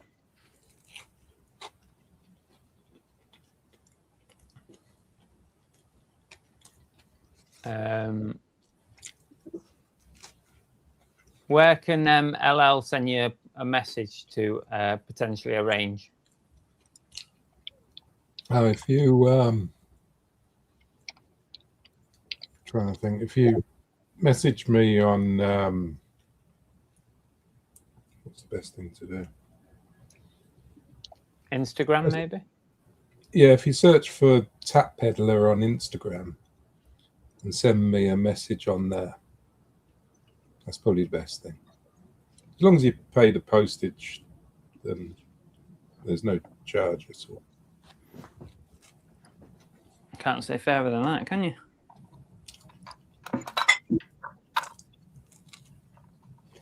I'm still going to list this elephant because I think it's probably worth about 30 quid. So I'm still going to put it up.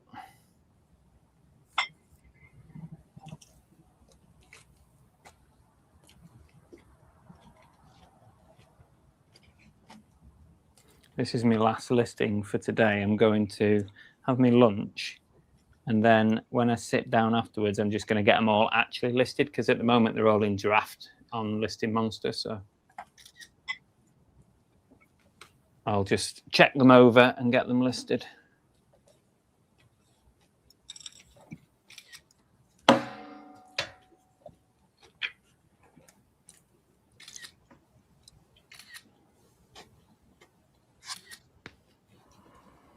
People love elephants, don't they? If you search for if you search Instagram for Tap Peddler, like it shows in my name on the screen, you'll find me on there.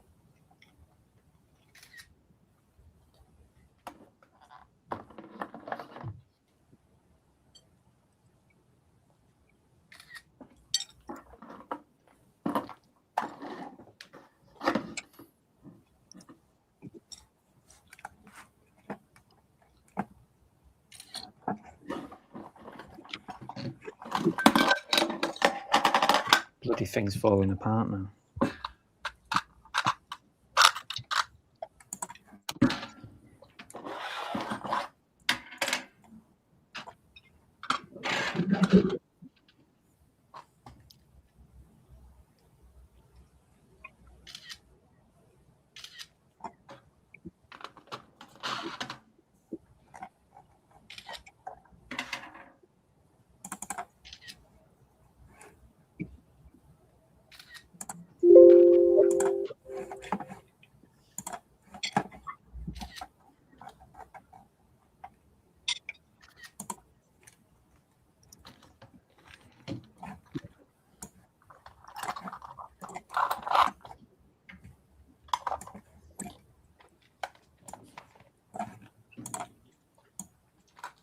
Oh God!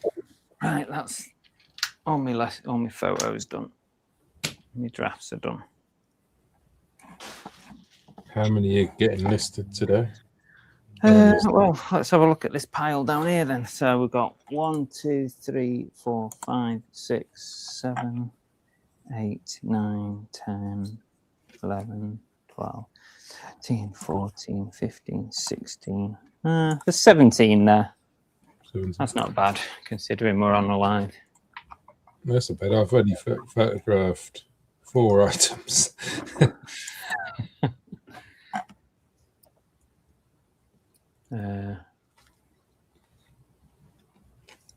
Jamie, phrases you wouldn't hear anywhere else but here. I am still going to list this elephant. Yeah. Good morning, doing an early show, 7 a.m. here. We're doing an all-dayer, Swamp Picker. We're pulling an all-dayer.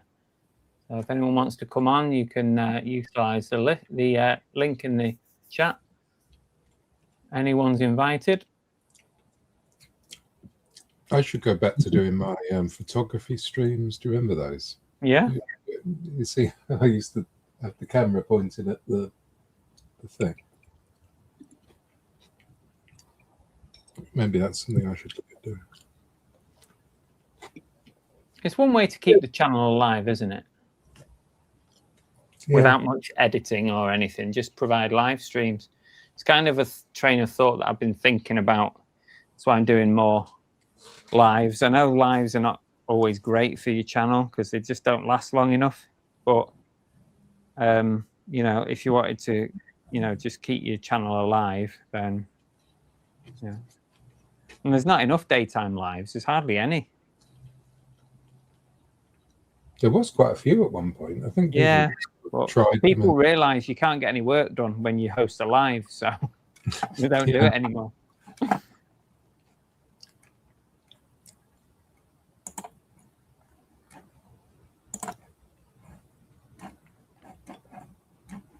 Right, what do you reckon? What category do you reckon is best for this? Because Listing Monster's getting confused because there's lots of clock categories. So this thing, right? So there's collectibles, decorative, clocks, desk, mantle, and shelf clocks. There's collectibles, decorative, clocks, other clocks. There is mantle and carriage clocks. No, not really. I reckon the first one probably. First one. Desk mantle Well, and shelf clocks. Yeah. Yeah. So, Right, I'll pick that one. I don't suppose it matters much as long as I get the keywords in it. Yeah, I always wonder whether the category really makes any difference. Probably not. I don't know. Because there's like in TVs, there's two TV categories. Mm. There's like collectibles TVs and there's normal audio visual TVs. I never really know where to put these CRT TVs I sell because they are they're not mainstream TVs anymore. So would they be better off in collectibles? So I don't know.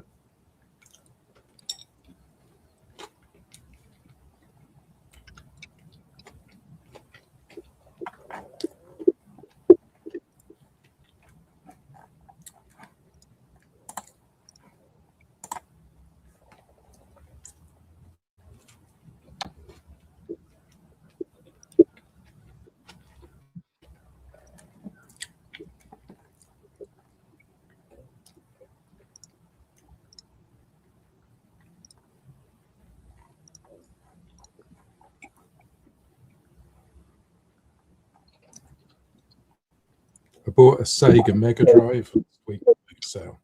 Paid £20 for it. I thought it would be worth. I didn't look it up. I just assumed that £20 is probably quite a good price for a Mega Drive, but they're not actually worth that much. They're worth like 40 They're not. or 50 quid. They're not worth much these days. No. I think there's a lot of these remake ones that Yeah, the retro versions. probably brought down the price of the originals, haven't they? Because they can just Definitely. Yeah, definitely. get games with them. Seen a few retro consoles recently. Like I've been at a few boot sales and seen like Master Systems and Mega Drives and PlayStation 1s, but people still seem to think they're worth quite a bit, asking sort of £20-25. And when you check the prices, like you're like, wow, it's, you know, I'll be lucky to even turn a profit on a PlayStation 1 now at that. Yeah. I think a lot of it is because of the mini versions. So Yeah. if you buy a mini PlayStation 1, it comes with like a load of games built in, and if you're just like the casual person who wants to play them, that's basically ideal, isn't it? CRT's an antique. Well, I've got about 30 antiques all over the barn, plus listed. Although I've still got quite a few listed, but I could VCRs. They seem to be quite sticky at the moment. I haven't been selling many of them. Lisa's got a good point. Yeah, some of the games for Mega Drive and Master System are often worth a lot more than the consoles. Yeah, this one you can get some cracking games. It didn't come with any games, unfortunately. Sometimes it's worth it, you know, like if there's a bundle and there's a few games, that you end up making the money on the games and you don't really get much for the console. Yeah, I must admit, I never really look at consoles, to be honest with you. I just let these. So usually loads of people going after them.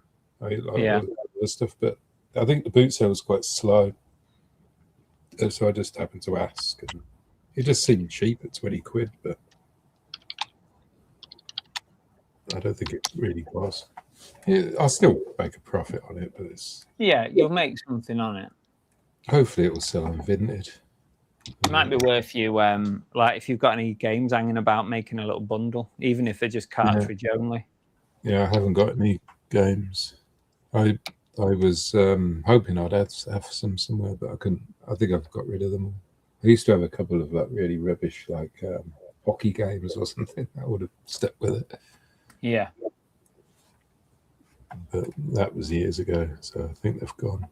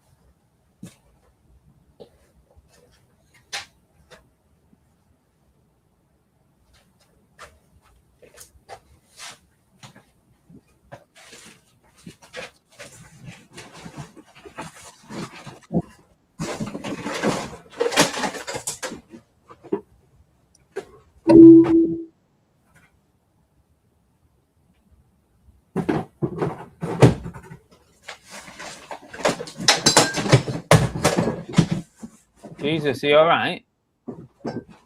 Yeah? Has he just been buried in his own death pile? What's going on? You can't see me, can you? No. I've trying to sort out some. I bought a box of. Well, I bought several boxes of glasses, like beer glasses. These ones. And what are these? Tiger beer. I thought they were brand new, but they looked like they're from like a pub that's closed down or something because they look like they've been used to me. Right. Yeah, I was going to do bundles of 4 of them. But yeah, they've obviously been stored somewhere damp because the box, basically the bottom of the box is all collapsed. That's what that noise was.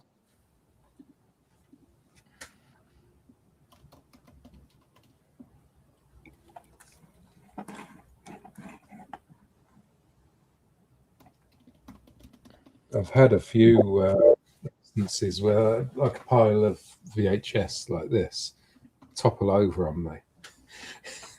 Thought if I piled it up too far.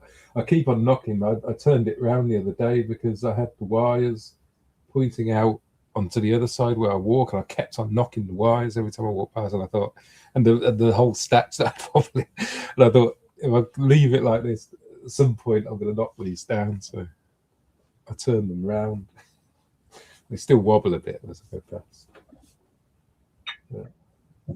I'll probably get them listed maybe later on this week.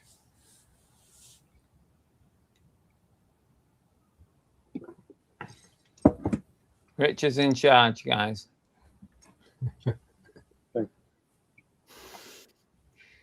Secret Carper bought a load of Thundercat figures. She gave me a broken figure for free. Just sold the Thundercats original helmet vintage for $74.99. Just the helmet from the broken figure. Wow. I used to, yeah, the Jurger figure's like really rare, I think. I never had him back in the day. I was quite big into my Thundercats at the time. I had the Thunder Tank, I had like the Lion thing. I had most of the figures. Yeah, No, Derek can't be trusted. He can't be trusted to finish his own YouTube series. So for that reason alone, we're leaving Richard in charge. I won't be long. I've only got a microwave something. In fact, I'll take my mic off because I probably need to change the mic anyway. So.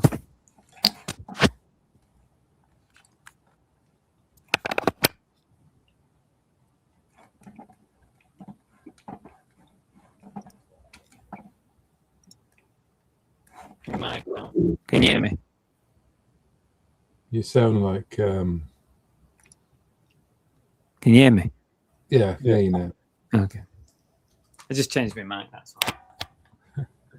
Sounded like a Dalek the first time you said something. All right, I'm guessing it was just switching over the frequency or whatever. Right.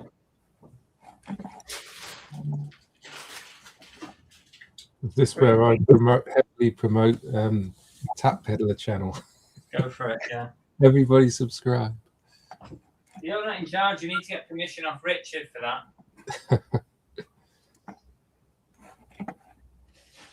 This is where Richard could launch his own channel. So when's the next burn video out? I'll schedule it for like 2 years' time. No, it's constantly on my mind to edit it.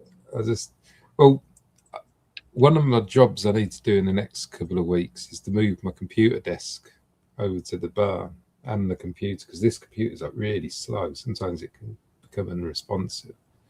It's really annoying. So, and my good computer's in my old office, but I've got a sit-stand desk in there, which is better as well, because this is my son's desk at his bedroom, and it's quite a low down desk, so it's not ideal either. So once I brought all that through, I can edit it a lot easier. So I will do it, but I'll probably do maybe 2 or 3 videos to get, combine them into and then get them finished. Something like that. Can't be much more left to do now. No, I can't even remember what the last video was about. I think I was building the walls. I've got the sort of cladding of the walls. I think I've got some about the upstairs bit. Yeah, there isn't a lot left, I don't think. So I probably should just put in the effort get it done. I think you're insulating from the last video. Right. Yeah, so I would have had. Yeah, I remember now. I was putting on the foil insulation. So yeah, I would have had the OSB board to go on. I think that was the last video. Was the other wall? I don't think I'd started this. I've got like putting the wall around the door and making the doors and stuff like that. I've got videos about that. And then it's basically just putting the walls on and doing this edging up here and things, and the attic area. Though the attic hasn't got any lighting at the moment, so I've got 3 LED sort of strip lights up there, and they've all gone now. I was on my last one. I think they were just cheap rubbish off eBay, like cheapo ones. They weren't really good quality. They just don't seem to last. Sorry? LED should last ages. I think they've just been cheap and nasty ones. Right. I mean, they weren't that cheap, but I think they're cheap quality, that sort of thing. Anyway, 3 of them are up there, and 2 of them knackered. And I was on my last one, and about a couple of months ago, that one went. So every time I go up there now, I've got to take my phone and my torch to see what I'm doing. I only really go up there to get the odd thing down now, or take something up. It's all storage, long-term items up there, really. Stuff that I don't expect to sell straight away. I tend to stick it there, and if it's fairly light as well. Don't like putting too heavy stuff up there. But yeah, I've got some boxes up there. But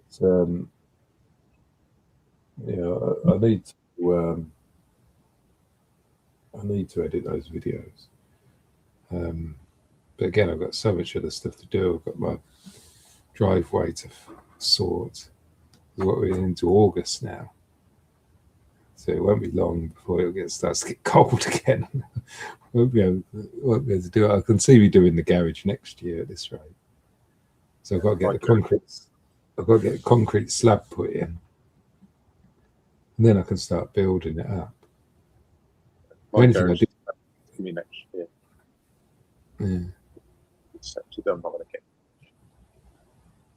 See, I've got my extension to do next year as well, the porch area. So that was my job for next year. And that probably will be the whole year. So I really wanted to get the garage done this year, but I've still got to finish the drive. I've got to put the grids down. I've got to build walls around the driveway and things. And it just depends on the weather. Like today, you could be out there doing anything. But I was sort of pleased because if it's raining, I don't feel bad not doing it. Cause, if it's nice weather out and I'm sitting in the barn listing, I feel like I'm wasting the time, and I could be out there. I could be out to making the most of the weather. So at least if it's rubbish weather, then I don't have any guilt over it. Jeff's got a question. Is Richard the younger of you two? Any other siblings? I'm actually older. 4.5 years older. But no, we haven't got any other siblings. Just us two.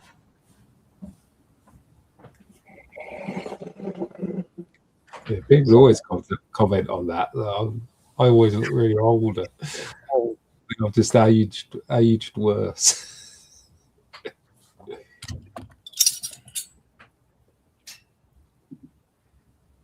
You too, Derek, should launch a joint reselling channel. I think we did think about that at one point, but we never really did anything about it. Is this the most listed thing?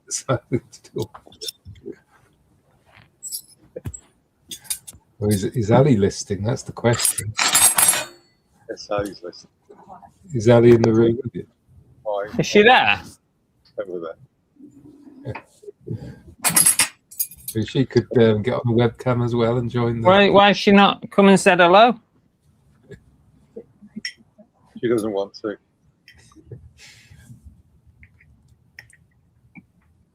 Yeah, she's done 5 listings. That's the same as me. I've done 5. That's more than me. I haven't actually listed it yet either. I've just took the photos of 4. Well, tell a lie, I have actually listed about 25 things, but all the photos were taken yesterday.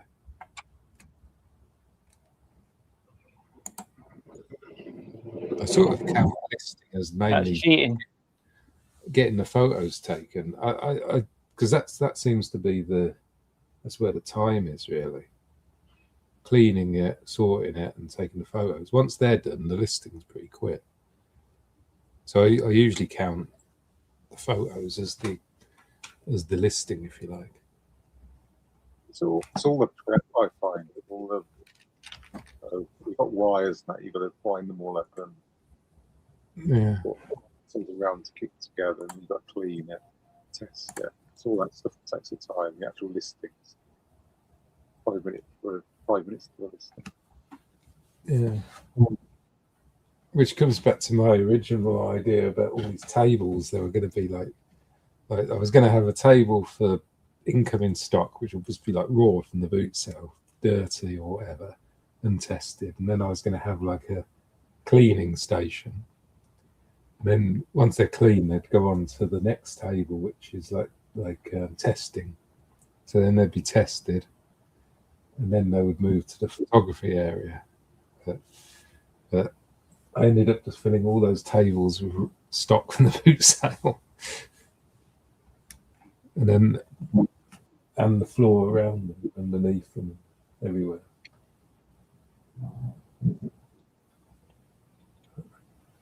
I can get disheartened as well if I get a lot of broken stuff in quick succession as well. Like you're testing something and it's knackered, and then you go to get the next thing and that's knackered. You get the next one, that's knackered. You just, it just gets you in like a. It's just that motivates you to list stuff, and then I tend not to get a lot done after that. I've still got a pile of old VCRs and radios and stuff underneath my listing area from when we did the challenge that I basically saw there was an issue with it. And I put it under there and then just moved on to the next thing. So I wanted to get stuff listed that I haven't actually revisited and fixed, or they've all got various issues. Some of them are probably fixable, but I didn't want to spend the time. It's time doing it. When was that? Like February. Yeah, it was around February time.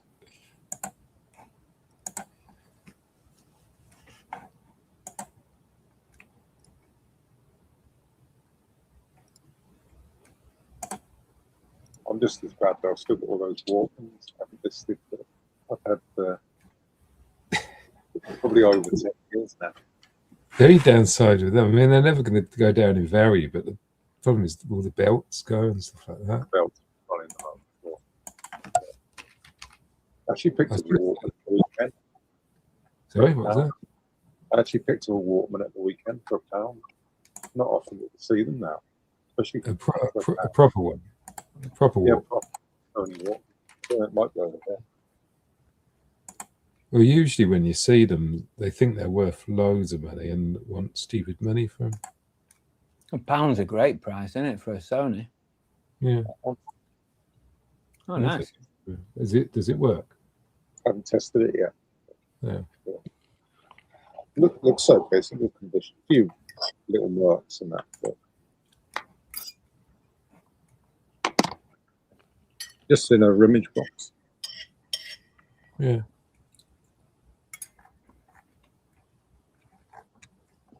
I find that with like Walkmans, you tend to get them at the house clearance guys. They're not really that arsed.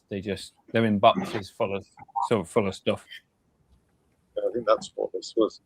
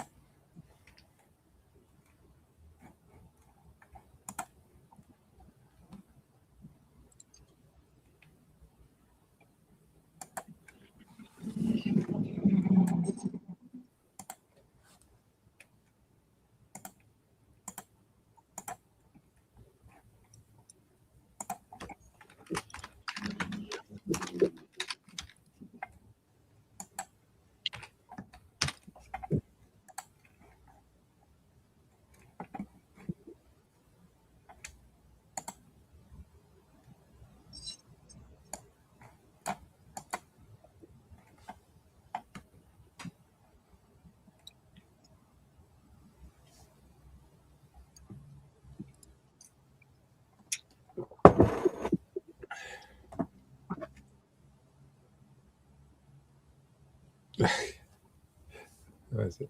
There it is. It is mucky, but it's probably a different cloth. Oh, your old cloth. Yeah.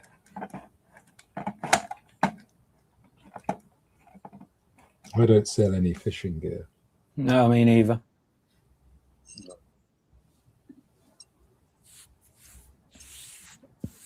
Yeah, he was at one point. He was coming to the boot sales with me and buying trainers and putting them on Vinted. But then he started his apprenticeship and he just didn't have time with it. And then he started going out to clubs and things like that and didn't want to get up to the boot sale. And then it sort of fizzled out. He does sell some stuff on Vinted a bit. And he has had some shoes. I sent him a photo at the boot sale but there's a trainer guy there, and sometimes I'll send him a photo and I buy him a bundle of shoes. But he doesn't do it like he used to.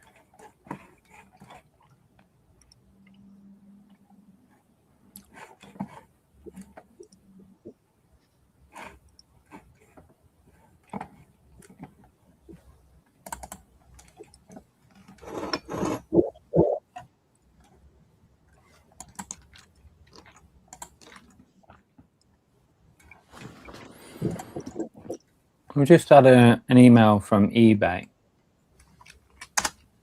We had a concern with a buyer's account. We wanted to let you know that a bid for the listing below was cancelled because of an issue with the buyer's account. Funko Pop Heroes figure Batman.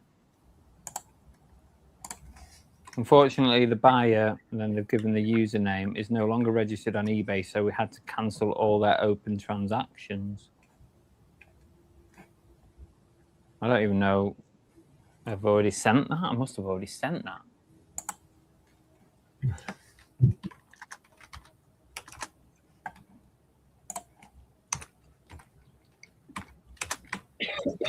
if I can track this down and see what's going on here now. Have you ever had one of those messages? I think I've had one like years ago. It's been a long time since I've had one of them. But I have had. Yeah, not for a long time. Usually phone. I don't think eBay do much about buyers much nowadays. So that's probably why you don't get them that often. I What's can got an remember. item?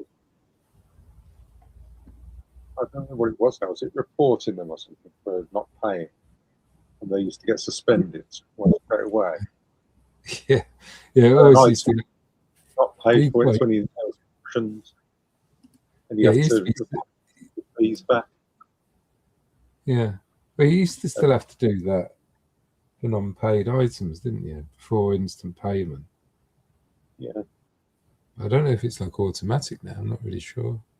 But so I think if certain times you can, things still don't go through sometimes, and then it isn't paid.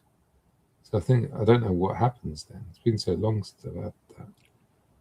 But it used to be quite satisfying, didn't it, if you reported them, and then you check their account like a couple of minutes later, and it said no longer registered. It's like a good feeling, like you won the war sort of thing.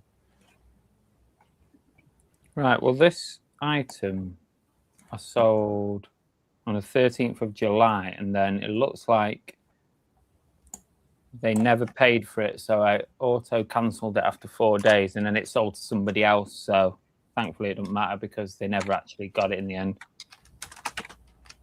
I think you would be protected. Yeah, it should be protected anyway. Yeah, but got to check what had gone on with that one. All right, that's fine.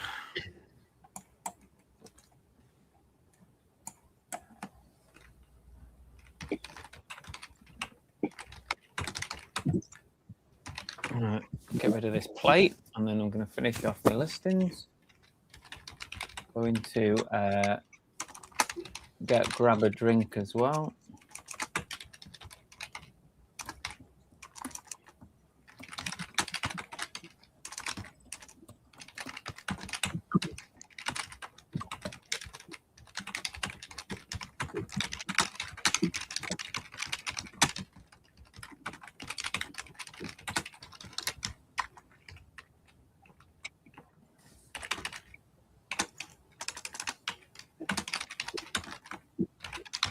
Derek, you need to concentrate now.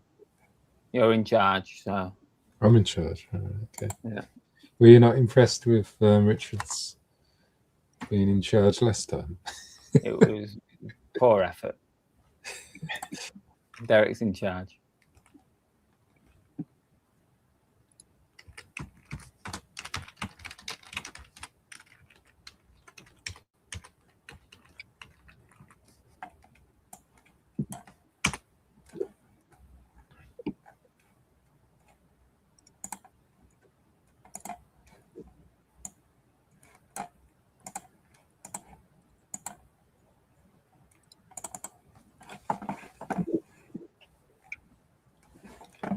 Did you get your email about the eBay Open? Today, Well, like in the last couple of weeks. I've had emails saying that to apply for tickets, but I've already applied. Have you had one about an email address? Because I had to provide email addresses, like 2 email addresses for each. Did it come through as an email or as a message? It was as an email, I think. I'll have to go and check then. Yeah. I just put another one of my email addresses on there. I'll go and have a look. Do that now.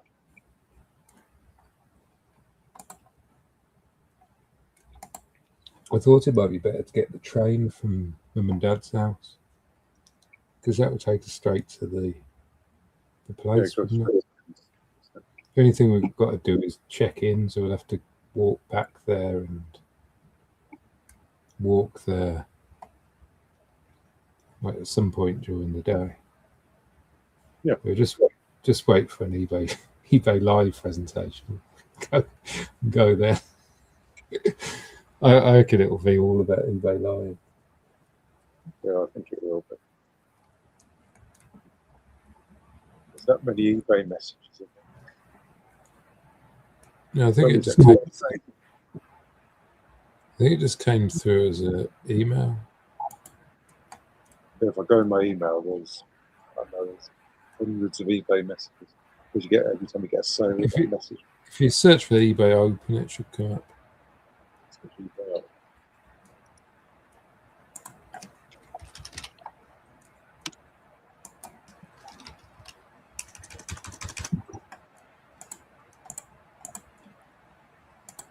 Plan your travel.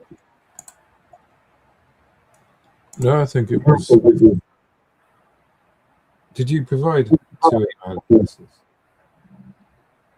at the time, Can't or remember just, now. or just the one? I'll message you about it later. It's probably better to do it. And, Can't see any emails from you. There's just one maybe that. saying. There's one saying I've been registered and I've registered for it. Yeah.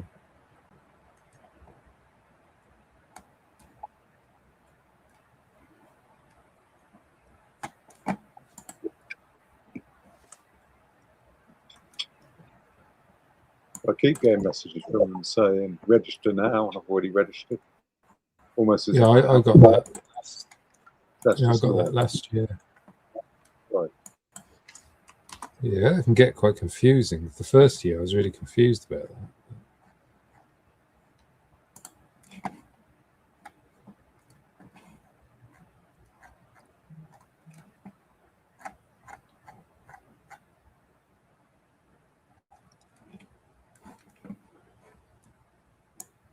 Guy wants to come. You got cancellation. Yeah.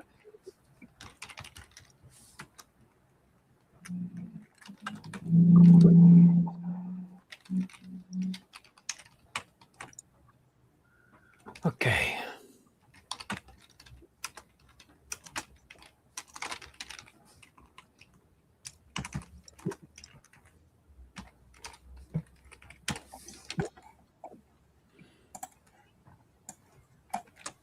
You should do a joint reselling channel. It's just the time to Yeah. both really busy. Richard's got his house and houses to sort. And I've got the driveway to do and stuff. I just can't see it ever really. I think to do that we both need to be fully sort of on it. Yeah. And I don't think we are. We could be. Just not committed enough, are you?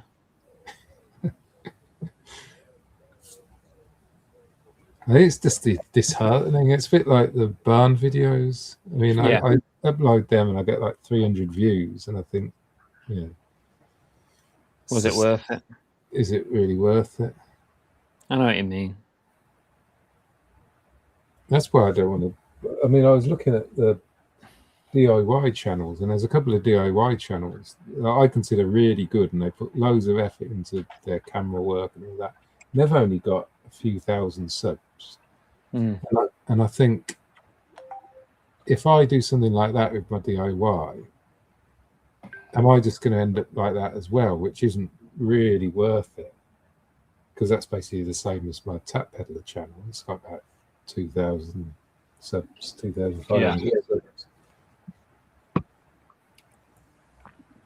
Hi, Jen. Welcome.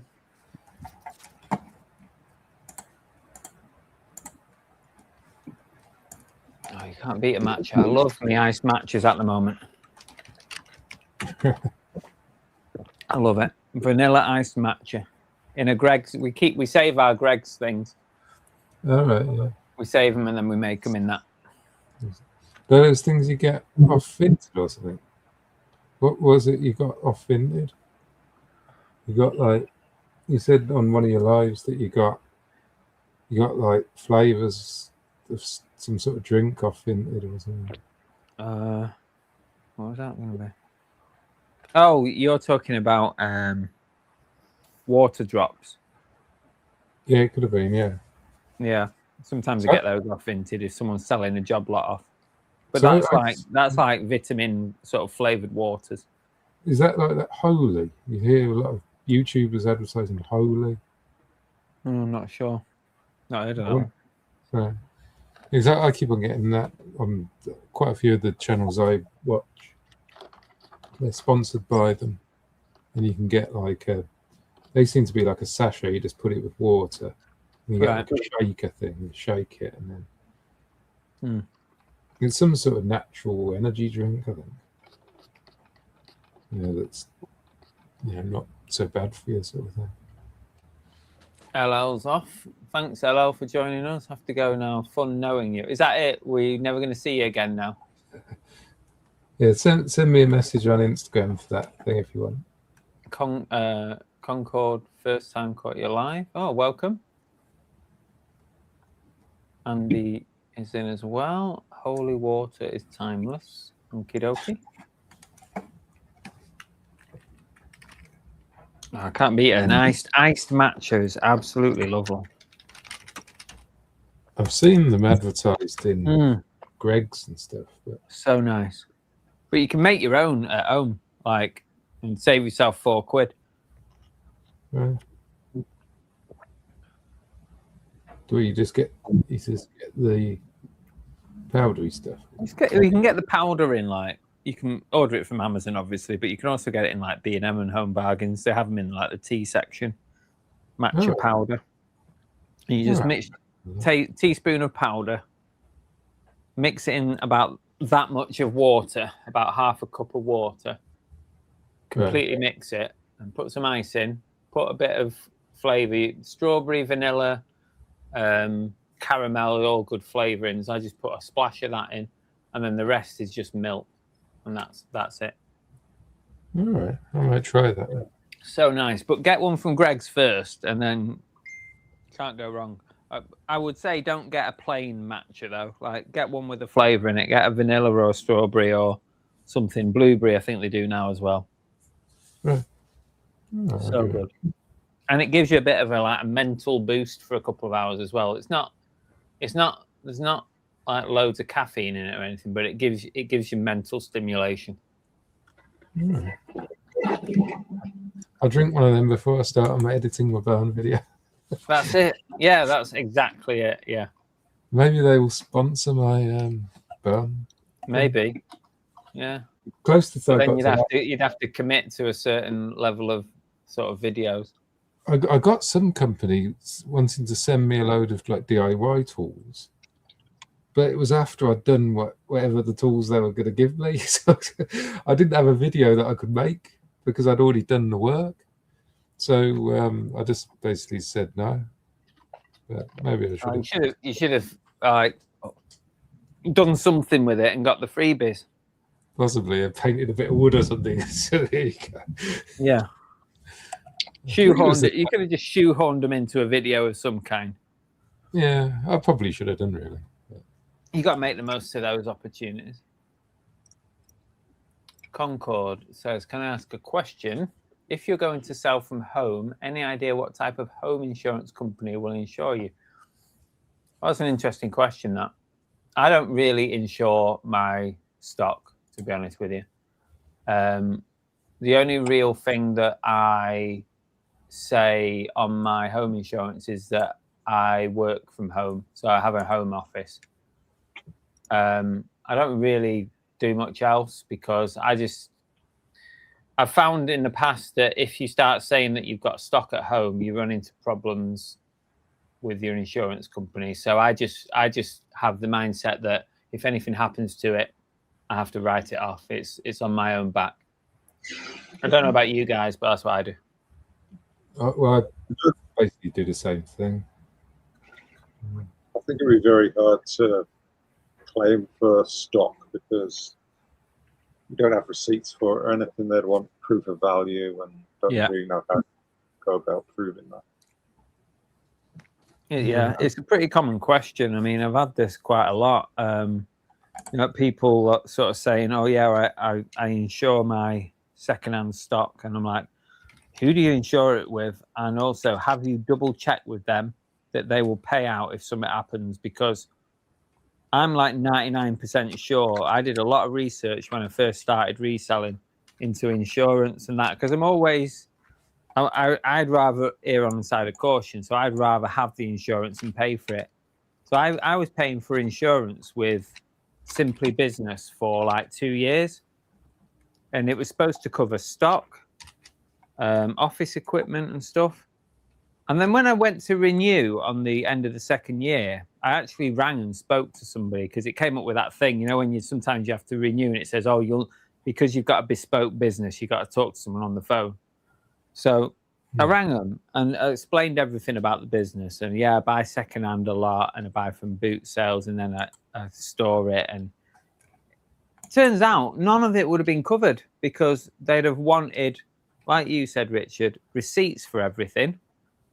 And then they'd have only paid out, if you have the receipts or proof of purchase, they'd have only paid out what you paid for the item. So if you bought something for £1 at a boot sale and it's worth £20 on eBay, you don't get paid out the £20 eBay price, you get paid out the £1.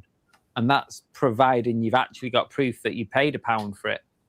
So yeah. I guess if you buy wholesale a lot and you've got invoices and stuff, then that's a different ball game. At least you could, I guess, cover your stock that way. Or if you've got a warehouse or a unit or an office, obviously you'd want to get insurance for that. But I think you don't take this as gospel from me, but my experience is that if you're working from home, it's very difficult to insure it, and you're better off insuring your house. And then just, you know, if something happens to your stock, then it's on you. I think you're going to struggle to insure your actual stock.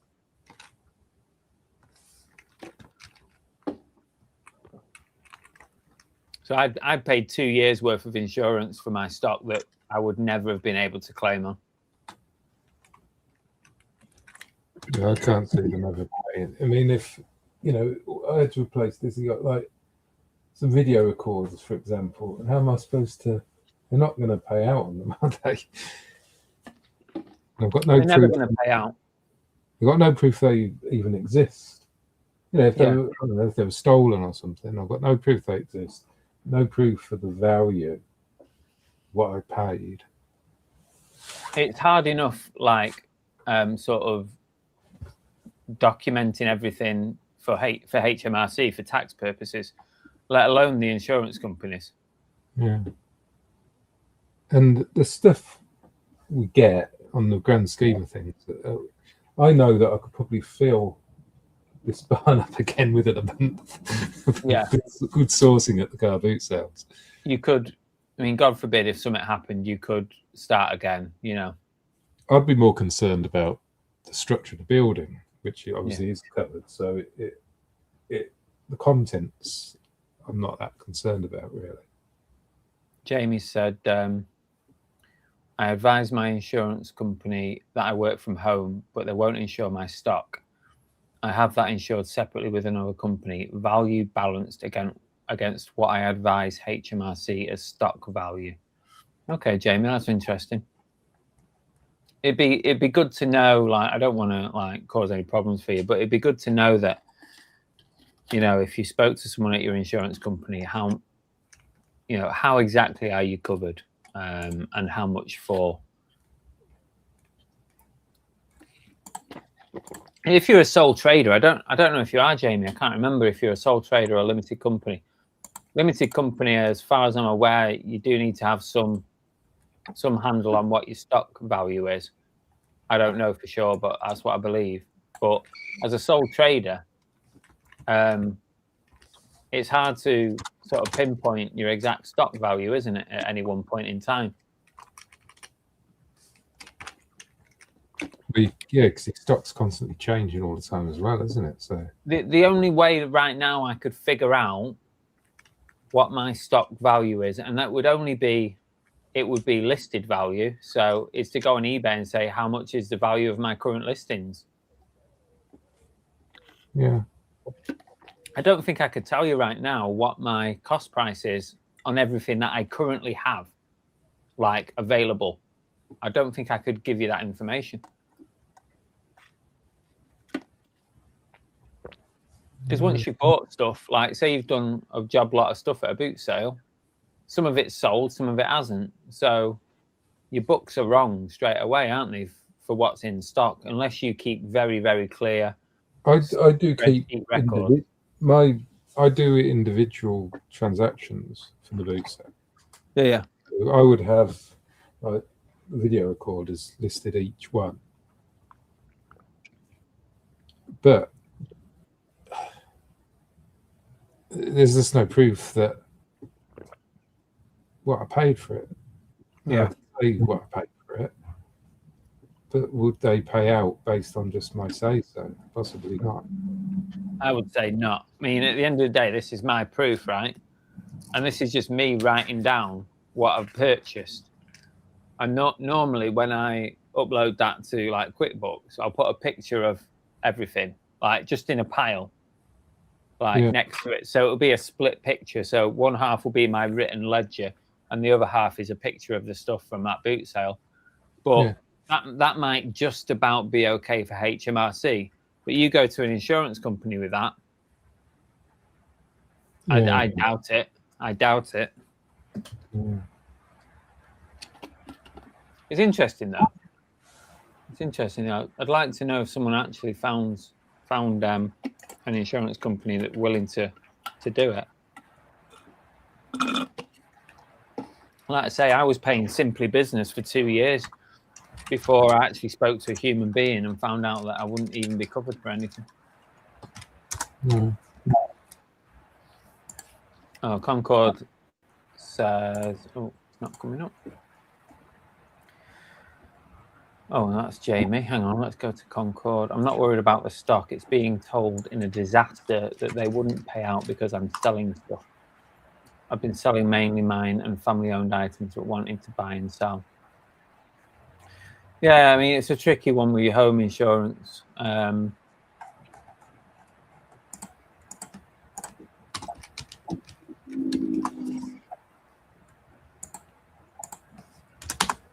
It's a tricky one. You have to shop about and see what you can find. But you know, as far as what I do is I basically insure the home as per normal. But I also do say that I work. You know, my job is working from home as well, so I do some office and clerical work at home. I think that's what I put on mine. I don't say that any members of the public come onto the property because they don't. So you don't need to do that. Yeah, that's kind of what I do.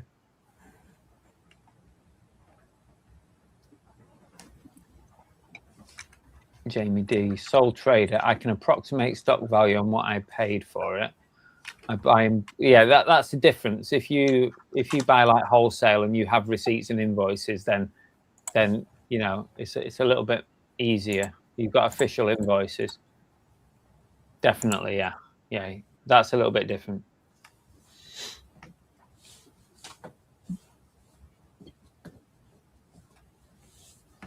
Yeah, Chris says your stock price changes. You could have 100 trainers high value 1 week and then 100 key rings the next. True.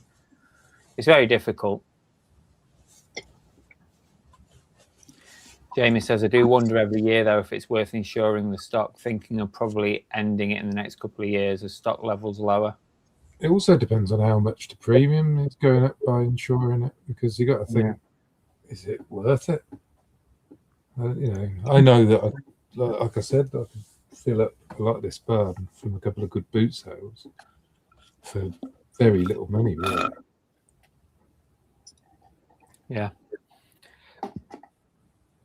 I'd be more concerned about like I don't know, like it'll be the disruption of, if something happened, the disruption of the business, like the barn burnt down or something like that. Yeah. I'd have to sort of start again building it, wouldn't I? Though I'm assuming that somebody else could build it for me. It burned down. Yeah. So, on that subject, then, did you have to like reinsure your house once that had finished? It just carried on the way it was. So it's just the same sort of thing. Yeah. Well, it's been renewed. Yeah, it's been renewed now anyway. I usually change companies and things like that anyway. So it's different. It's different anyway now, I suppose. Yeah. How's eBay Live going? I've been watching Nick and Andrea, says Concord. It's okay. I talked about this right at the start with Dave ABL because he was kind of teetering on giving it a go or not giving it a go. But I tend to use it at the moment while there's no fees. I'm trying to do one a week. When fees come in, I'll probably drop it down to 1 or 2 a month.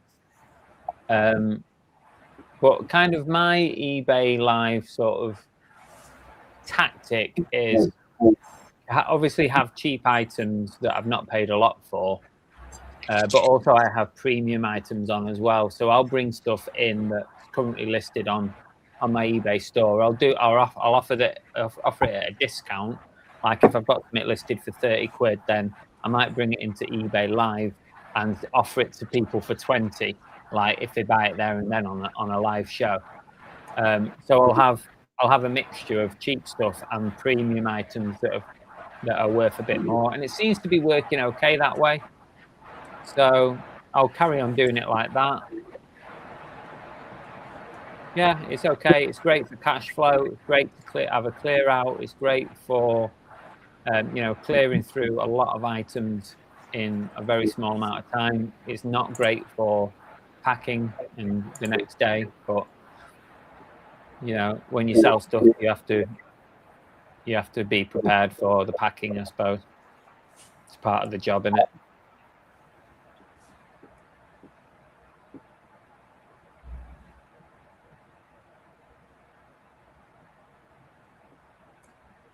Right, time to get these on. What time is it? It's 10 past 2. We've got another 3 hours and then I'm done. But I'll be done way before that because this won't take me that long to get listed. Oh, have you seen this chair? My mum gave me this thing. Like an antique chair.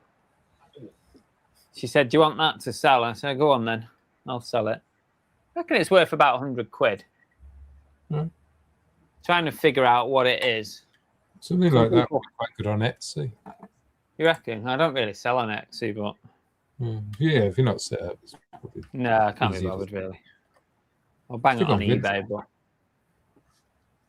Vinted, you reckon? Well, put it on both. I'll put it on both. Could do. I basically put everything that's on... Everything on eBay goes on Vinted, most of it.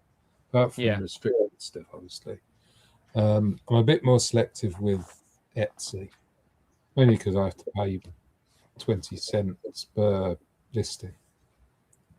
And it's obviously got to be vintage as well.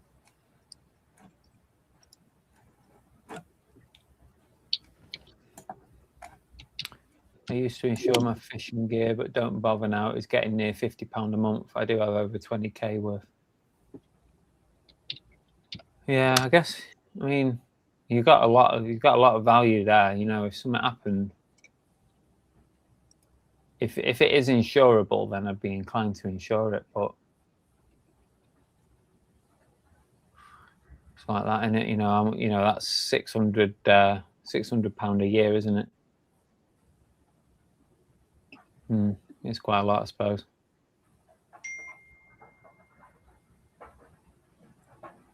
Right. What's first?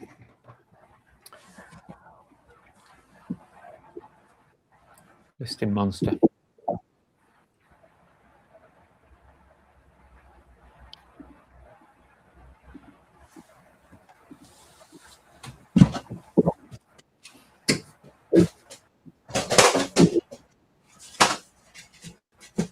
Oh, decorative elephant. I was hoping that wasn't the first one, but it was the last one I did, wasn't it? So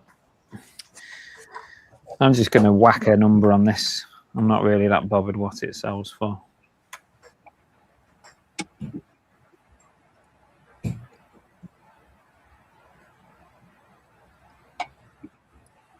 Decorative. This is what Listing Monster's come up with. Decorative elephant quartz mantle clock resin figurine, whimsical design. Whimsical design. What? Whimsical. Who searches whimsical on eBay? Whimsical seems to be an AI. It seems to love to say whimsical. AI does for some reason. I get that a lot on my Is it? stuff. That's weird. It says whimsical. I think it's this AI just likes to use the word.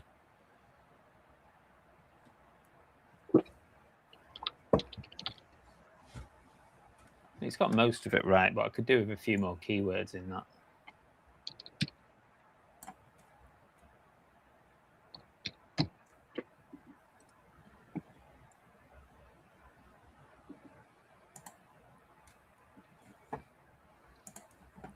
What keywords? Let's have a look.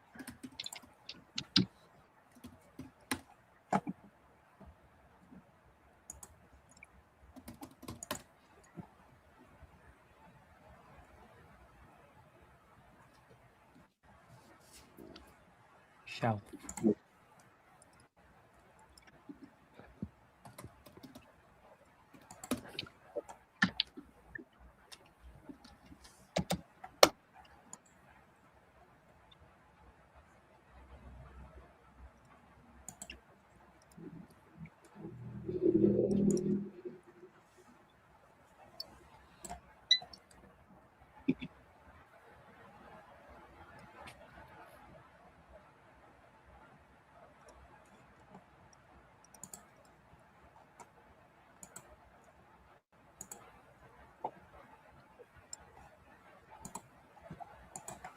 Ornate. I'll use that one.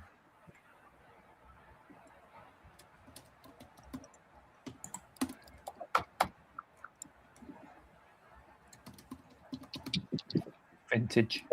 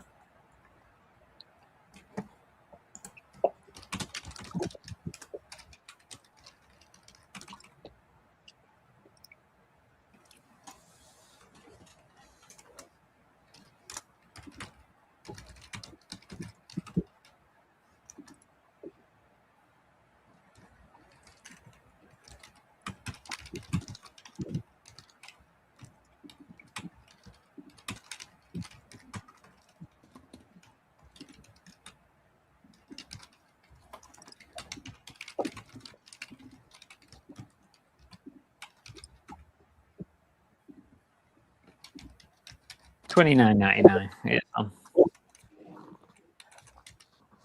Take it or leave it. Oh, bloody hell.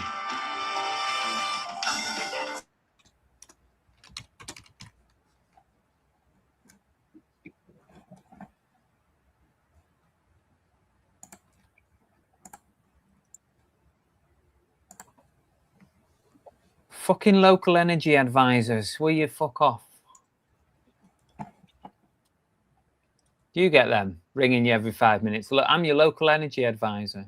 Fuck off. I've don't know, on your phone, I've got this thing where they have to speak first on the thing. Oh, yeah, you can do that on iPhone now, can't you? Yeah, that's what it is. And So I don't get them now. I used to get a load of junk calls. I might turn that on, you know. A lot of them are blocked. The only problem is if it's somebody, if you're expecting a call, like when I was getting all this gravel delivered on the driveway, and I was getting like delivery drivers phoning me saying he's about to come. You know, you wonder whether they're going to be able to get through to me and things. Yeah, that's a point. So I did turn it off during that point, but in general, I turn it on. I don't tend to answer my mobile to anybody not in my address book because 99% of the time I don't want to speak to them. You know what I mean? A lot of spam calls and potential scammers that comes up as spam. Yeah. Get a lot of Well, that. I don't think found- it comes on that on the iPhone. I know it comes up on Android, doesn't it? The potential scam. Yeah, I found it after I sold my last house. I'm sure they sold my details Right. to companies. And Yeah. so much like spam phone calls, marketing and stuff coming through. I'm always quite wary when I get my mobile out, but sometimes you just have to, don't you? It's like, yeah, you always end up with a load of crap afterwards. Insurance companies and Just block them now. problem is they ring from a different number, don't they? A slightly different number all the time. Usually it comes up where they are as well. I get loads of them from around by Manchester. I just ignore them if they're from Manchester. So it's always like these ambulance chasing lawyers and stuff.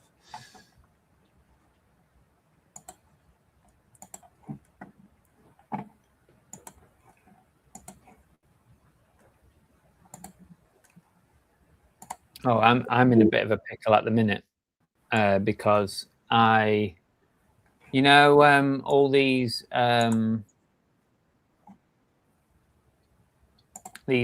that are going on for missold finance. You know, PM. What do you call it? The finance that you take out on your cars. Yeah, I know what you mean. So in 2024, I went with one of these companies that do all the claims for you because I'd had about 7 cars in the last sort of 12 years. So I thought rather than do it myself, I put in to one of these companies that do all the running around for you, and then they take 30% of anything that you win. And so I instructed them to do it, and then heard nothing from them all through 2025. And then in 2026, I must have forgotten that I'd instructed them, and I instructed another company to go and do the same thing. So after they'd started doing the work for me, the other company contacted me and reminded me that I was with them. So now I've got 2 companies instructed to act on my behalf on a no-win, no-fee basis. So now I'm trying to sort that out. I'm trying to get out of one of them so that the other one can just carry on with it. But in their T's and C's, they both say that there's like exit fees if you want to stop it. So I'm trying to. I think one of them came back and said that if I actually, they were really understanding. Actually, they just said, look, you know, it happens more than you expect because everyone's bombarded with these adverts. And they came back and said, sort of, you know, if you need to go with the other firm, then, you know, we won't charge you. But I'm just waiting for the other one to come back to me and let me know so that I know which one is best to go with now. It was a bit of a nightmare. So I ended up with 2 fucking companies. Won't one of them just not be able to win because it's already been paid out or something like that? But the problem is, the further you go into it, the more work they've done on your behalf. And then if they carry on working for you and then they find out that you've instructed someone else, they're just going to send you a big bill, aren't they? Yeah, I suppose it's not like it's sort of declined and they just don't get anything from it. Yeah. So I think ages ago. They said to me that when basically, if I carried on as I was, then when it came to the end, and if there was a claim to be paid out, then they would only pay out one firm. They wouldn't pay out two. So then the other one that didn't get a payout would end up finding out why they didn't get a payout, and then it would be coming back to me, wouldn't it? So I wanted to sort it out before it went any further. So yeah. Not PPIs. What's the name of the finance where you have a balloon payment on the end of your car finance?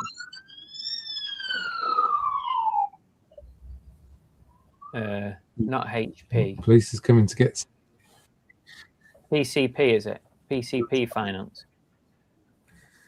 So yeah, it was that. Was that the police for Richard? Was it? Yes. Probably, yeah. I've got the window open. Got the aircon pipe going out. Oh, I've got aircon. Lucky sod. So don't often have it on. Too expensive. I've got an aircon unit in the loft. I keep on meaning to get it down, but I A bit late now. We're coming. Won't be summer anymore soon. Well, I don't need it in the barn. The barn's quite cool in there. Throughout the really hot weather, it was nice coming in the barn. It was fine, and it retains the heat in the winter. You know, with my little radiator. So I think it's really, really good for like the contrast. I think it's that double wrap foil. Baking up here in the summer. Yeah, don't need it. Don't need the aircon on in the barn. Scotland, isn't it? It's cold in Scotland. Even when it was, even It's when cold. it was, even when it was warm. It's So not it was very 30 warm. degrees there, and you said it was at 18 up there. Yeah. Oh, we didn't get it as hot. There was a few days it was really hot, but not as hot as you guys got it down there.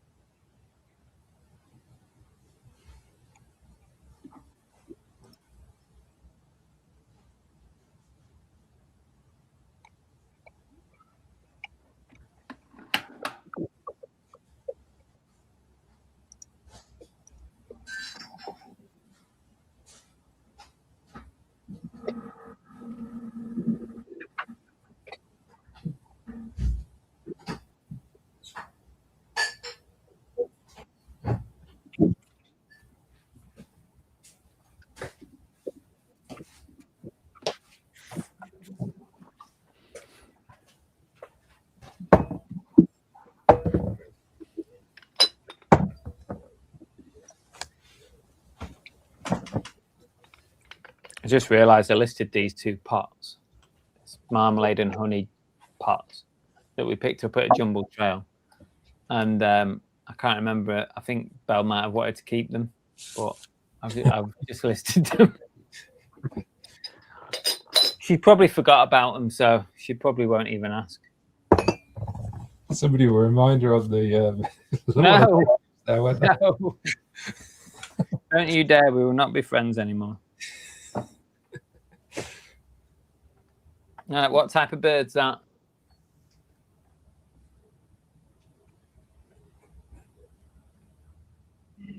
Oh dear, I'm not those good birds. Blackbird. It's not a bloody blackbird. Looks like a blackbird to me. It's tiny. Penguin.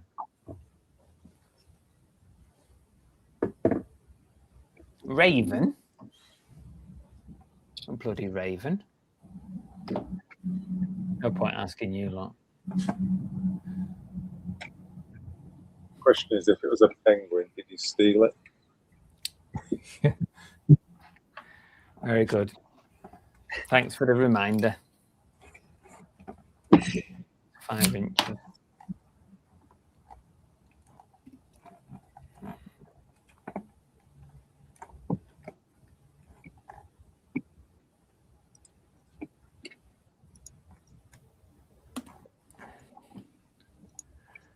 It's probably a sparrow I'm going with.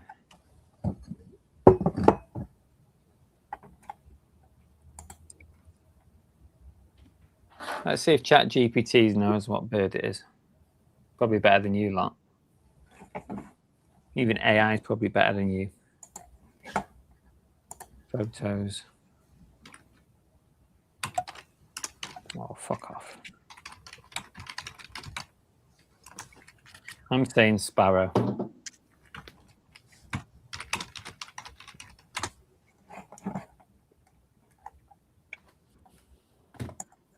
Jackdaw, Ali. Oh, Ali's popped up now. From the shape alone, I'd say it's most likely intended to be a blackbird or a thrush.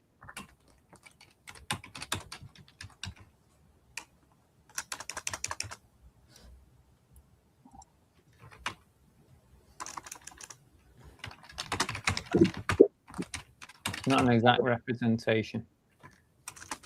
Eurasian blackbird, a song thrush, or garden bird, generic garden bird.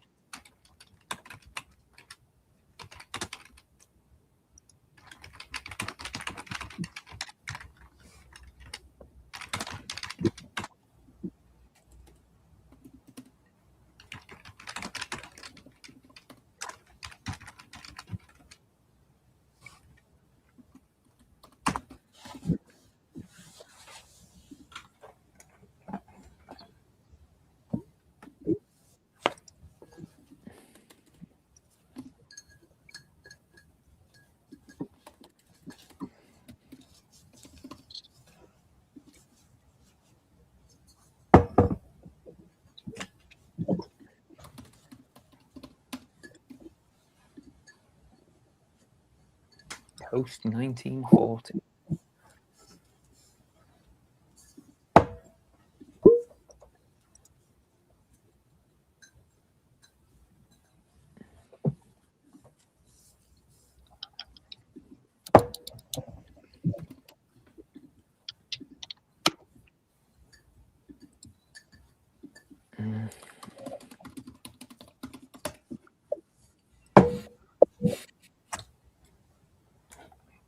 So, how many listings do you think you would have got up if you hadn't gone on a live? I think I To would. be honest with you, probably a similar amount. I get bored pretty quick, so I end up moving on to other things. I'll, I might edit a video, or I'll do some cross listing onto Vinted, but just solid listings, I probably wouldn't do that much more than that. Yeah. It's just taking me longer to do it.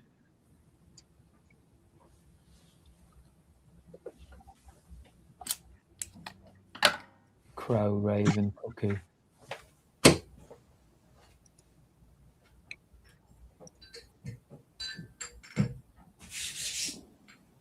don't know what to price this at. I'll do it 20 quid. Cast iron bird.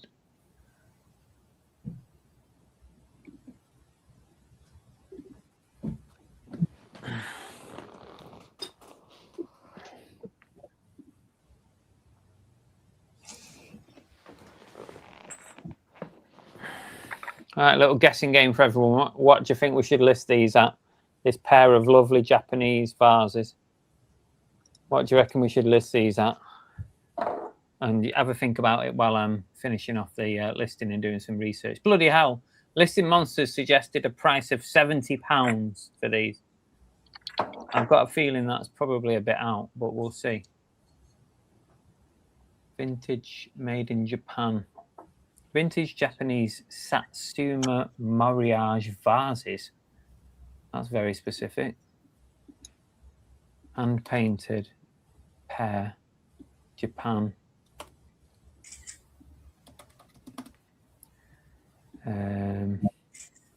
Or I put Oriental on here as well.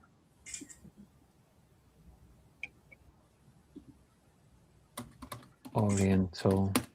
That's about all I can fit in, so not too bad a title.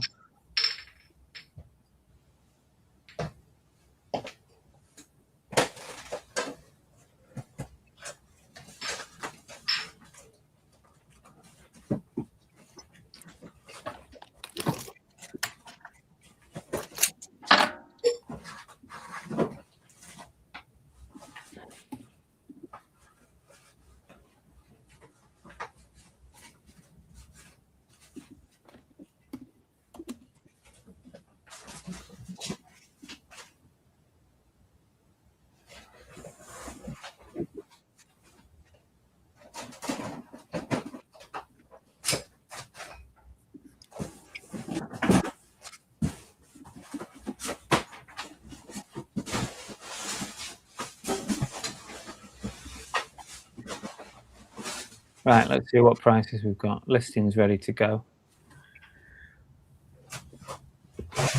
I might see if there's one already up.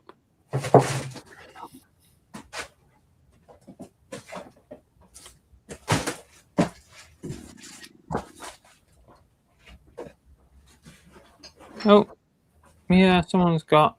Oh, it's... Mr. Monster was right. It is a Satsuma. I always thought that was an orange, but that's just me being ignorant, isn't it? Japanese mini vase. 1930s to 1950s. Bloody hell, I've nearly got an antique here.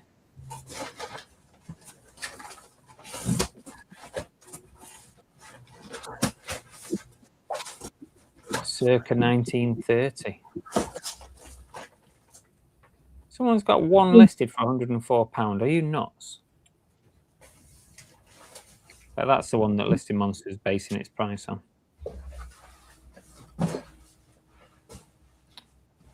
Right. There's one very similar. Yeah, I don't think they're worth £104. I'm just going to make a number up here because these prices are all over the show.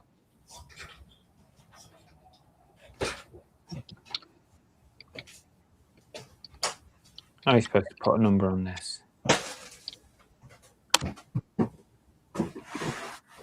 Okay, I've decided.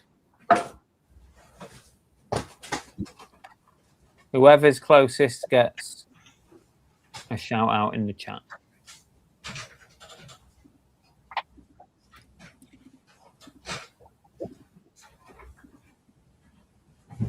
Vintage Japanese Satsuma Mariage Oriental 4-inch vases, hand-painted pair, made in Japan.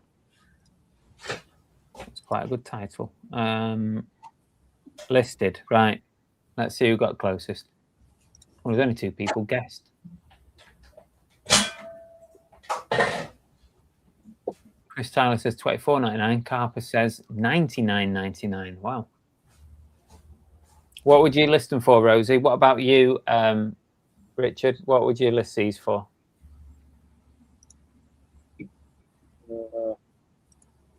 Without research, just if you had to just list a price. Probably about 40. 40 quid. But I would do research on them. Yeah, I know. Without research, then maybe 40. Rosie's going for 48.95. Ooh, that is high. I'm going to go for 30 quid, I think. And that's with research. The prices are just all over the place.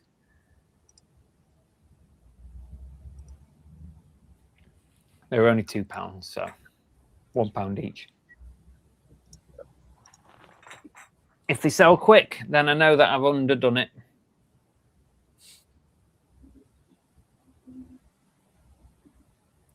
What's next? Let's play that game again. That was fun, wasn't it? What about this Japanese thing that we don't even know what it is? What would we list that for? What about you two? Without any research, you had to guess and just list it. What would you list it for? 50 quid or thereabouts. 50. Whew. Derek's expensive, isn't he? Well, I'd go with that and then just go down. Yeah, true. It's made in Japan, isn't it? Yeah. You still want to sell it. It only cost £1. Just bear that in mind. See if I can find a picture of this.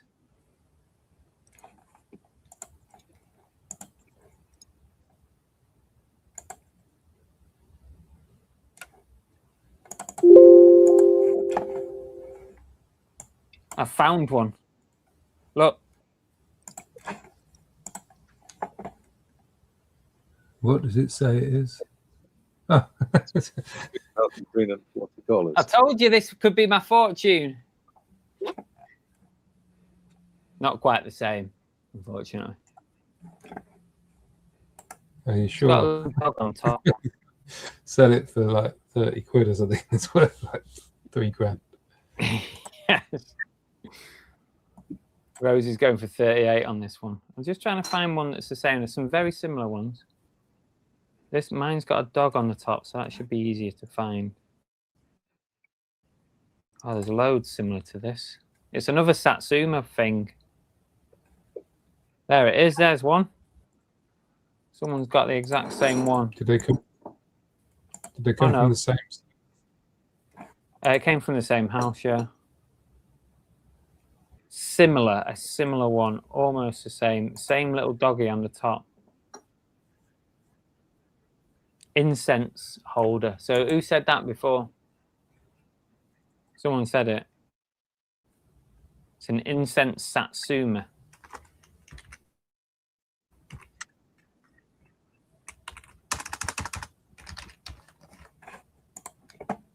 Incense burner.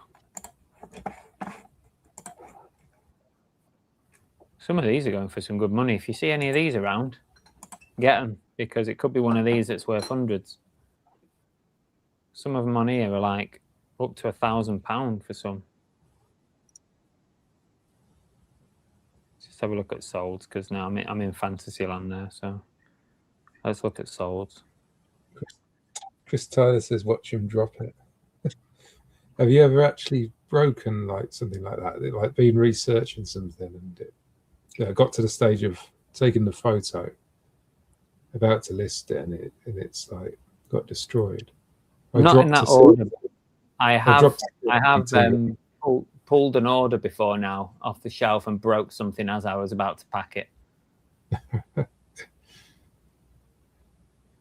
I dropped a TV once and it basically smashed. Well, the case smashed.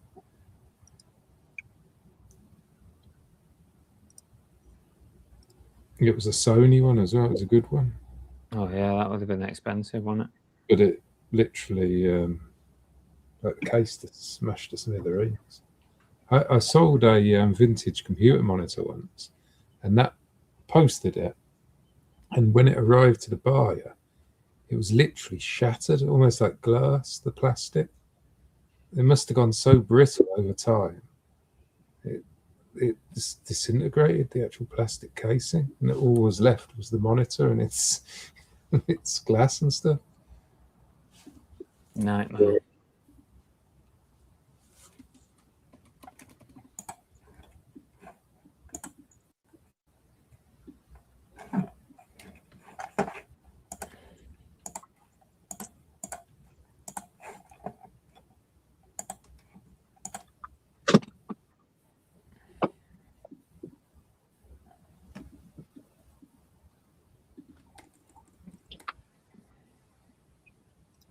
Trying to get all the keywords on this is difficult, but there's lots that have sold that are very similar. Definitely a sought after thing, I think. Do you still use theme to add like extra keywords and stuff? Yeah. That's a good point. I'll put some on there as well, but there's so many. So I've started to do that sort of automatically, but it's I'm always worried about like keyword spamming. I think as long as it actually does relate to the item, then as long as you're not like putting Nike when it's Adidas or something, or you know, Right. something that's clearly not the same. So I put things like, I don't know, kitchen alia and healthy cooking. And, Yeah, I think all that's fine right. because it's not really spamming. It's just you're trying to capture somebody's search, aren't you? Yeah. Hand painted, made in Japan.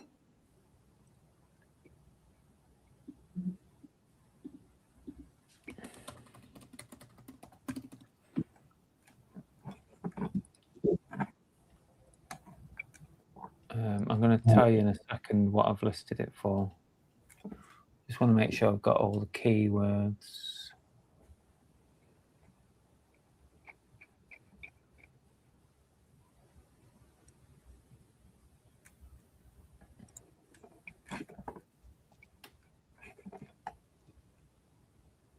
Could be antique, this.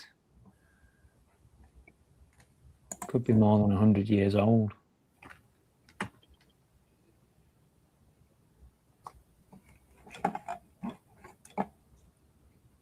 Where's the one that I thought was the same? Ah, balls to it. I'm just going to list it. I've had enough of looking.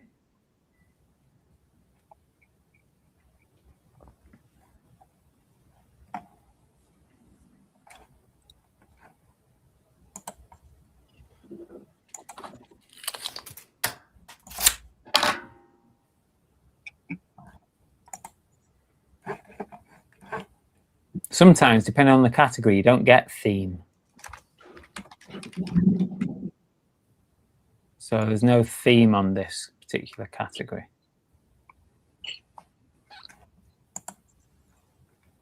You can just add one in though. Yeah.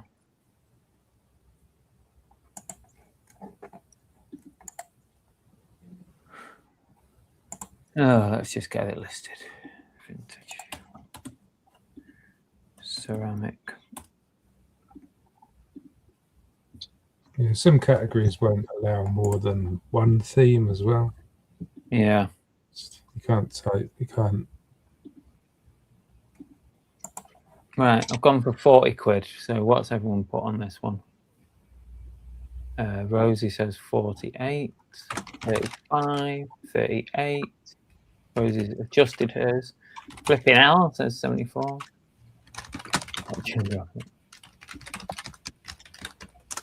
Did what sell, Rosie? Did the, what's that?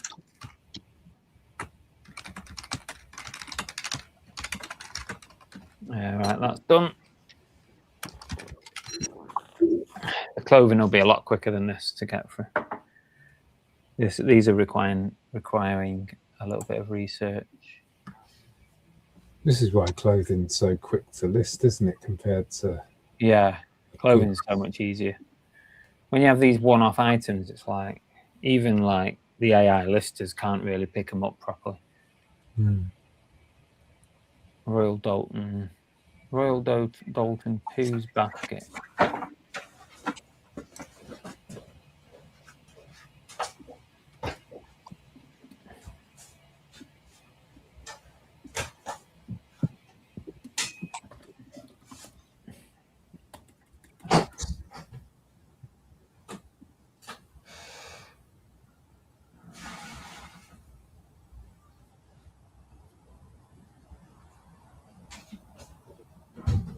I don't know which one you mean, Rosie. I'm not sure which one you mean. Just explain a bit.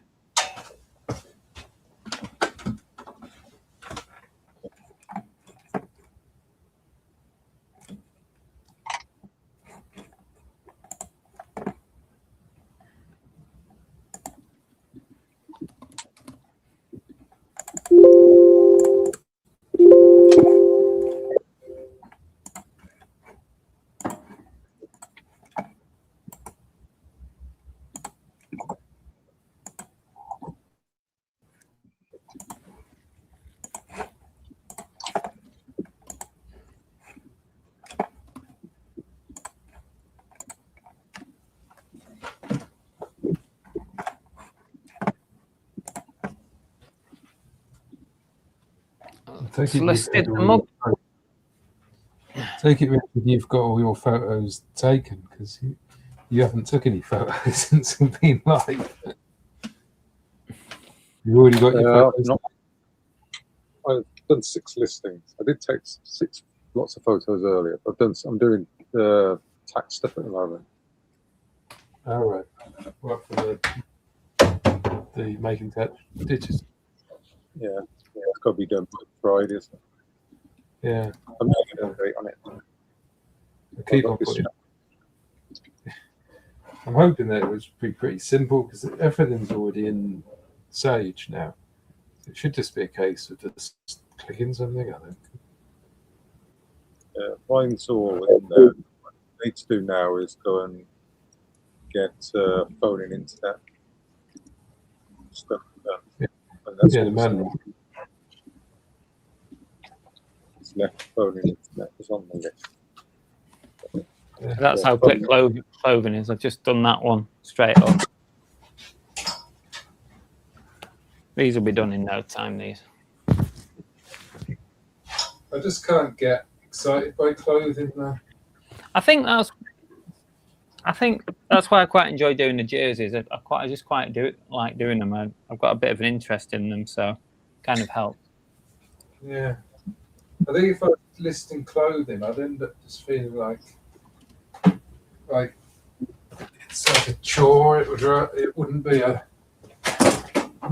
You know, I don't mind doing like what I'm doing now, but I think if I was doing clothing, I just couldn't get myself interested into it. Maybe if I've got like decent clothing. The clothing I've always done has been rubbish stuff. Well, that's probably where your issue is. But it sells for less, so Yeah. motivate you to spend too long at it.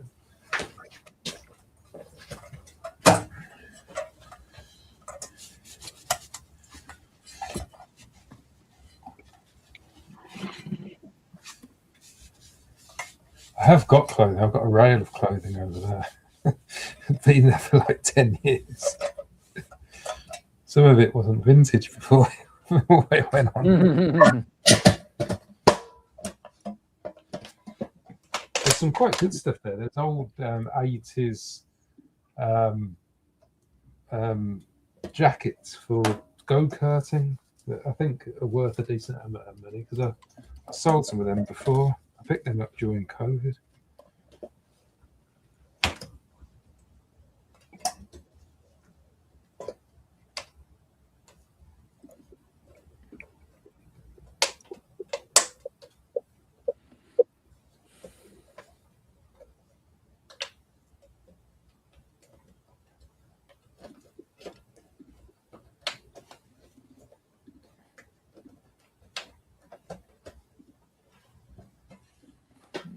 Is that one done?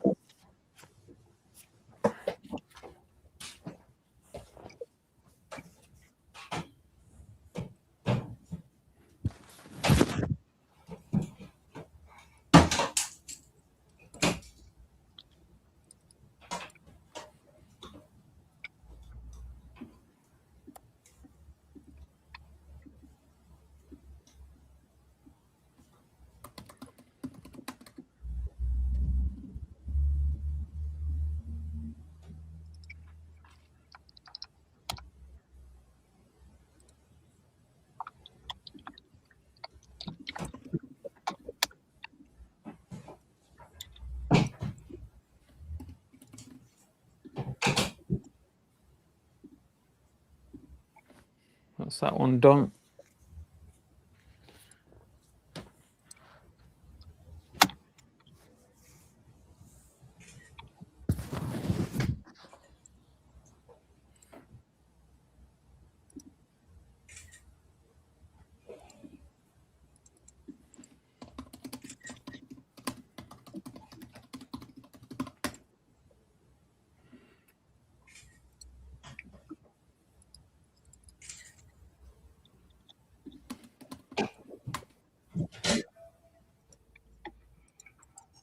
Texas Rangers.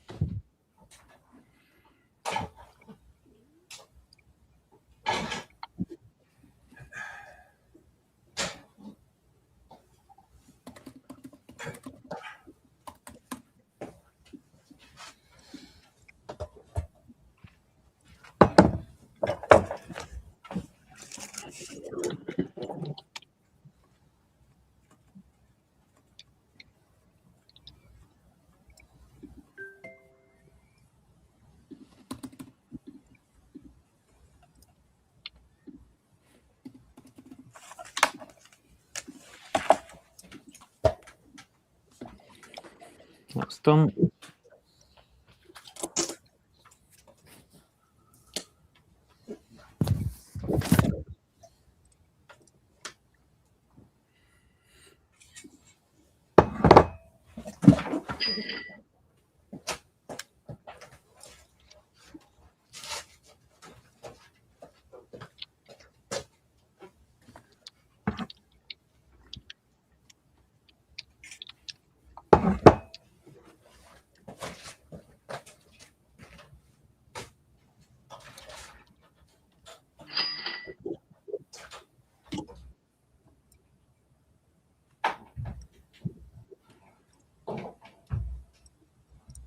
You start actually listing and the sales start coming in.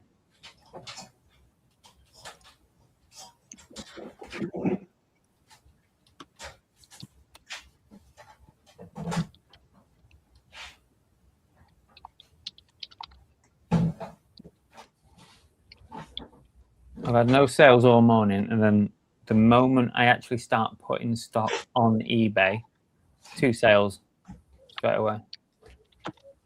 Do you still subscribe to the green wave thing? Like, Yeah, I totally do. Totally believe that.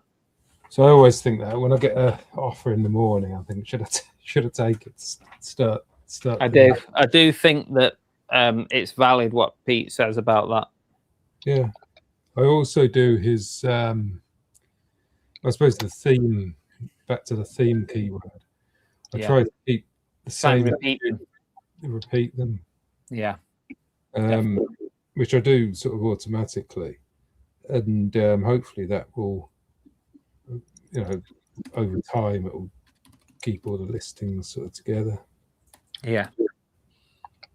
I'm not sure if it really affects me because stuff I sell is so varied anyway. I think if you're selling the same sort of things, it's probably better.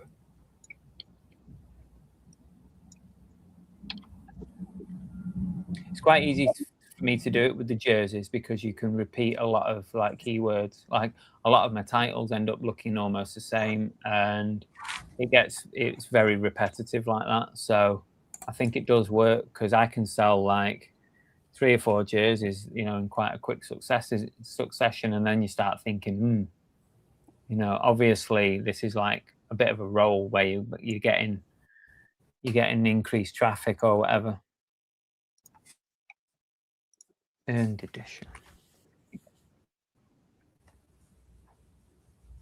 You broke up a bit then, but I got what you're saying.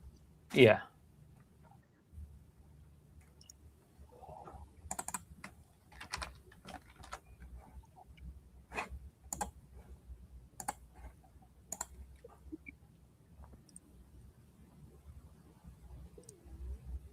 North Night End edition.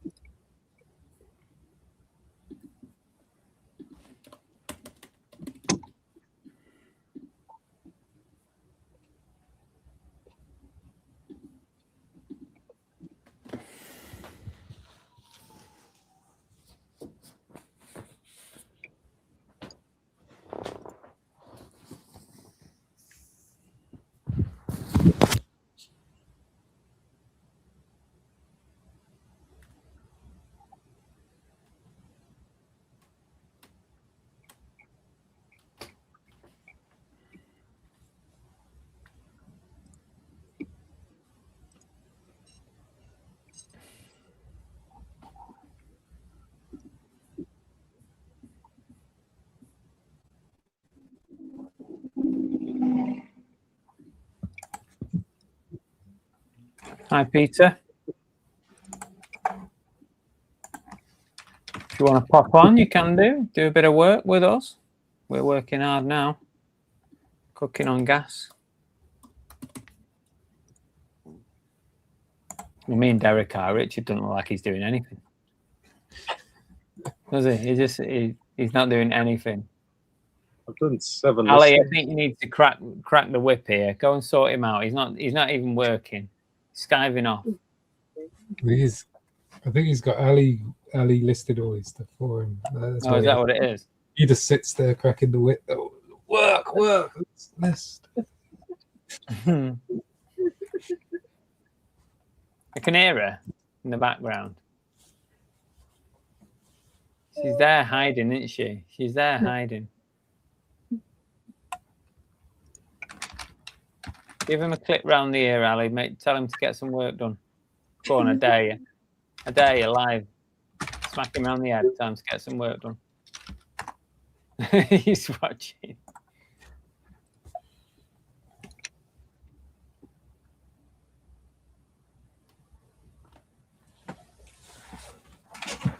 A couple of offers coming on Vinted as well that I didn't notice while we've been working.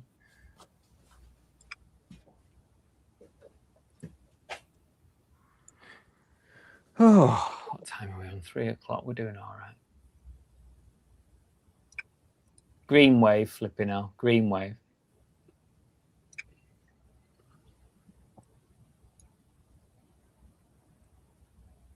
It's the best thing to do is go watch. You can go to Polish Pete's channel. He's done loads of videos on it. But he did come on with me on a Monday podcast, or was it just a podcast? Can't remember. But you can find Pete on that one as well, where we talk about the green waves. And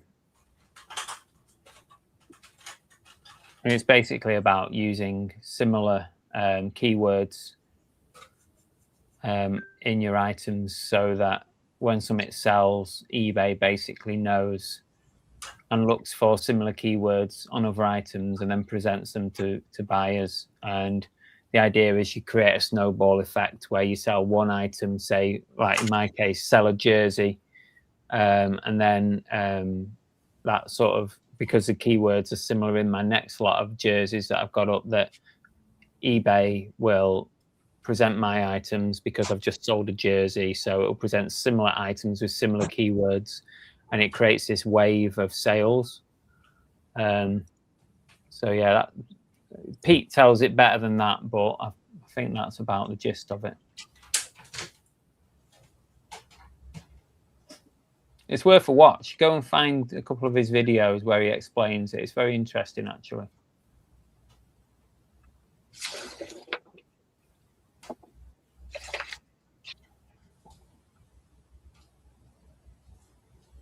There you go. Even Phil gets green waves.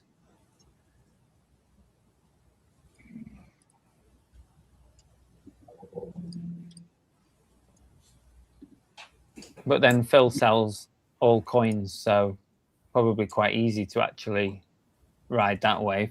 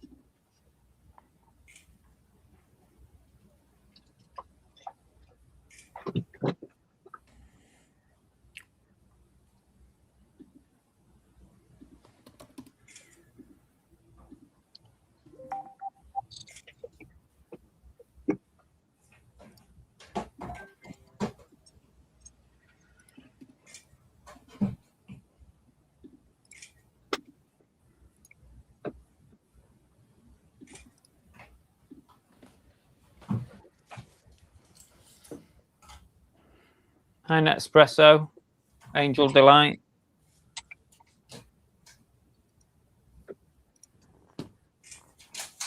Told you we were doing more lives. You didn't believe me, did you? Said we were going to do them.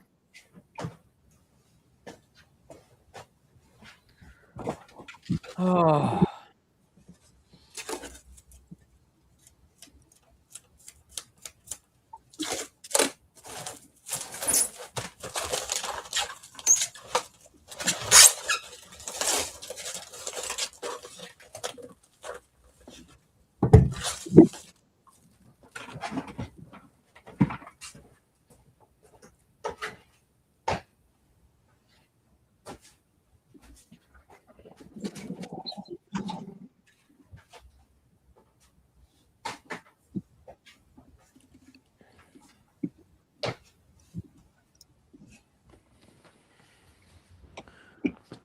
Oh, we're getting to the bottom of this pile now.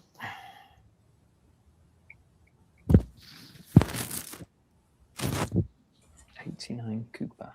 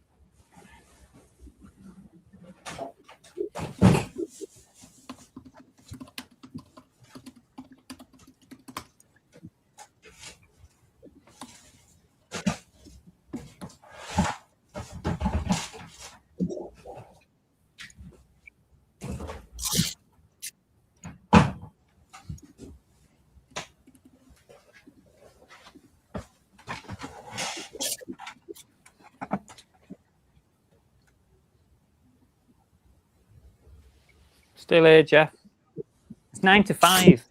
It's not 5 yet, so we're still here.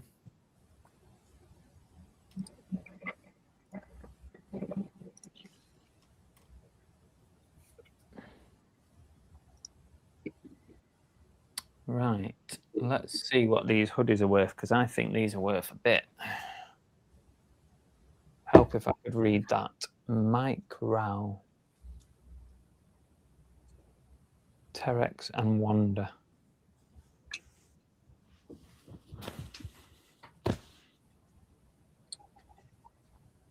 Adidas, Terex and Wanda.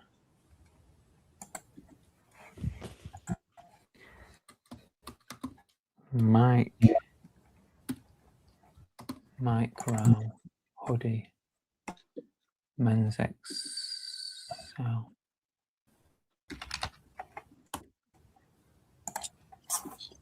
$2022.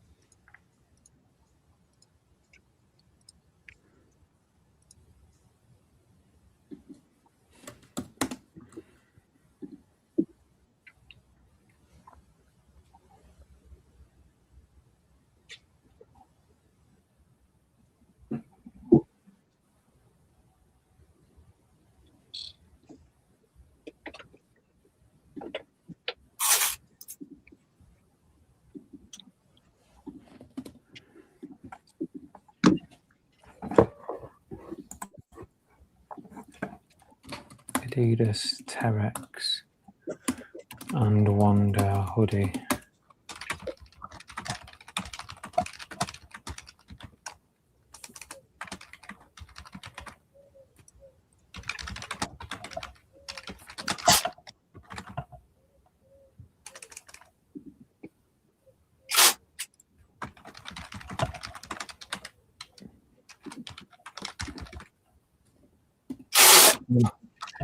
£50, I think I'm going to go for.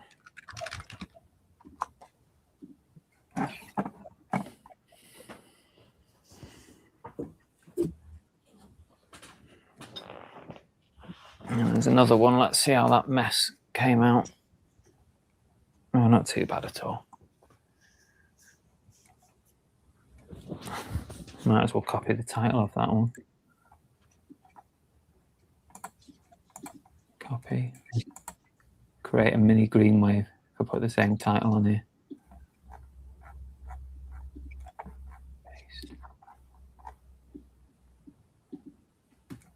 Woody Men's XL. Same.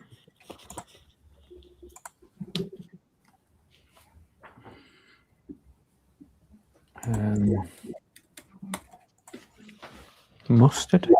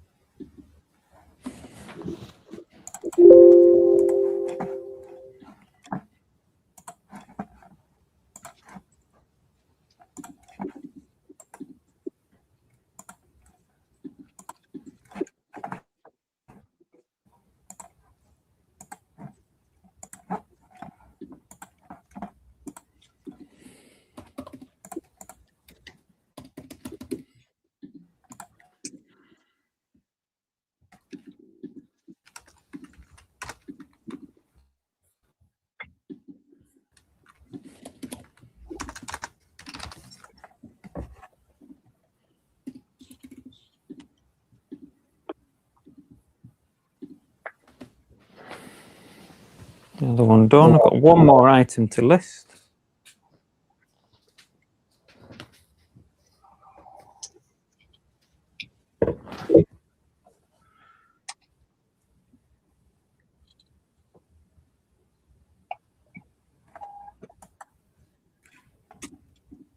Jeff said I jinxed myself earlier laughing at what sounded like Derek's death pile collapsing on him. Had my own pile literally topple over on me. It couldn't have been that bad because I only dropped a couple of glasses. It sounded like your whole shelving unit fell down. It was that loud.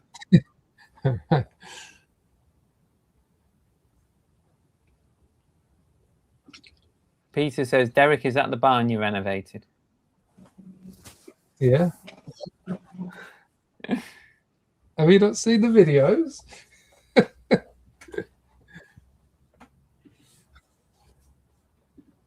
Yeah, it's all done. On to the next mammoth task.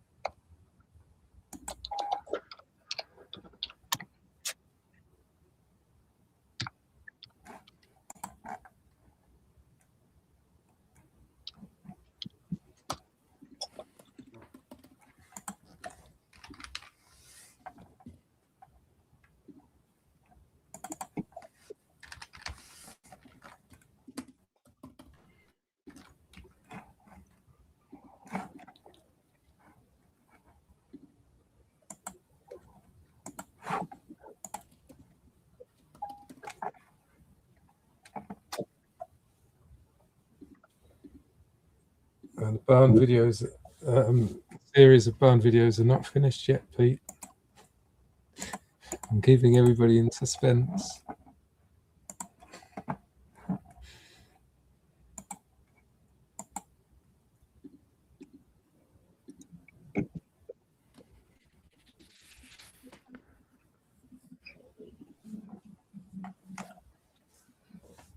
I don't know when it was when I last did a barn video. Maybe sort of a year ago. It was quite a while ago, I think. Maybe it was before Christmas time, something like that.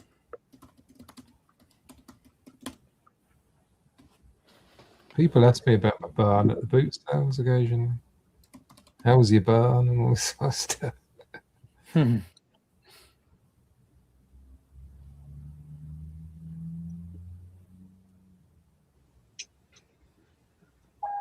It was quite interesting to see Flipping Sloth's video about the guy moaning that he'd been recorded. Did you see that one?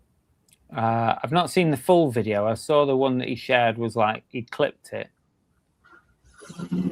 Yeah, I don't know if it was the full thing I saw, but it was basically just discussing like it with him. It lasted about 2 or 3 minutes, I think. But that's basically what happened to me. I had a similar sort of thing happen to me, and that's put me off filming.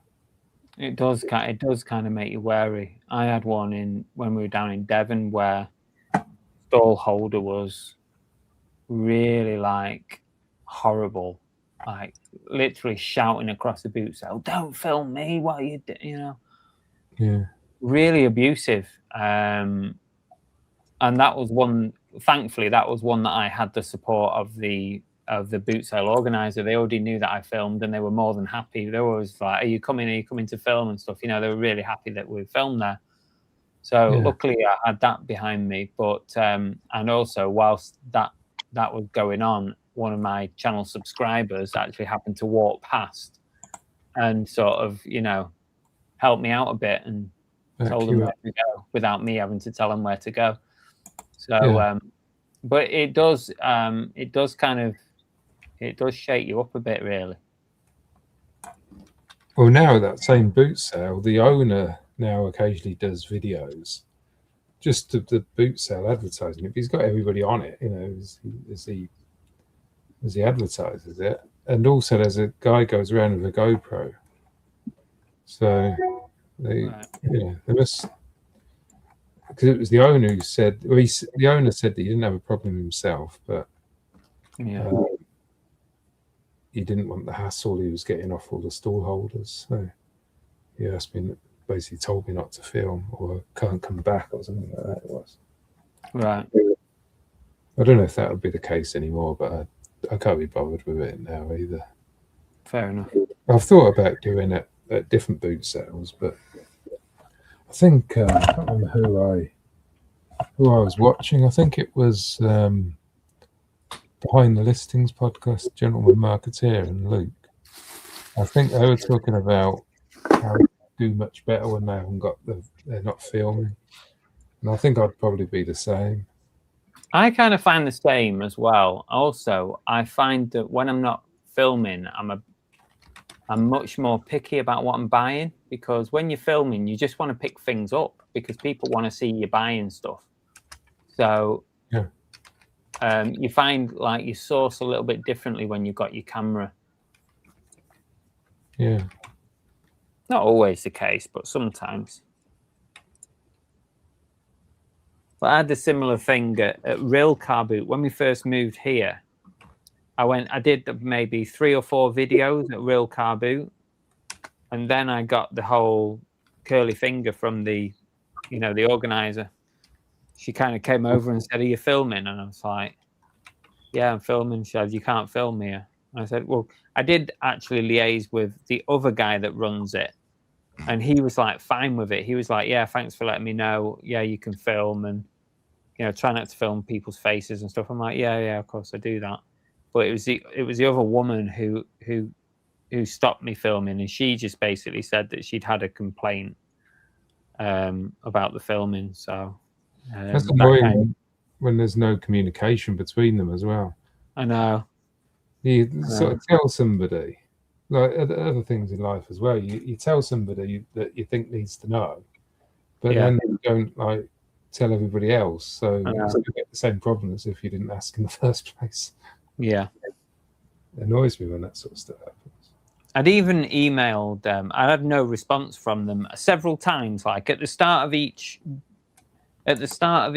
boot sale season, I've emailed for the last 3 years the company that runs a lot of the boot sales. So they run Rill, they run a few in Newcastle.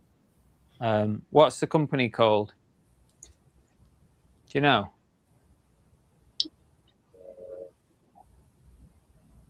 Yeah, I know the name, but I can't think of it though. They've got a Facebook page and a website and everything. You can go on and they run about probably 10 boot sales.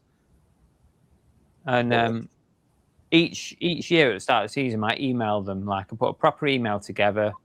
Car Boot Chris, I have a channel. I can promote your boot sale for free. I can, thousands of views on videos. I'm very respectful of people. All blah blah blah blah blah. I give it the whole pitch. Like, it would be great if I could have your permission to film at your boot sales, because that would be the ideal thing. Head office say it's okay. So then, I could go to any of their boot sales, including Real, and film there. But each time they've completely blanked me and not even bothered to like give me a response, which is really annoying. Yeah, that's not good, is it? I wouldn't mind if they just emailed back and said, "Look, we appreciate you, filming and telling us and asking permission, but we don't want you to do it at the moment." At least I know then I would have got a response back. But just to not reply to it at all. No, When you try and do it the right way, Noble Promotions. Nobles, that's it. Nobles, yeah, they do. They run a lot of car boot sales.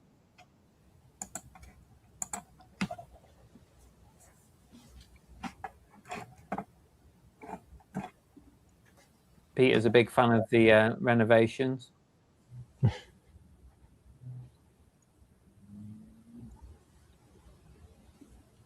The barn's famous.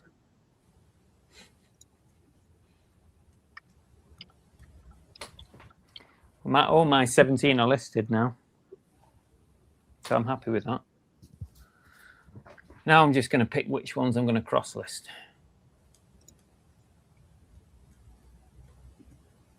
Why don't you just cross list everything? I'm getting there with it. I started before I had a way to manage the cross listings. I started putting everything on in like categories. So I started off with jerseys, and then I started putting all my trainers on, and then I moved into hats and caps and stuff. So I'm slowly putting them all on. So I'll probably cross list most of this stuff.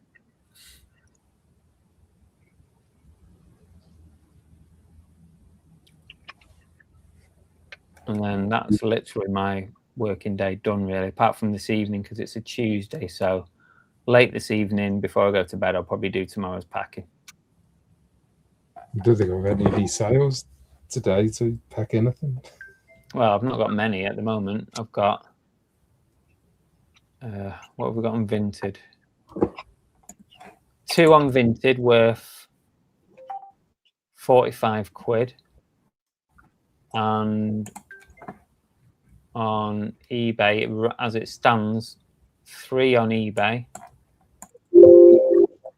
but 1 hasn't paid yet as well, so that would be 4 if they actually pay up. So that's worth about 40, 66, 76, 81, 92, about 92 on eBay.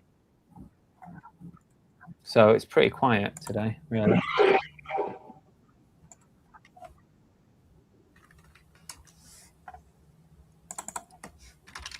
Right, I'm going to log into my Relo account. Not a sponsored plug, but I am using Relo at the moment. I'm going to cross list these. Pick some out to cross list, and I'll find them on Vinted. Bloody hell. Carper's no sale so far. Plenty of time yet left, Carper.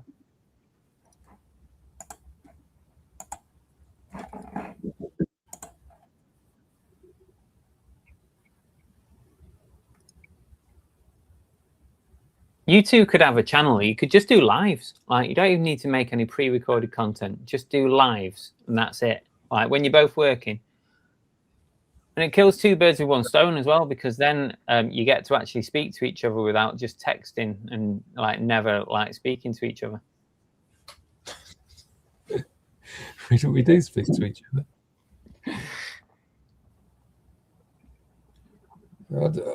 Sometimes you don't want to be on live, though, do you? Do you know what I mean? I don't know.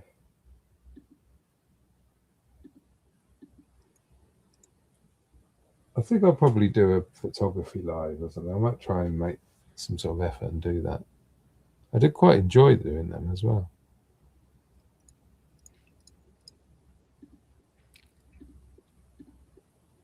I might just cross-list everything that I've done today, just because I'm trying out different categories on Vinted just to see what sticks and what doesn't.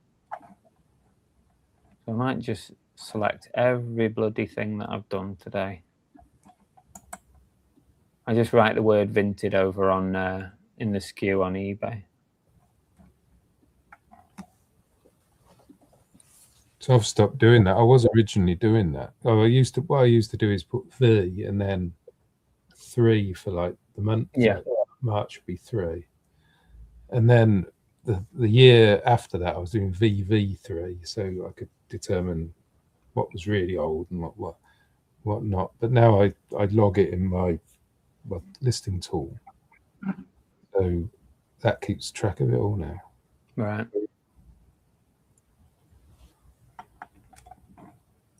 No, I've got a bit of a problem at the moment. I'm trying to list something to Etsy or cross-list something to Etsy, and it's complaining because the category comes up with a strange. It's got a strange field that isn't catered for, so I've got to add that into the. Add that into it.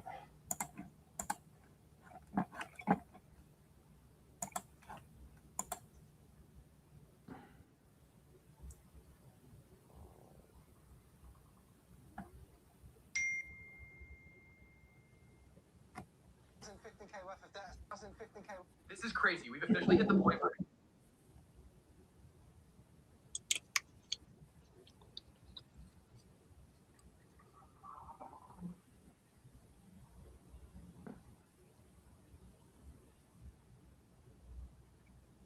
I had a problem with a V return probably about 3 weeks ago. The buyer bought a TV from me.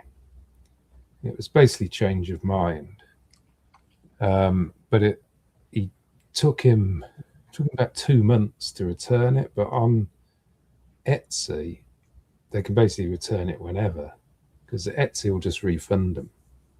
Anyway, so he returned it and it arrived broken. Oh. I replied and said, look, it's arrived broken.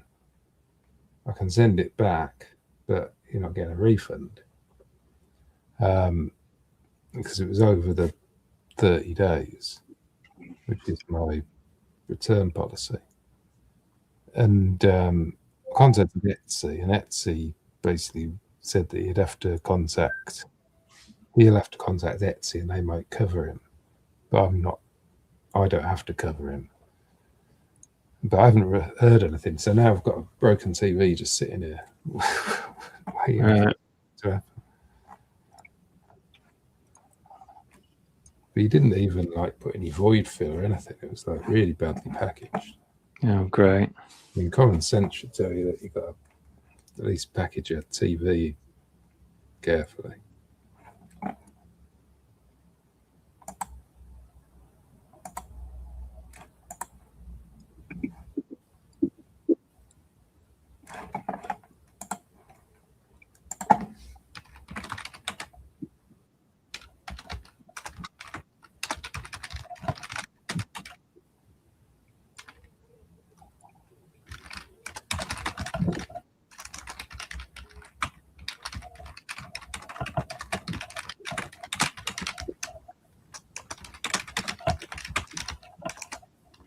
Talking about eBay Open, I've had an email from them. Get your ticket for eBay Open. Tickets are going fast. You just can't be bothered to go. Or can't go. Yeah. I just can't be bothered to go. It's Birmingham, isn't it? Yeah. I just can't be bothered, I don't think. I quite like it. It's more the social thing I like. Yeah, yeah. I mean, the actual things, it's okay. Yeah. But I like the evening sort of.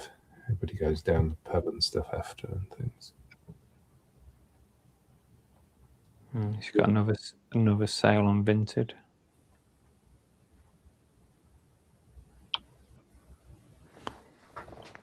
Right, I'm going to just go let the dog out.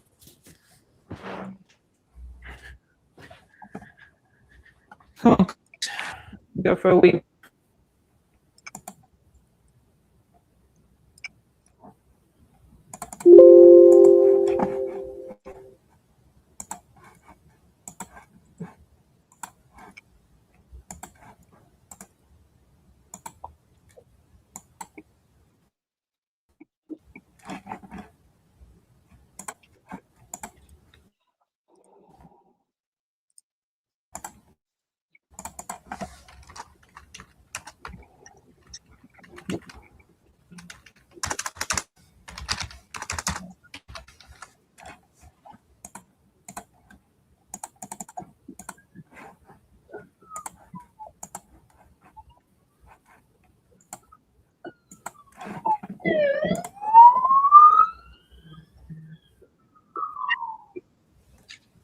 Police are coming back for Richard again.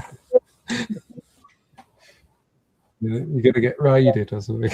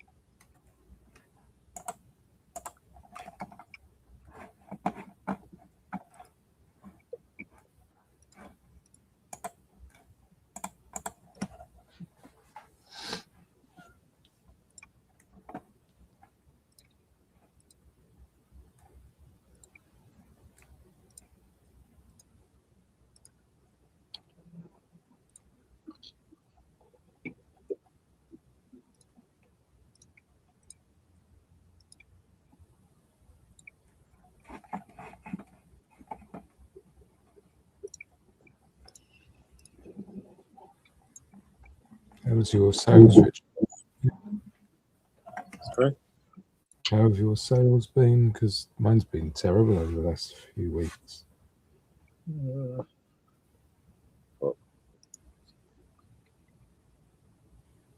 But Snapchat yesterday's and today's. Yeah, it hasn't been as good as it has been.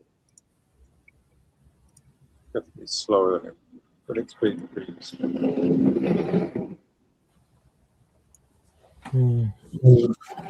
But it, Quite worrying, really. I'm finding stuff selling. I'm not at the stage where I'm sort of worried about it particularly, but it's, you know, when you charts up and down, one day you'll sell £200-300 worth, the next day it'll be 50. Yeah, I think it just comes down to the amount listed, because I haven't been listing that much. As soon as I start listing some stuff, some of that sells. Whereas if I hadn't listed it, it wouldn't have sold. So you can see why listing's important. Yeah. I sold a car radio yesterday that I wouldn't have had the sale if I hadn't listed it. It was listed like 2 days before. Yeah.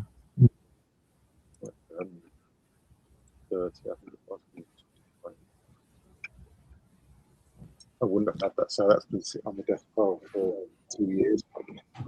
I decided to list it and it sold in a few days. Yeah.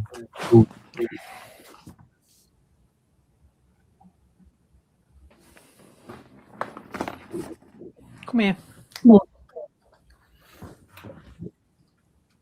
Come here. Come on. Come on. Come here. Seen Cookie's donut of shame. Right. She's got a butthole problem at the moment. Oh. That's all you needed to hear, isn't it? So to stop her licking her back end for now while we try and sort it out. She's on antibiotics at the minute. Right. So instead of a cone of shame, she's got a donut of shame.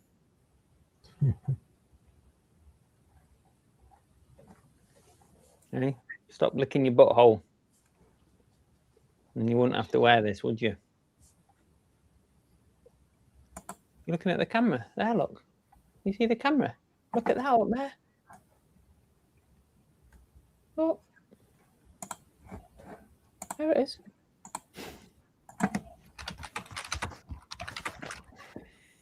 Right, 17 ready to go on Vinted. Oh, go on. No, stay here. Stay here. Come sit down here. In your bed. Come sit in your bed. Good girl.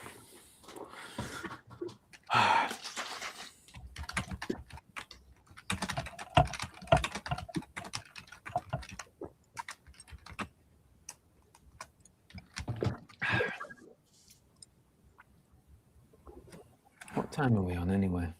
Nearly 4 o'clock. A while, haven't we?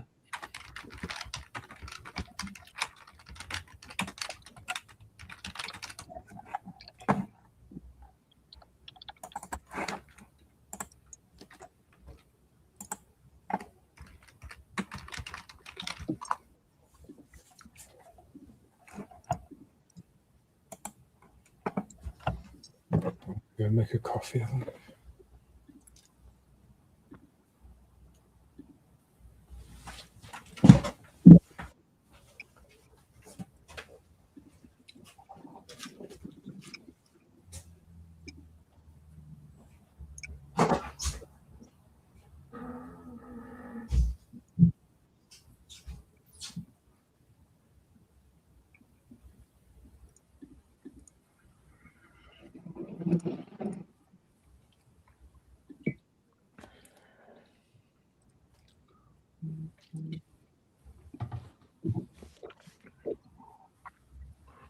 Where's everyone getting their boxes from?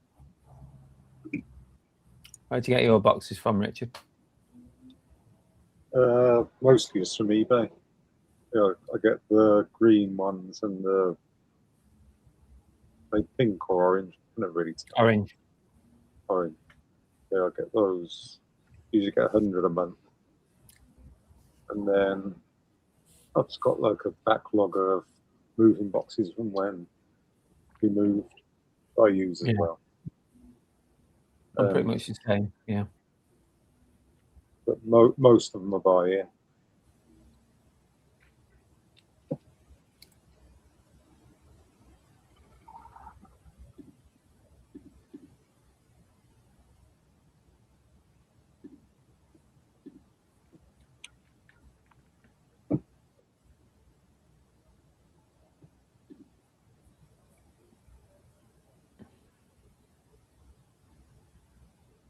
Need to order some boxes actually. So should have the new packaging voucher.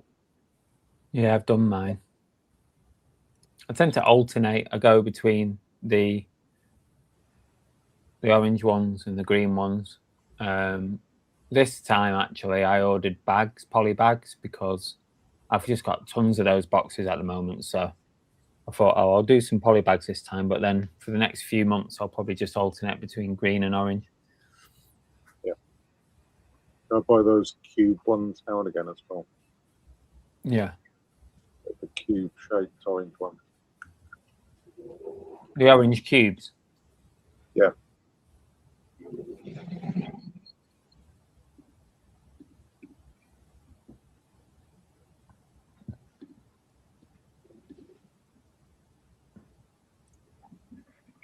Here we go. Here's a test of the code. Yep, it worked. She couldn't reach.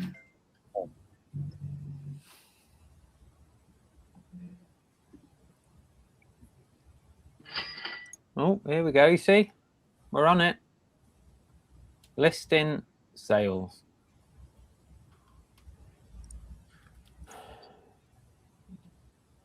Blu-ray.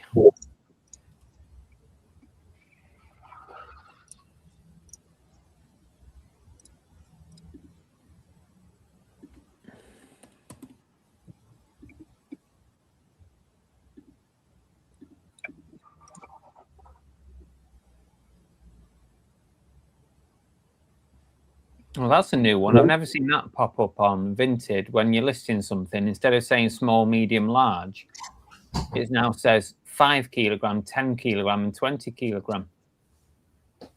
Maybe they're trying to go more by weight then, Yeah. rather than size. What's that?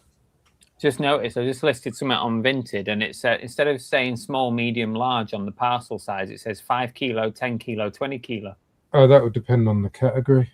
Oh, is that what it is? Different Wow. categories show the different. I think there's only those two options. That's the first time I've seen that. Yeah.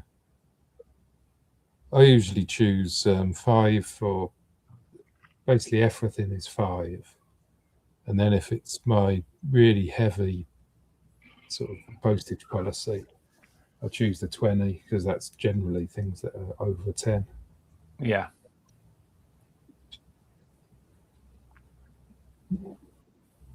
And I don't think it really matters, to be honest with you, with Vinted, because I've sent things sort of bigger and heavier than what the post. I think they just have a deal with them, don't they? And they just, Yeah. I I don't think sometimes it can matter if they choose Royal Mail and you've got the size completely wrong. If the post office are a bit finicky, they will pull you up on it. But yeah, I think, like you say, most of the time they just have a deal to yeah. get it through. I mean, I never go to the post office now, so I just go to my local shop because he does everything. Right. He does Royal Mail as well, which is really good. The only thing he doesn't do is, well, he does do Parcel Force, but the driver for Parcel Force moans about the TVs I send. Oh, They're too big. But DPD, well, he moaned as well originally, but he's okay now. So I send them all DPD now. well,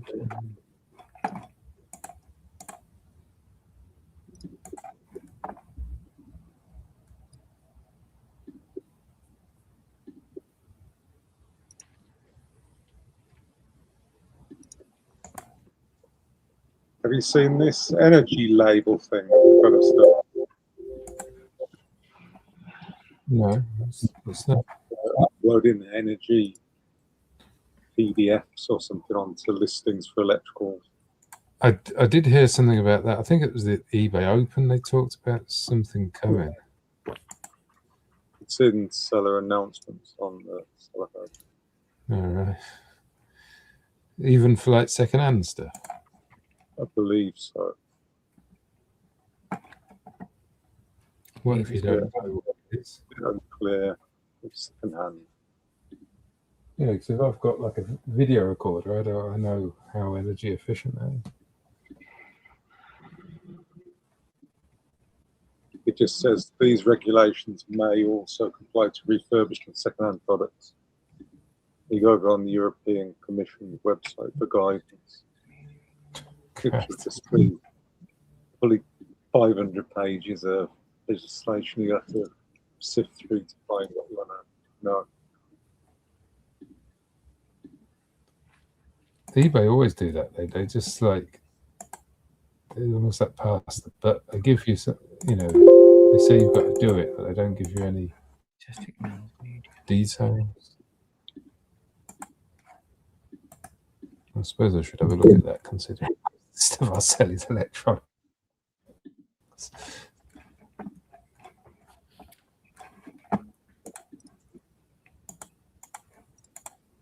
So I think it's that sort of thing that could cause problems for my business rather than like using or anything. It will be something like that stop me selling the stuff I sell, you know, and going on into the future. It's a bit like when you hear about like clothing manufacturers not allowing resale of their brands and stuff. Eventually, they're resale of it. Yeah. That's going to be the problems for us in the future, I think, rather than I agree. die.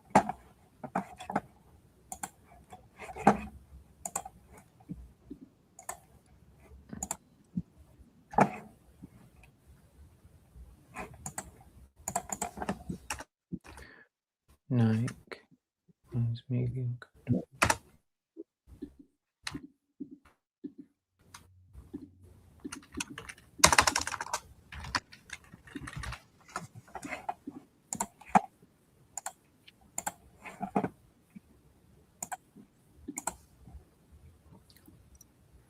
Leave up mental.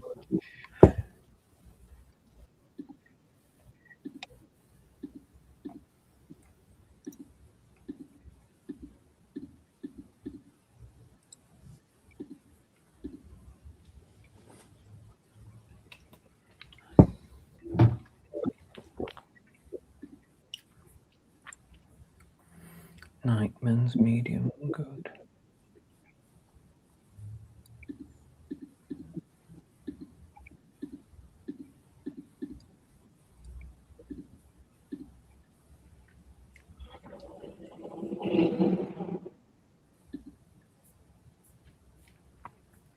Nike men's large, good.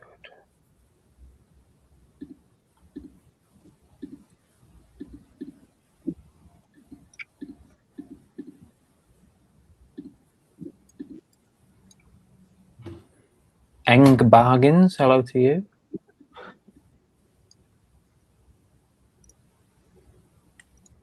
What's ENG? What's the Eng Bargains? England Bargains? English Bargains?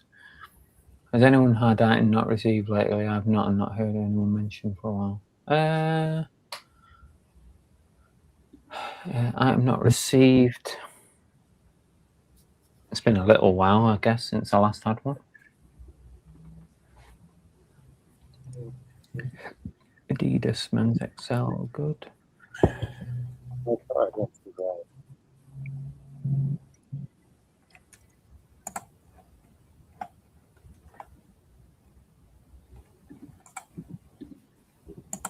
Adidas XL, good. Black.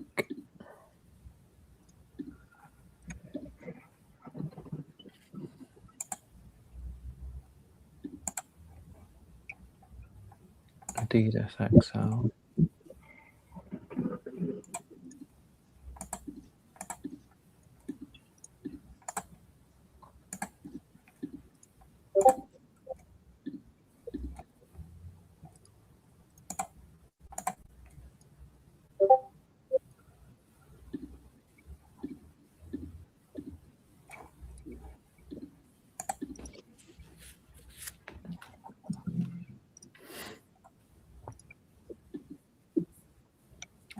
Gymshark in small.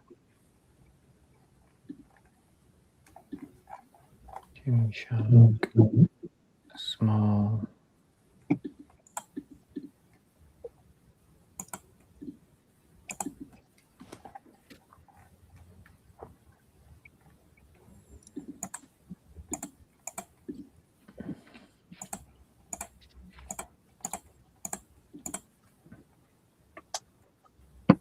Five, 10, 15, 16, 17.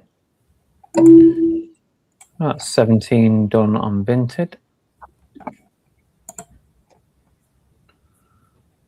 That's my listing done.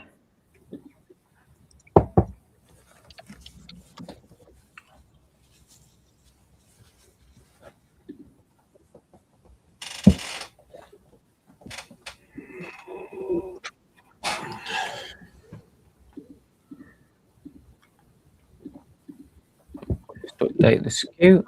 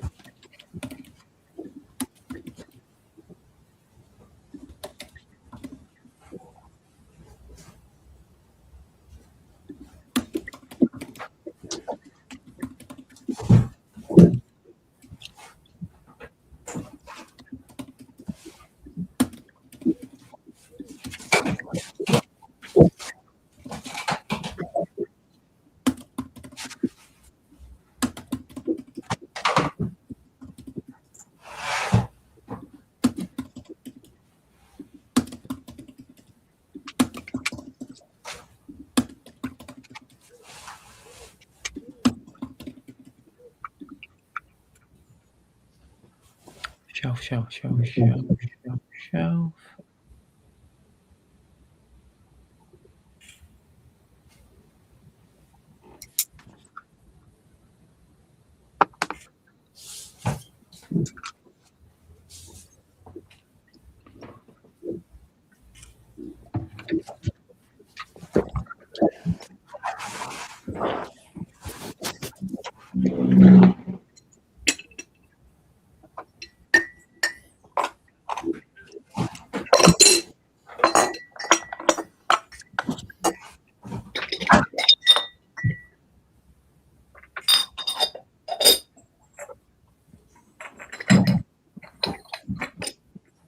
Can't carry it all.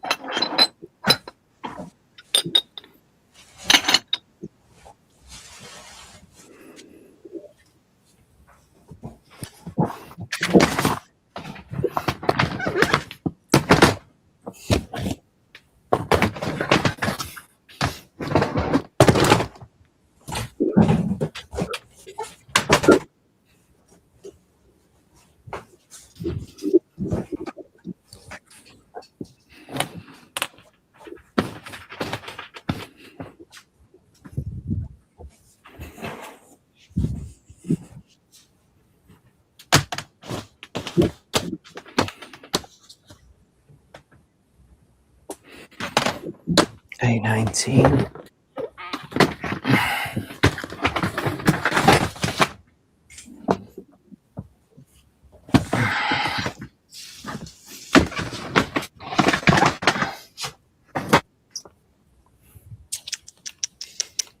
Come on. Come on. Cooks. Come on. Come.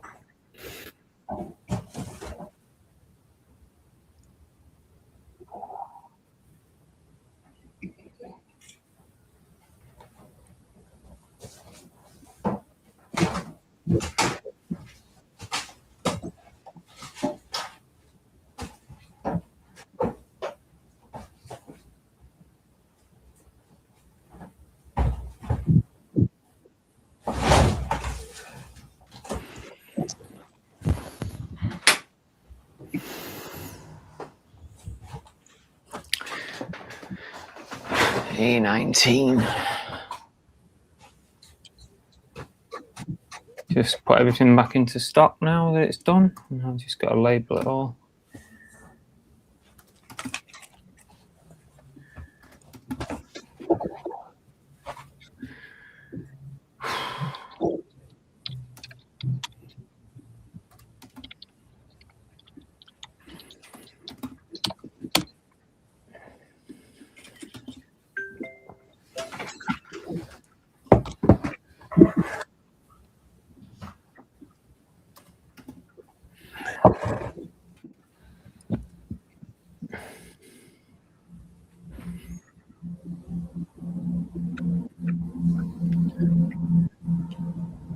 Sorted.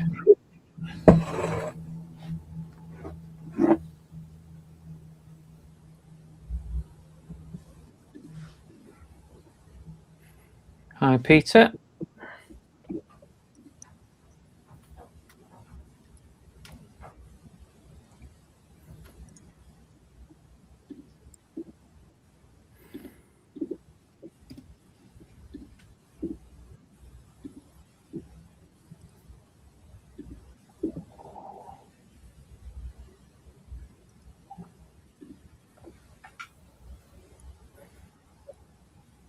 Have you guys noticed what I was saying last night on eBay, that you can't mark a question as answered now? No, I didn't think so. I've got one that I've got one that's been lingering for about a week that I've just not been able to get rid of.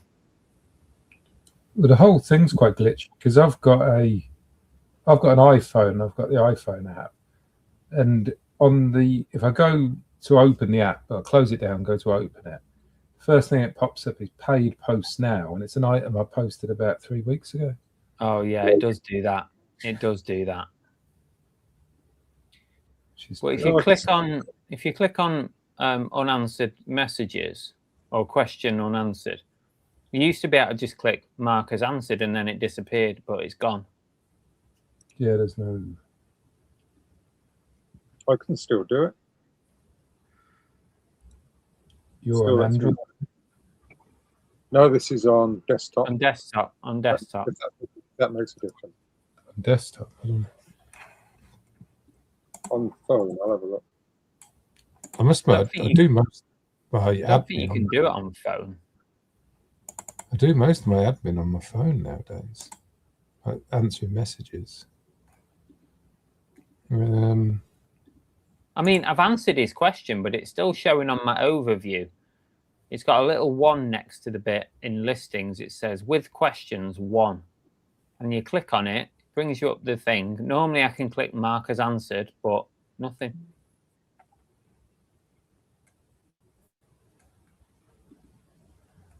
Yes, I can do it on my phone as well. Yeah, I can't see. What, on the app? Yes. I've not I'm even on- tried one. I'm on Android, so maybe that makes a difference. Oh, is it different?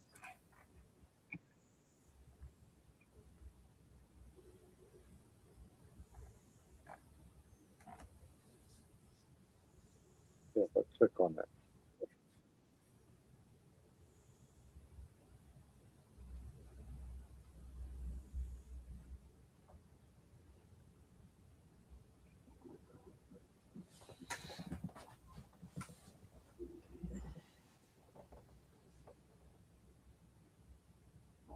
Yeah, click on edit and then I can select it.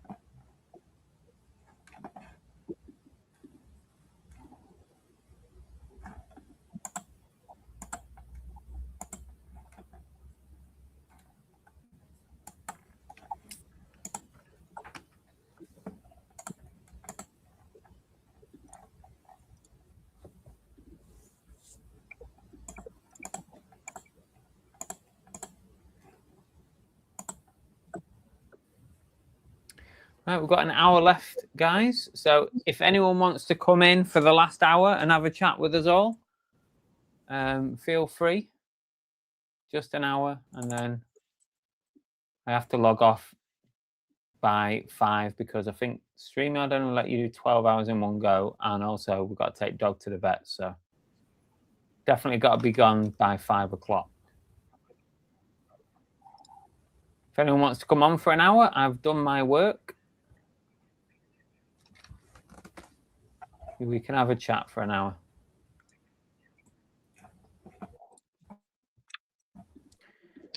Peter says 2 sales on Vinted today and none on eBay. Can't rely on Vinted so much because people are getting silly bans.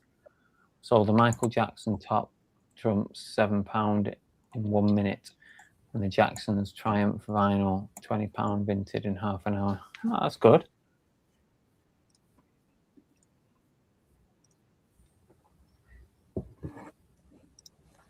I am sure I don't think I've eBay had a saved ban for a long to- time. Oh, sorry, Derek. So I don't think I've had a ban for a long time. I had a 3-day ban probably about a couple of months ago. I had a because 3-day. I think I listed something the same as what was already on there. That's what I got. I think I've found a way around that now.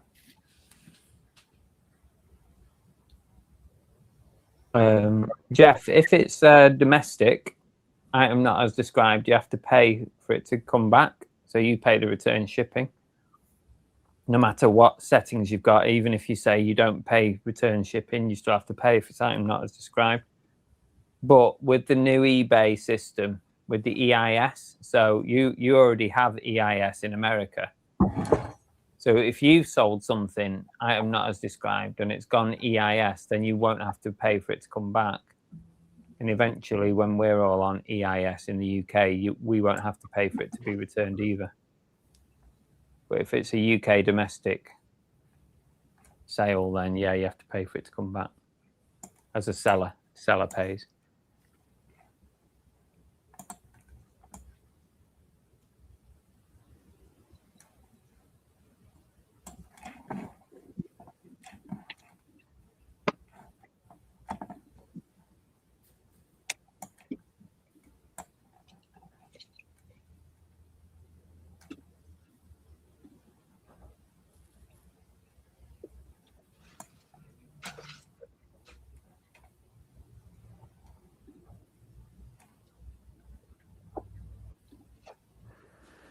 Yeah, but eBay will eat it when it's the international. But ultimately, they're only going to ship it back internally within the country that it's being returned from. They're not going to ship it international.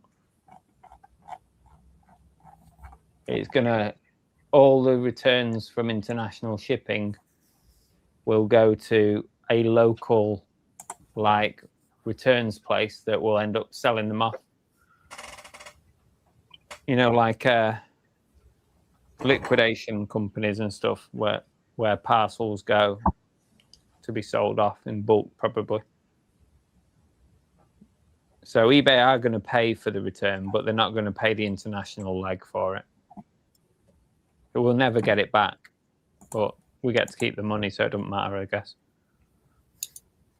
If you're lucky, you might be able to rebuy it at an auction somewhere. That's it, yeah.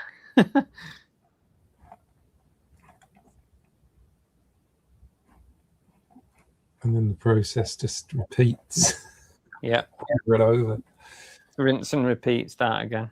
Especially if it's a restricted item that's popular in the US, to say, and it keeps on selling on eBay in the UK, gets sent back, auction, somebody else buys it, bought by a US buyer again, and it's restricted, so it goes back to auction. It's just constantly rotated. I don't know about the feedback, Carper. I don't know how that works. I don't know. Is the answer on that one? I guess it'll all come out in the wash. Either way, it's a no-brainer. It's a big improvement on GSP, so I can't imagine why really anybody would bother like not just signing up to EIS and just letting it run.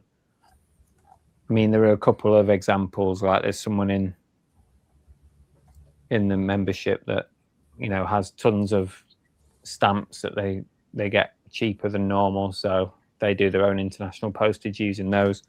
So I guess that's fine, you know, if you've got a specific reason. But other than that, if they're going to make international shipping cheaper, more competitive with what it actually is to ship, and they're going to cover you for every eventuality, it's a no-brainer. Like GSP is pretty much a no-brainer, although there is some train of thought that says you'll sell a lot more if you do your own international shipping, which is probably true. But now if they're saying that they're going to be a lot more competitive on international price, then you might as well let eBay do it. I wish Etsy would do something similar, because I think a lot of the stuff is quite popular over abroad on Etsy, but I just can't be asked to do the international shipping, like manually doing it. I'm so used to it. You have to do it all sort of manually and upload your tracking and everything. Yeah, it's all manual, so you got to, you know, it's got to be weighed, and then you don't know how much to really show. You got a quote, like it's basically how eBay was before GSP, which is a pain when you're used to GSP. I just don't do it. I just post in the UK. Yeah. But I'll probably lose quite a lot of sales because of it. I mean, maybe you should do a test and like just do like a month, turn it on for a month and just see if you get anything. I did for a bit. I put on like just a rounded number. It was like 20 quid or something for all the small packets to the US or wherever the price was, just to cover me. So it was probably quite expensive, but the option's there if somebody wants to take it. But I didn't get any takers. And that's the only way I'd want to do it. I wouldn't want to start spending a lot of time.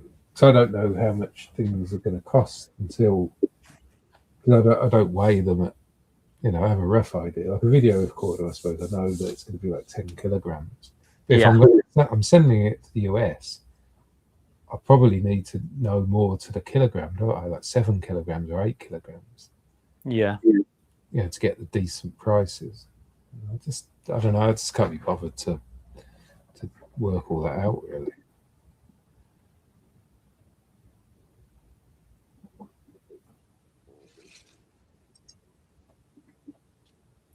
Domestic returns get shipping paid for by the seller, regardless of seller's stated policies, then, assuming there's a defect or item not as described. Yeah, if it's item not as described, or it's damaged or defect or whatever like that, then it doesn't matter what policies you've got set up.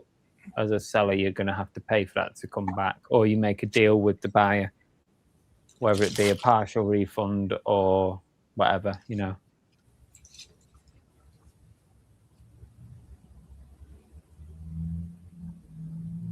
Sharon, I've listed 16 items today and had 5 sales on Vinted, 1 pickup on Facebook, just about to get parcels ready to do the parcel run. Thanks for the work long. No problem, Sharon. I'm glad you enjoyed it. We're going to do more in future, definitely. And I said before it's 12 hours. It isn't. It's 8 hours, isn't it?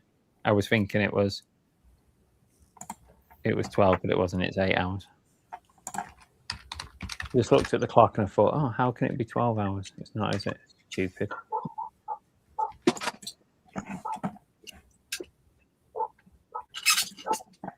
Marissa. Can this be made to watch back? Would love the company whilst I work, but been outsourcing all day. Yeah, absolutely. Please watch it back. Please do. You can even watch it from the start, like right now.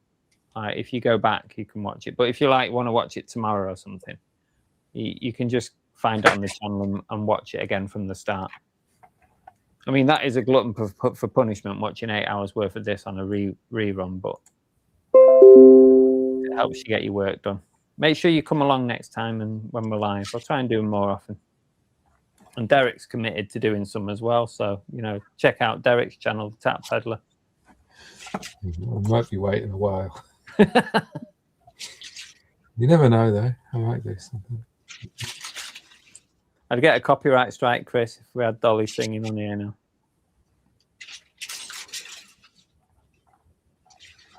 I'll tell you what I do need to do. I need to put a scan code in the corner for members to join, make it easier for members to join. Might do that now while I'm fannying about. All I need to do is find the actual link for that.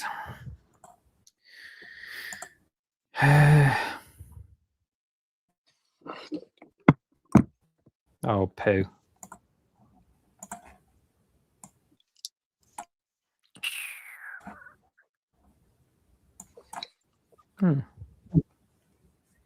Channel membership, that's it there, isn't it? Membership.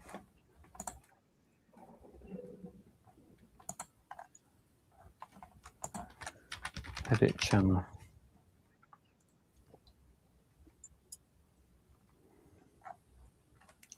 Don't know where the bloody link is.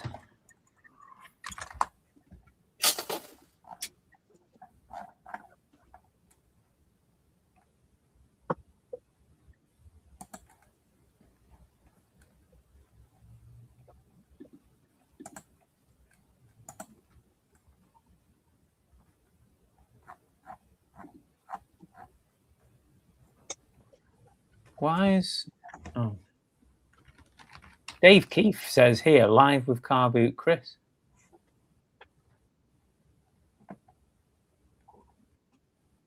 But it's a weird view. It's like that's on Dave's channel. That's weird. How's he managed to do that? I better make sure mine's right. Don't tell me we've been broadcasting in the wrong fucking thing. View channel. Oh no, we're okay, but Dave's somehow broadcasting this on his, and I don't know. Maybe that's what I should have done. I could have got some views from it. I know, yeah, it's weird. On his channel, it's got the thing. I don't know how he's done that. Is it on mine? I wonder if it's detected automatically or something. Yeah, go and have a look at yours. But his is like almost like its mobile version. You know, the opposite way round. Right. Is it on yours?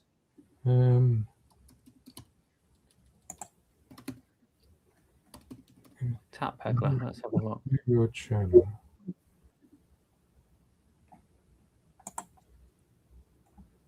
The first video that came up on yours for me was buyer returns shit-stained bed sheets. Yeah, that is the last. No, it's not the last video I did. It's not on yours, but he must have shared it somehow. That's weird, isn't it? It's the way he joined the stream. Yeah, maybe the way he joined. I don't know. Yeah.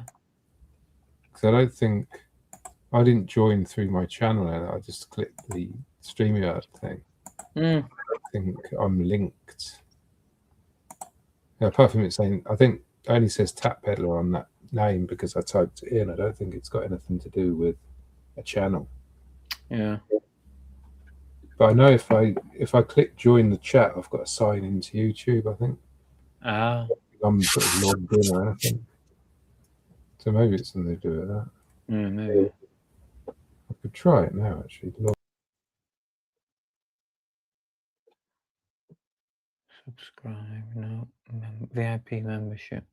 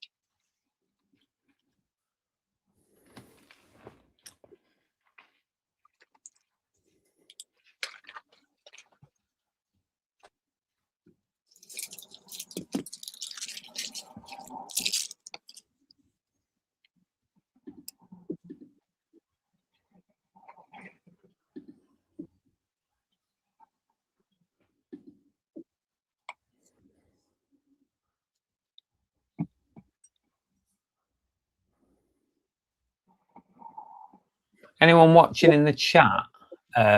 Did you get any videos pop up while you've been watching? Just out of interest, because I had it set to low so that there wouldn't be too many videos on this. Let me know in the chat. Have you seen any videos popping up while you've been watching today?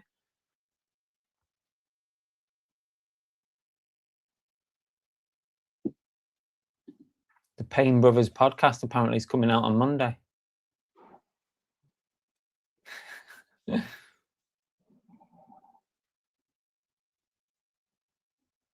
Derek spoke about doing that.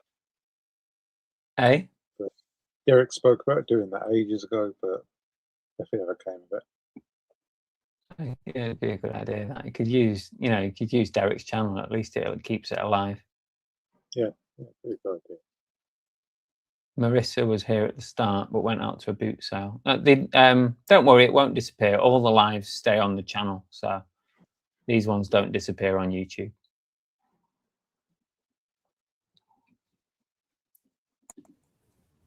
Here's Derek back again. It kicked me out, and I was trying to figure it out. Rich has been promoted up a level now. Connect your YouTube account to join the live. So I did this last time, and it kicked me out, so I might do it again.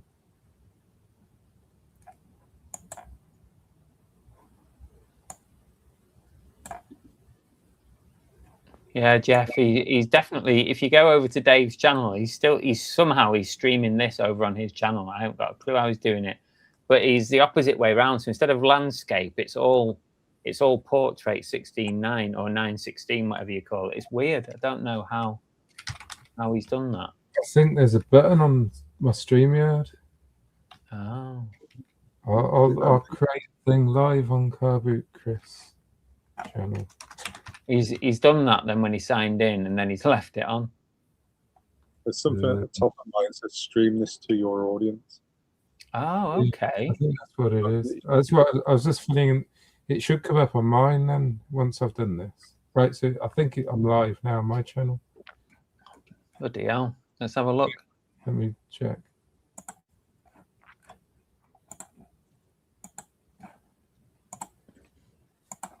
There's only one watching on Dave's. You're not going to get any, it says one watching on Dave's channel. you're not going to get He's any not there.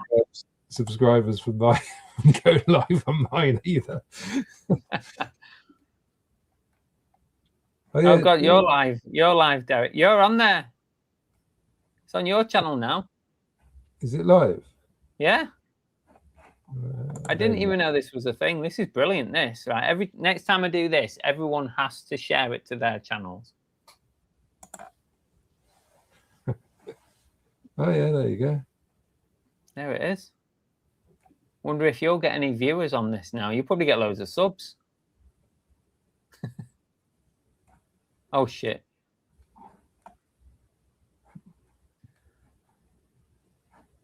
Ali Evans has gone over there. Good afternoon, Tap Peddler. Is Ali not doing any work either? She's just messing about, isn't she? Drop a thumbs up. You've got 4 comments on there, Derek. You better go and tend to your comments. He's probably going to give feedback when I click on it as well. Oh no, I'm muted, I think.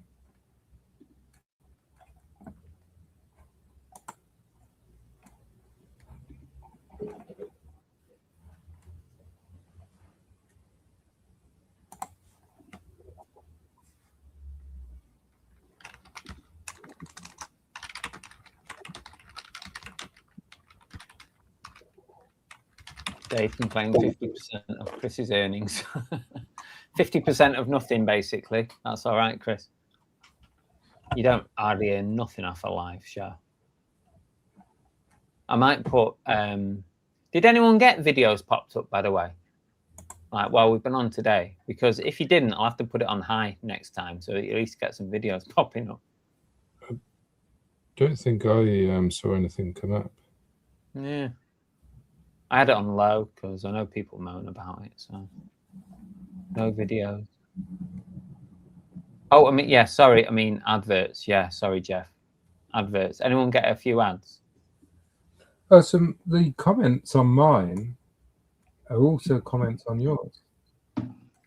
Oh, interesting.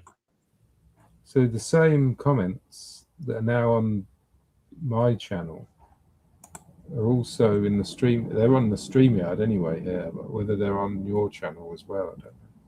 They must be. How do I know if it's your comments? Is there anything to distinguish? So I've typed in here, "Hi all, please subscribe for more great streams." I typed that in my live comments. Okay, I'll have a look to see if it comes up on here. But that appears on your StreamYard comments. Okay, so it might be coming through StreamYard, but not on YouTube comments. Yeah, it's got a little like chain link icon next to it. So Yeah, I see. I think that's stuff that's from my channel. Right, I get you.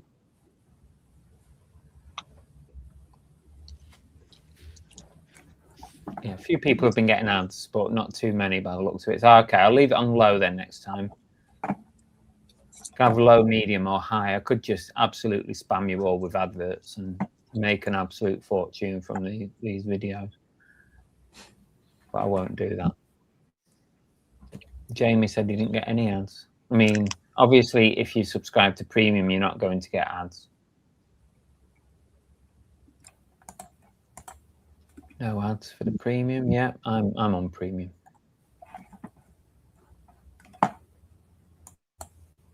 Oh yeah, I'm starting to see the little link comment. So that means it's come from someone else's channel, right? That's good. Ali says, I've done my work, been down, making the brews. Richard, do you and Ali have two different, like, do you have different, like, businesses or eBay accounts and stuff, or do you work together? No, they're both completely separate. Completely separate. So you're completely separate entities? Yes. Okay. Because we sell completely different things as well, so I think it's better just being separate.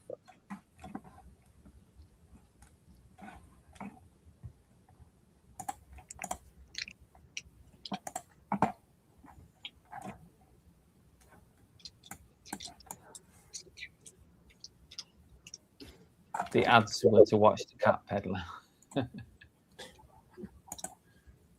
Where's this cat peddler thing come from? I think it originated from Andrew, like most things do. I think he called me the cat peddler, and I've got these feral cats. Okay. What, you've got feral cats? What, that live with you in the garden or something? Yeah, they're they live outside.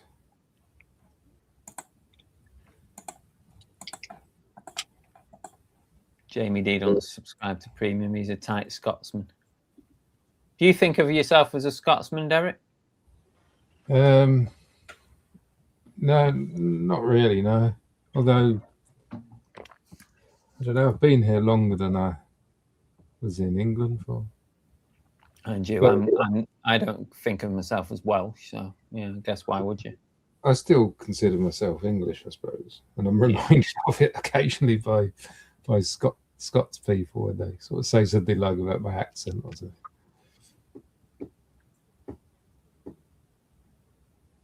Secret Carpet says, put it on high if it makes you more money. I don't mind. I won't put it on high.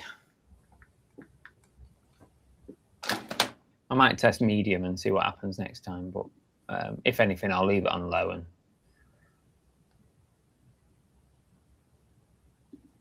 even though he left a long time ago, Dave still hasn't. Yeah, that's what we were saying, Peter, that he's still going live over there. I can only assume he did what Derek's just tested, and there's a button in StreamYard for you to share it to your like YouTube or whatever, your social media channels.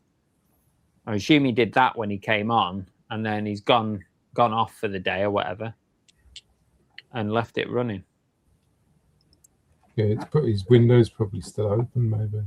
Yeah, maybe he's just maybe unless he signs out of it or something, that it just carries on until the stream ends or something. Yeah.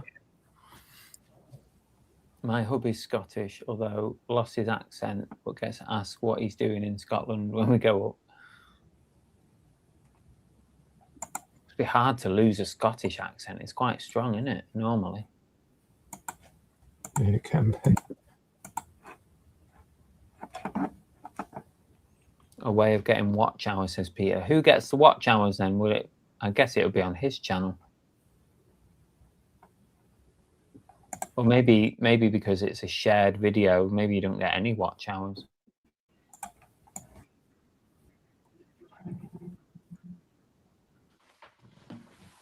Oh, I've got to list that chair tomorrow. Honestly, I can't be asked, but it could be 100 quid there, so really I should be asked.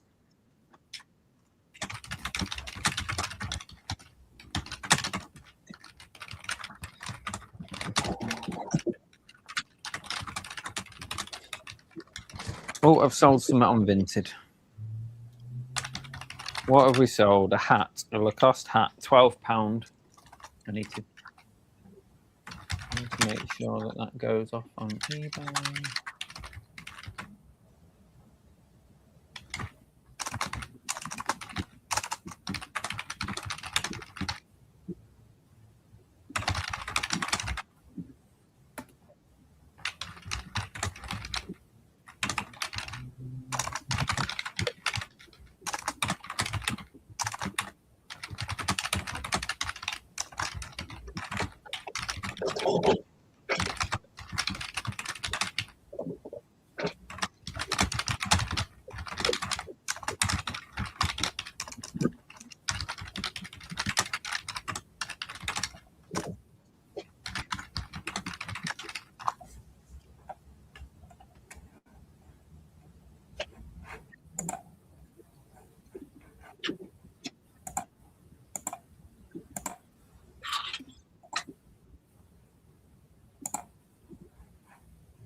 Hi, Antoinette. You're a bit late to the party. We've been going since 9 o'clock this morning. Yeah, someone else said it's a birthing chair as well. And when I did a little bit of checking on eBay, I think a lot of the chairs, because there are quite a few like that, were coming up as birthing chairs. So yeah, I think it is something to do with that.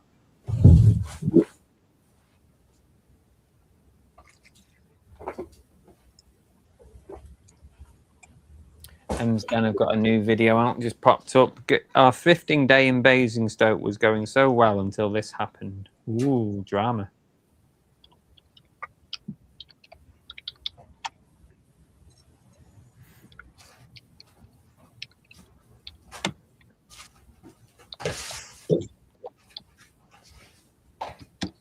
This boombox. What's the guesses whether the tape player is going to work on it? I'm going yes. Yes, it's got a tape. Yeah. Which is sometimes it's. I think the belts are going to be gone. I should find out.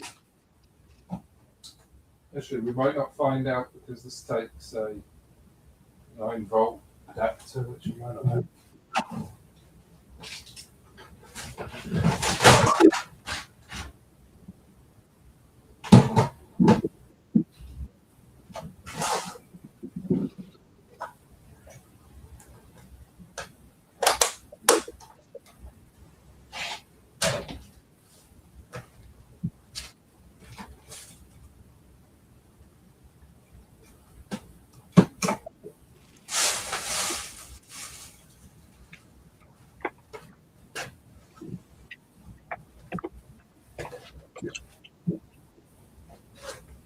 think I'm going to have to start buying a load of adapters at the boot sales as well when I see them, because I'm basically out of adapters, so I can't actually test that tool. That goes back on the depot to live another day. I can't believe it. You've just picked that up. You were going to deal with it, and now you've put it back in the def pile. I know, because I can't test it. Although, luckily, I have another one. So what do you reckon? Do you think that one's going to work? Oh, I'm not sure about that one. That looks very 80s. That's probably why I bought it. I'm going to say this one's knackered as well. But I reckon that one's busted me. let's try it out.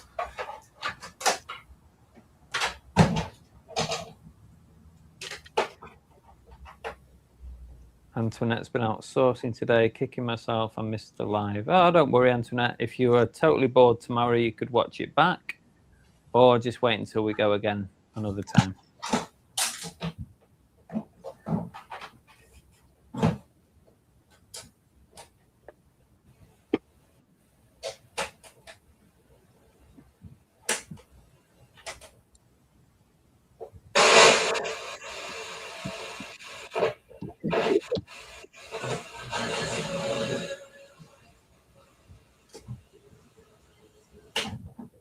Yeah, it's knackered. It's knackered. The tape's knackered. The radio works. That will still sell though. A cheaper brush.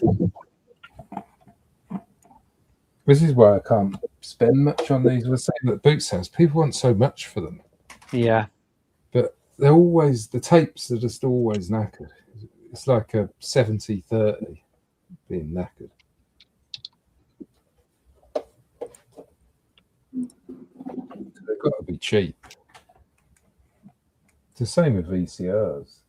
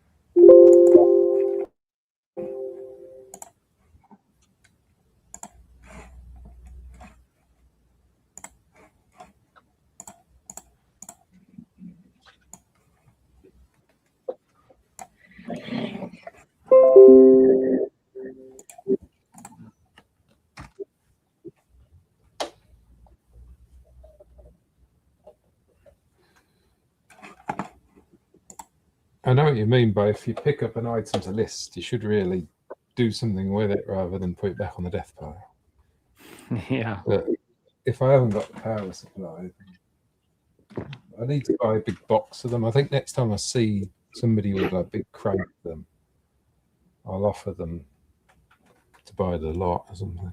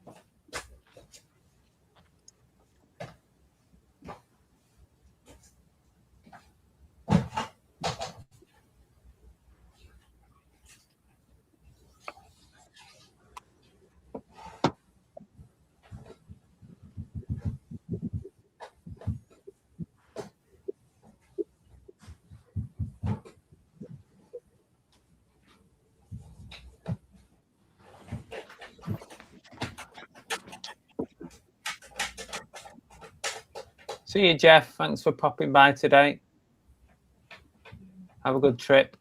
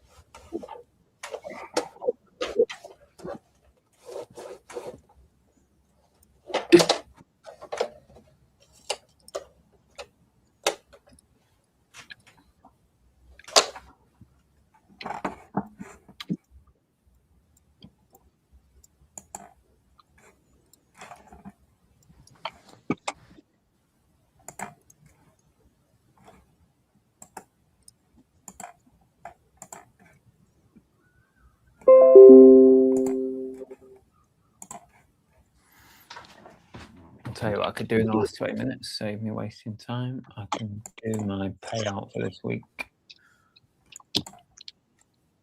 Cheers, Carpet.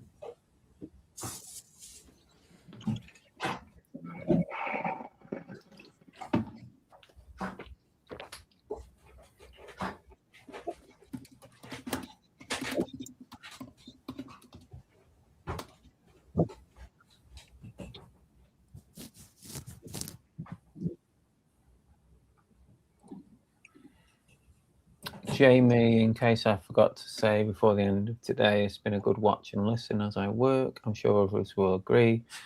Hope you do lots more in the future. Yeah, thanks, Jamie. Appreciate that. And hopefully we'll do some more.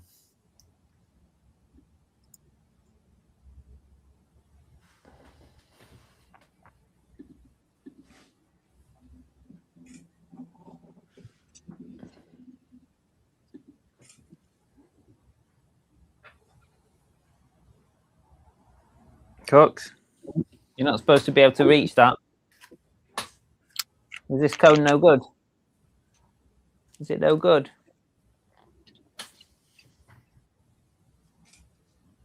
She's figured out a way.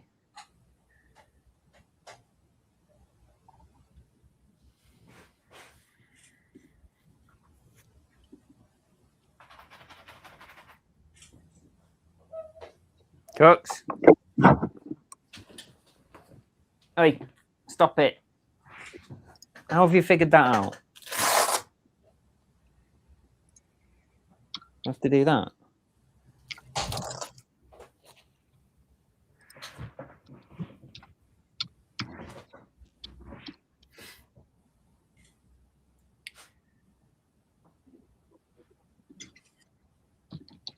Whoopsie daisy. Oh, balls. I've messed that up. Balls, balls, balls.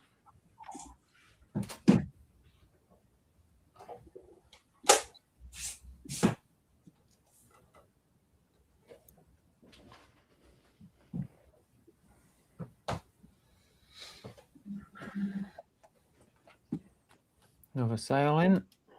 Hat this time.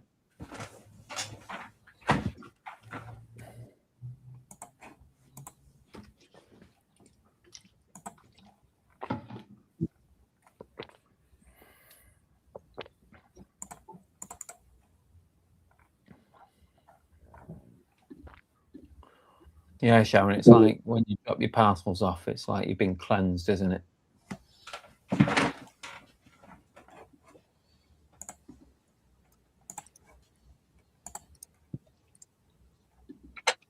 I don't tend to do the individual bumping. I do permanently have the spotlight on though. I literally pay. I just pay $8.95 a week, and I spotlight everything all the time. It seems to work all right. See, I don't do anything. That's on Vinted, I guess. Yeah. Yeah, I don't do any of that sort of stuff.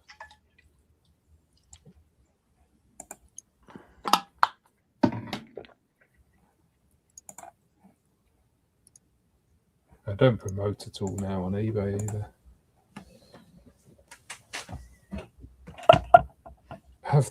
I've thought about doing a markdown sale there, just to encourage a bit of buyer action.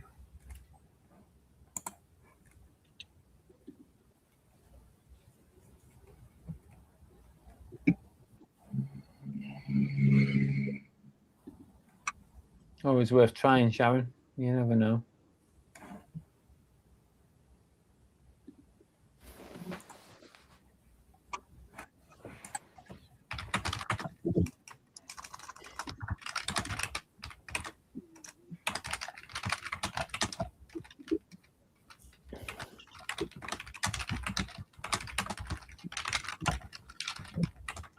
No internet connection. What's that all about?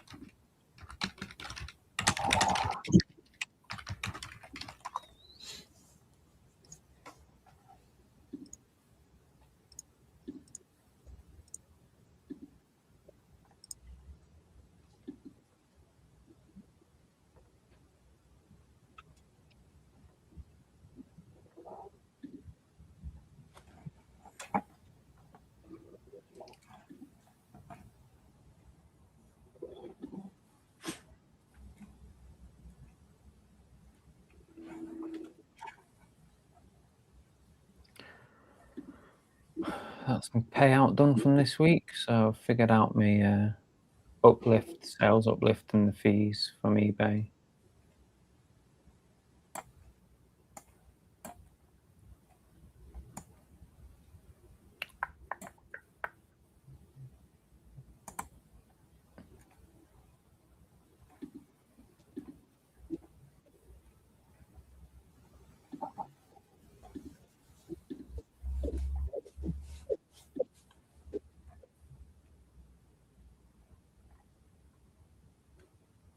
All right, let me check what others sold.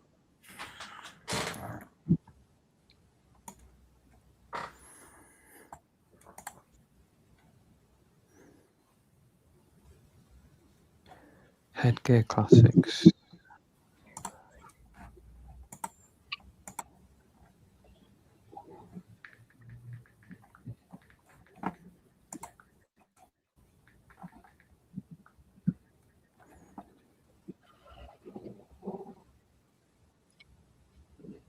$7.25.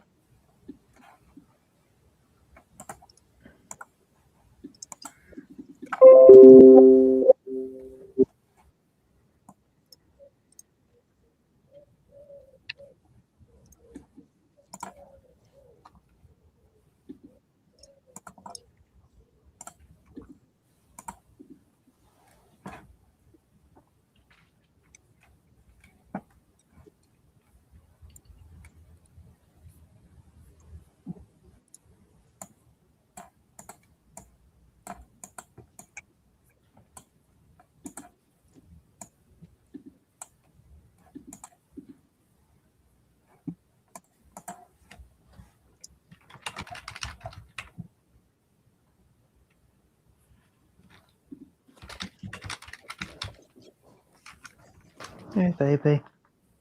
You alright? You alright?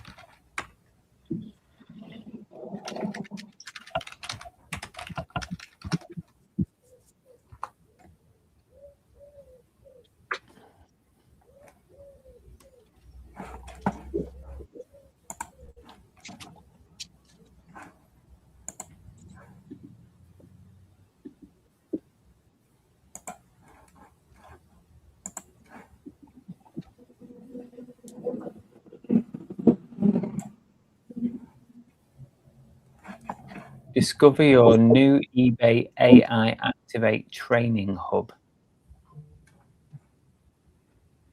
Do you use the chat? Is that basically ChatGPT? Yeah, I've never done that. I've just used the paid one. Yeah, I already had the paid one, so I was like, it had all my stuff on it, all my saved chats and everything. So it's like, I did sign up to the eBay one, but I've never really used it. In fact, Belle's actually been using that side of it on hers, but I haven't really used it, to be honest, because like, you know, you kind of invested already into your other one. Yeah, well, I use it for so much other stuff as well. So Yeah, me too. Yeah.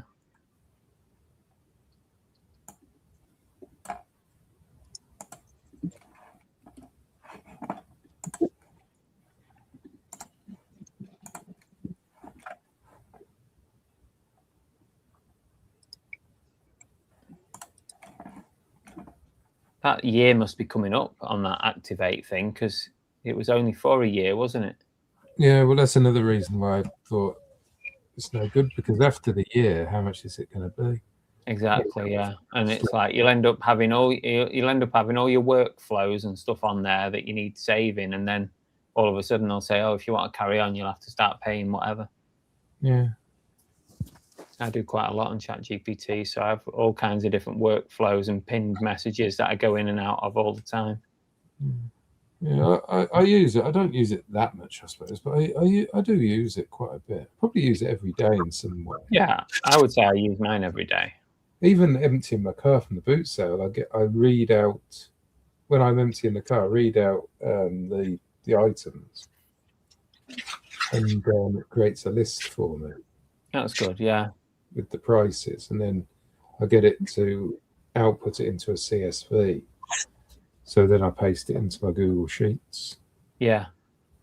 Yeah, that's good. Good way of good use of it. That.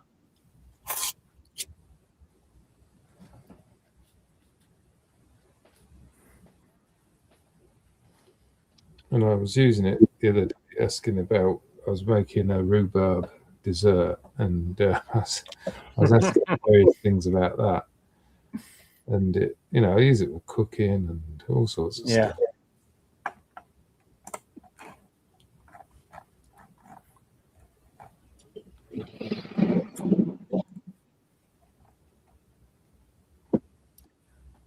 I very rarely use it for eBay, really. Certainly, I don't use it for eBay listings. Very rarely, if I do. I use it sometimes to identify some unusual items, but I find most of the time Google image search is slightly better at identifying stuff. Yeah, I do. I've got a couple of chats going on where I just, you know, I want it to look for certain things, and so by posting the photos in that particular chat, it remembers what I've asked for previously and tries to deliver it in the same manner. yeah.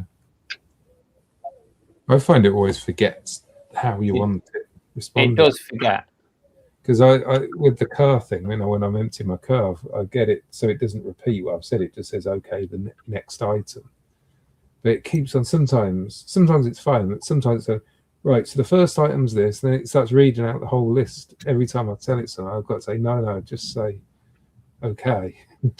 Let me just read out the next bit, and then it does it. But Yeah, forgetting, and the same with the list I ask it to create at the end, so I can paste it in different formats and stuff. So no, yeah, send it in the same way as sends it last time. yeah, exactly. It's always trying to change.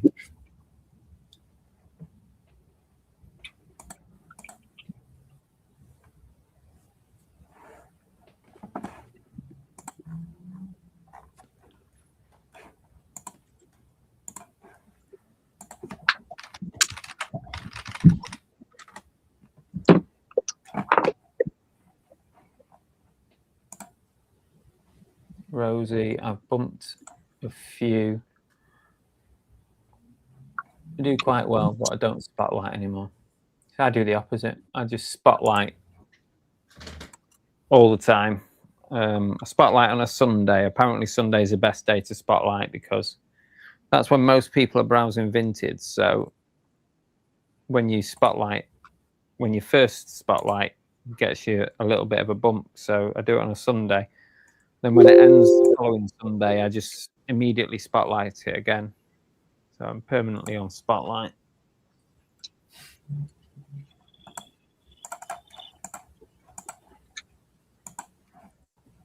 I think it makes a difference if you're using Pro or normal, because obviously if you're using Pro, then your items appear quite a bit lower in search than normal. So I think it does make a difference. I think if you do like Spotlight or bump stuff, it does help. But if you're on normal, you may not need it.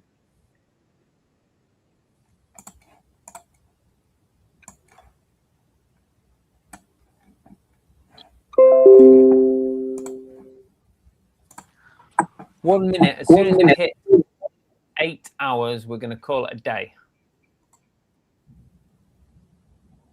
And we'll try and do another live soon. Cheers, Ali.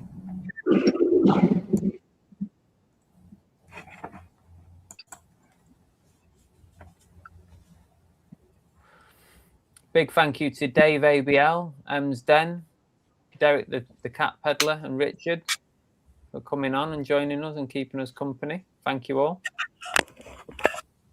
It's okay, been good. Not sure if I did as many listings as I would have done if I was. Probably not. Probably No. not. That's always the case. As long as you've done some. I probably I think done more because I wasn't planning on doing listing today. I probably ended up doing more. I think it's going to rain all week, so I'll probably be listing all week anyway. So hopefully get loads up. Yeah, I've still got the tax hanging over my head at the moment to get that done. Yeah, I've got to do mine actually.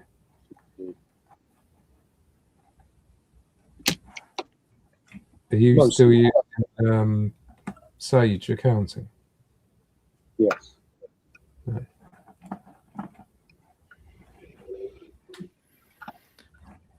Right, we're on 8 hours. Thanks, guys. Thank you, everyone, for watching. Hopefully, we'll do it again soon. So don't forget to subscribe, and then you'll be notified when we go live. And subscribe to everybody who's been on today as well. If you can, that would be good. Thanks all. Yep. See you soon. See you later.